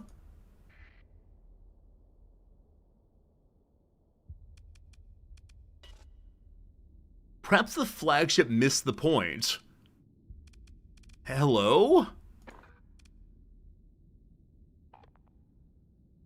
Can flagships not retreat?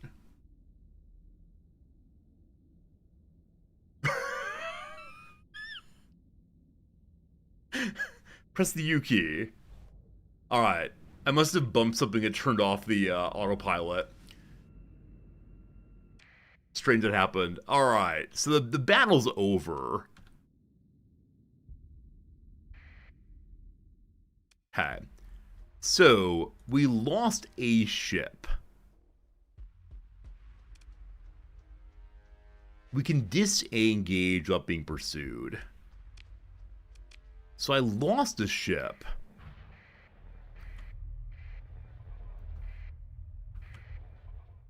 And pirates just keep coming. Okay, I believe we're at the point now where our fleet's gonna get absolutely destroyed unless we try reloading. So, this is the part where what happened. This is our attempt to get to Garos to buy whatever it is. At this point, I believe I've stopped preparing everything.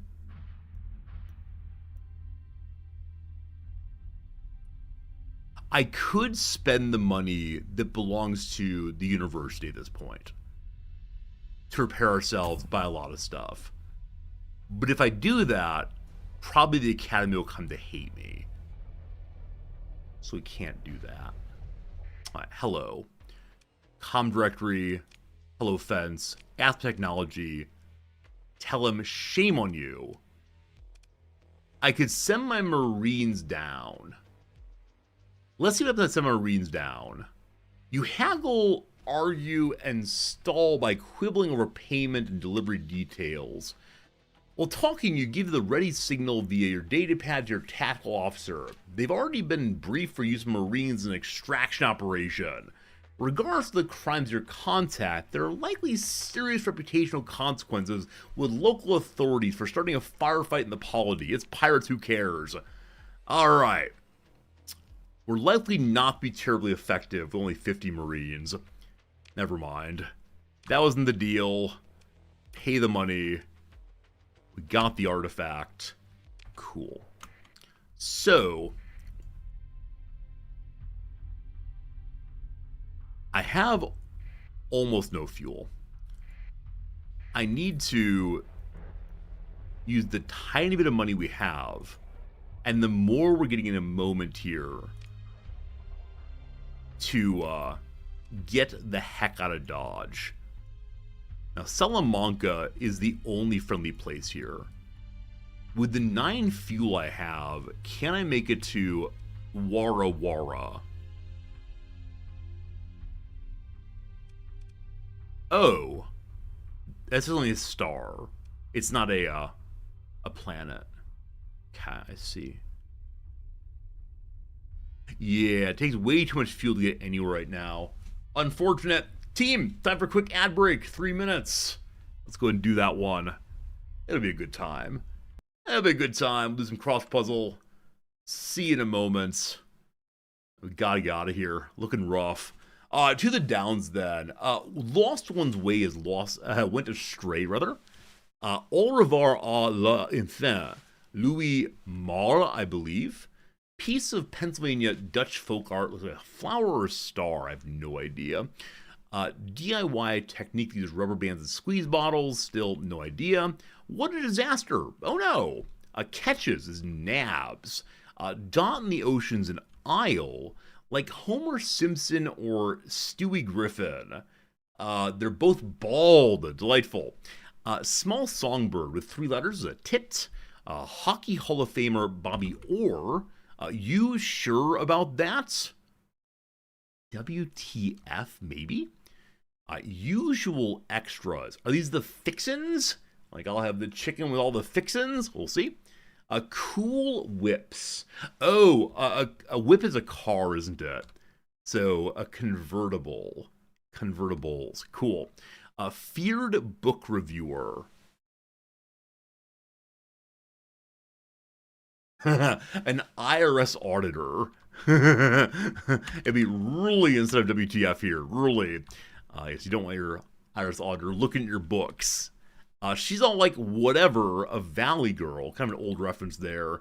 And we're after data or diary entry. There you go. The Tuesday puzzle's been dispatched, been dealt with. At least I have enough supplies to keep myself going on the crossword. Alright, we come to the Monday. It's been sitting here for a while. I don't know when exactly we stopped on it. Let's see what's going, though. Malicious sorts. Bad actors. Something that's nice to see. Eye candy.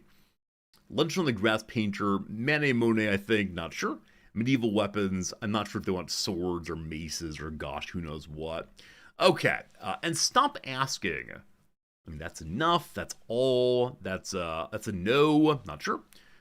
Function. I'm still not sure on function. Blank truck. I had semi-truck in before, but it wasn't quite working, unfortunately. Worsens. Worsens. Worsens. Don't have right now. Enclosed simulator.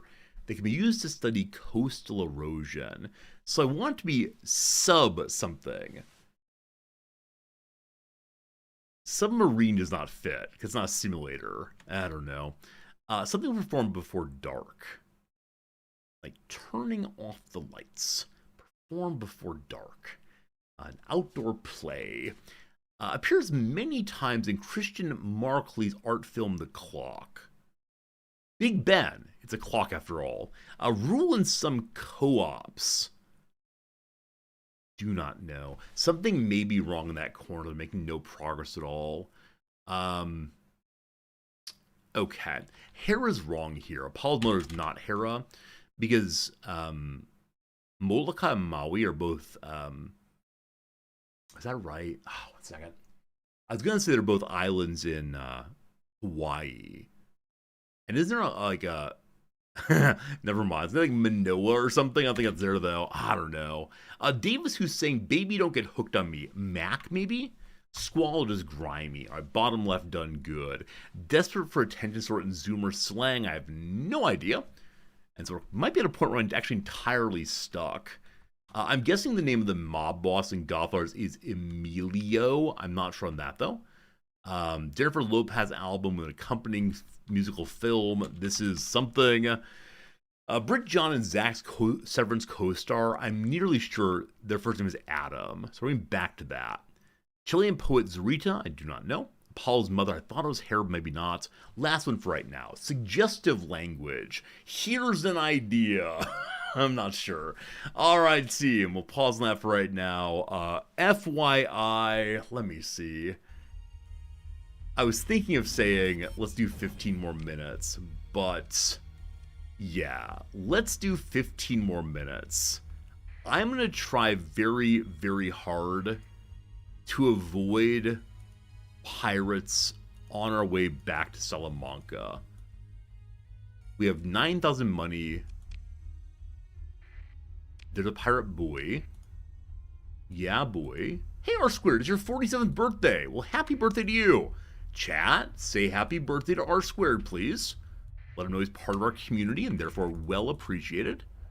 There are pirates chasing me. I don't appreciate that at all. Well, we run away. They allow me to go. Thank you. Number 2. No attacking, no attacking. We're safe on Salamanca once more. Awesome. We buy things. Okay. I need to get 90 some fuel. So let's buy 90 of it. Fine. Good. I have another 6,000 money. This is not enough supplies to do anything. Look, I'll say happy birthday. Thank you. You've had a few beverages. Sorry, Riz. Wait, R-Square, what did you do that's wrong? You don't need to apologize for saying, hey, it's my birthday. I like watching you. Was I rude? R-Square, we're cool, man. You never need to worry. I think our channel is made up primarily of people who constantly worry about offending other people. Don't worry. Everyone's cool always. And if you're not cool, I'll say I'm going to ban you. You feel like hijack something? No. I mean, I think there are a few reasons it always makes sense to break into the gameplay. And one of them is happy birthday, right? If I don't want to respond to chat, I just don't respond to chat at all. But yeah, when it comes to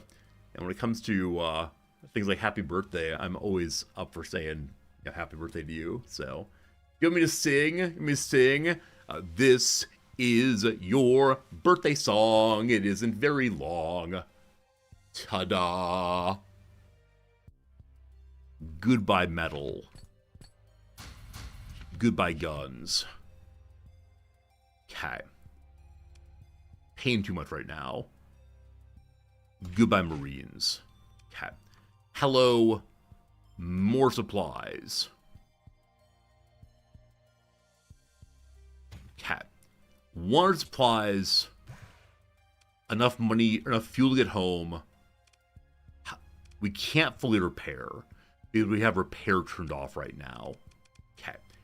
If I turn it back on, what I'm interested in doing right now is buying as many supplies as necessary to repair my ships before we undock. We only need 285. I will never, ever be able to afford that many. So. I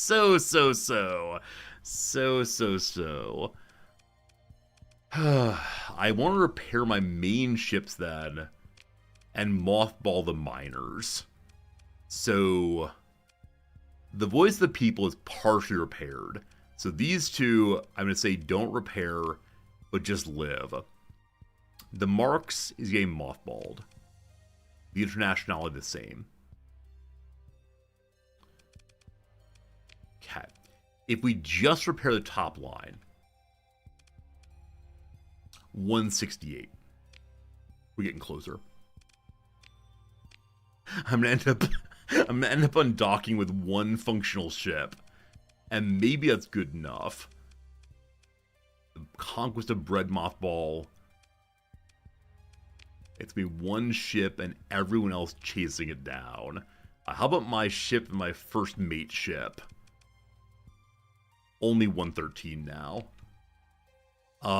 Do I undock and just run and try to use story points to get home? The answer is yes, we're doing. Okay. Nearest jump point is here. Emergency burn is... they're burning me. These fleets shouldn't be dangerous to us. They're dangerous only because we're in such bad shape in terms of repairs. Okay. There we go. Hyperspace. Okay. Check the Eradicator. The Eradicator. We don't know names yet. Are you an Eradicator? You are an Eradicator. Alright, so to repair you, 39 supplies. May as well. Okay. Just get me to Corvus. No. Just get me to Galatea. We're gonna have so much money. Jump here away from the star. I believe in you. Let it going. Scan real quick. Alright, we got this. We got this. We got this. Do we got this? I don't know if we got this, team. I should be trying to avoid the storm. Moving slowly helps also. I'm holding down the S key. So if we want to, we can emergency burn. We don't want to do that. Okay, we're now speeding up again. Oh, trust sustain burn. Okay. So I want very much to scan in order to... Oh, do I not have enough fuel?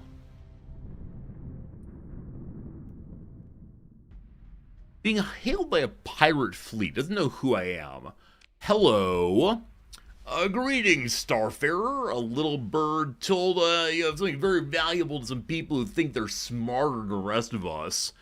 He pretends to be pondering deeply. Now, the way I see it is, are you going to make the smart decision to give us your pretty trinket, or are you going to suck vacuum after I blow your fleet out of the sky? Think now. We bluff. I have nothing. You stare boars into the pirate like twin tachyon lances, and you say, no, it belongs to Warlord Kanta. The blood drains from the pirate captain's face. Stars and blood, Captain. Please accept my apologies. I would never impede our patron, our veteran. Please accept a token of $10,000 dues for the delay. He's almost pleading now, and perhaps there's no need to mention the little incident, yes? I'm glad we have story points. We'll see what happens. Alright, on we go. Left alone. Our fleet is now out of fuel. We are drifting to the Galatea system, into the sun. That's fine. Alright. Get away from the sun. We're here, team. We're here. We've gotten home one more time. I think luck is with us today. We're about to get a tremendous pile of money. We'll be able to repair ourselves. We'll be able to buy supplies. Maybe even, I don't know. Like, what's our goal now? Like, simply having a functional fleet is wonderful. Com directory. I have your item. Captain, I got words that you gave us our Dominion era forge components intact. They're gonna be so excited. We got 57,000 money. Why not just get enough fuel? Have you seen the price of fuel recently? Absurd. What is the scientific object retrieval mission? Is that far away? Delta Cygni, I'm afraid it is, my friend. 23 light years away. Can't do that. How about a instrument package recovery? 26 light years away.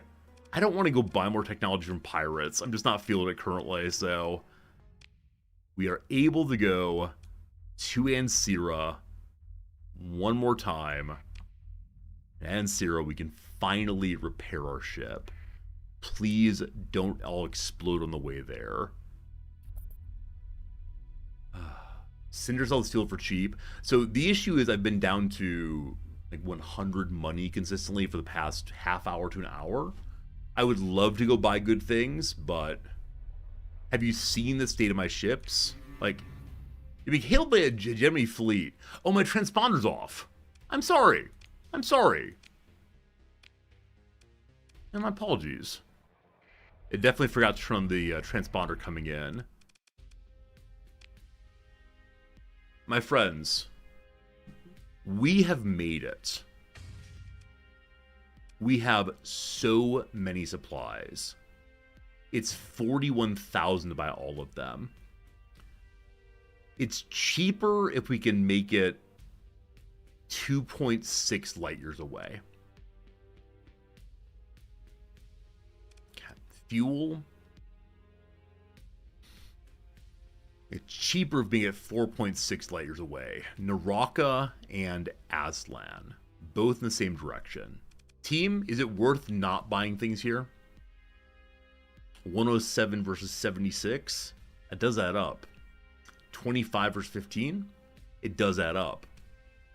But no, I don't know how to think in that advanced way yet. We buy. We buy. We smile.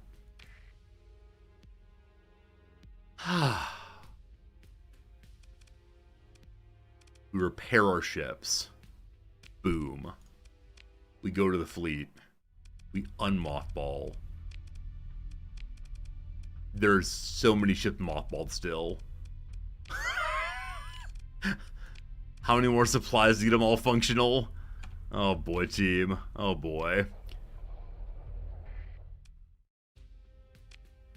Done. Done. Our ship is finally fully repaired. Okay. We just need to get some more supplies. They got 2 over a period of time there. How long will it take for them to get more, I wonder? I don't know. Okay. I'm planning to bounce over to Corvus. They like me too. At Corvus, we can go buy more things, and then we'll head in the direction of the cheap places. We still have lots of money. Our ships are repaired. No longer do we live in constant fear of even baby pirate raiders. Black market is it also. I don't know what a black market is. It's definitely hidden to me. There are hostile threats at the door. Come at me, comma bro. Where are they? Hello. Mercantile fleet. No fleets here, it looks like. I guess I'm a little disappointed. I was definitely looking forward to a fight just to prove our abilities once more. But apparently the enemy has decided that I am not a worthy target, or they're afraid of me. Absolute cowards. Okay, so after this, we are looking forward to getting some quests, paying some money. Hello, Gemini folks. Good seeing ya. Alright, we buy things. The supplies are 101, only a little bit more expensive. That's fine. One of these days, I look forward to buying spec things again. But not right now. Okay. Pile of fuel. Great. Pile of supplies. Also, great. Okay. May we fully repair now? We may. We're good. I haven't saved recently. I can do it real quick. Cat. Are there missions of which we are aware?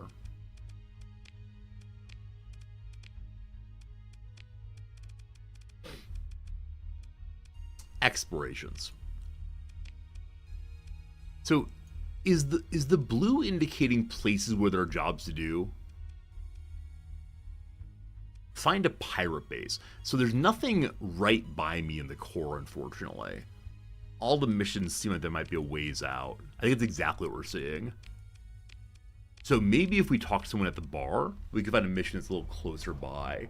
Oh no, Clotrick might say I don't know what the black market is. I mean, I'm an upstanding and decent member of the hegemony.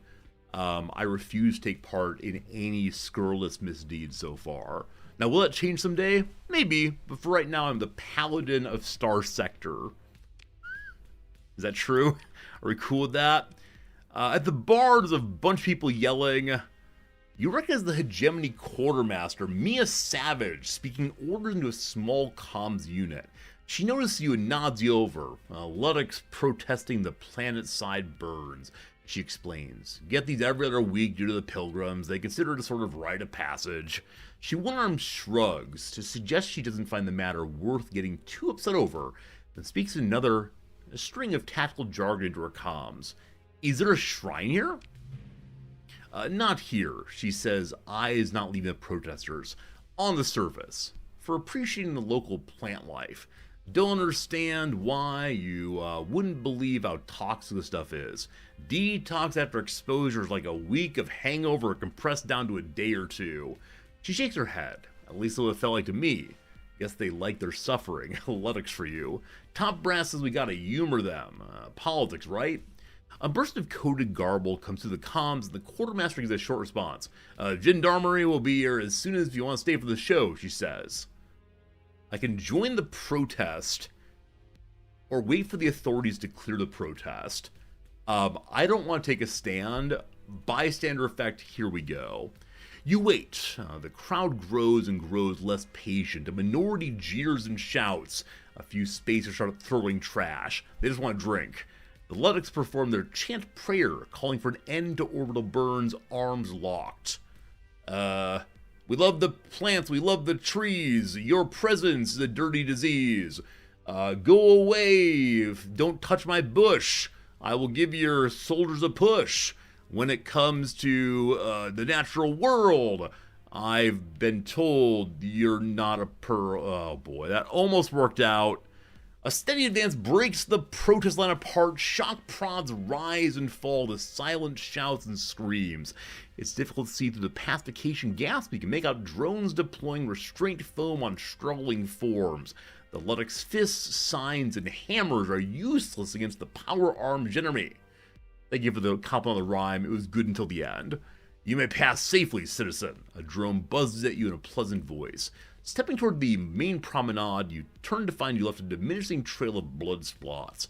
A scuff or two of your heel on the deck plate takes care of that problem.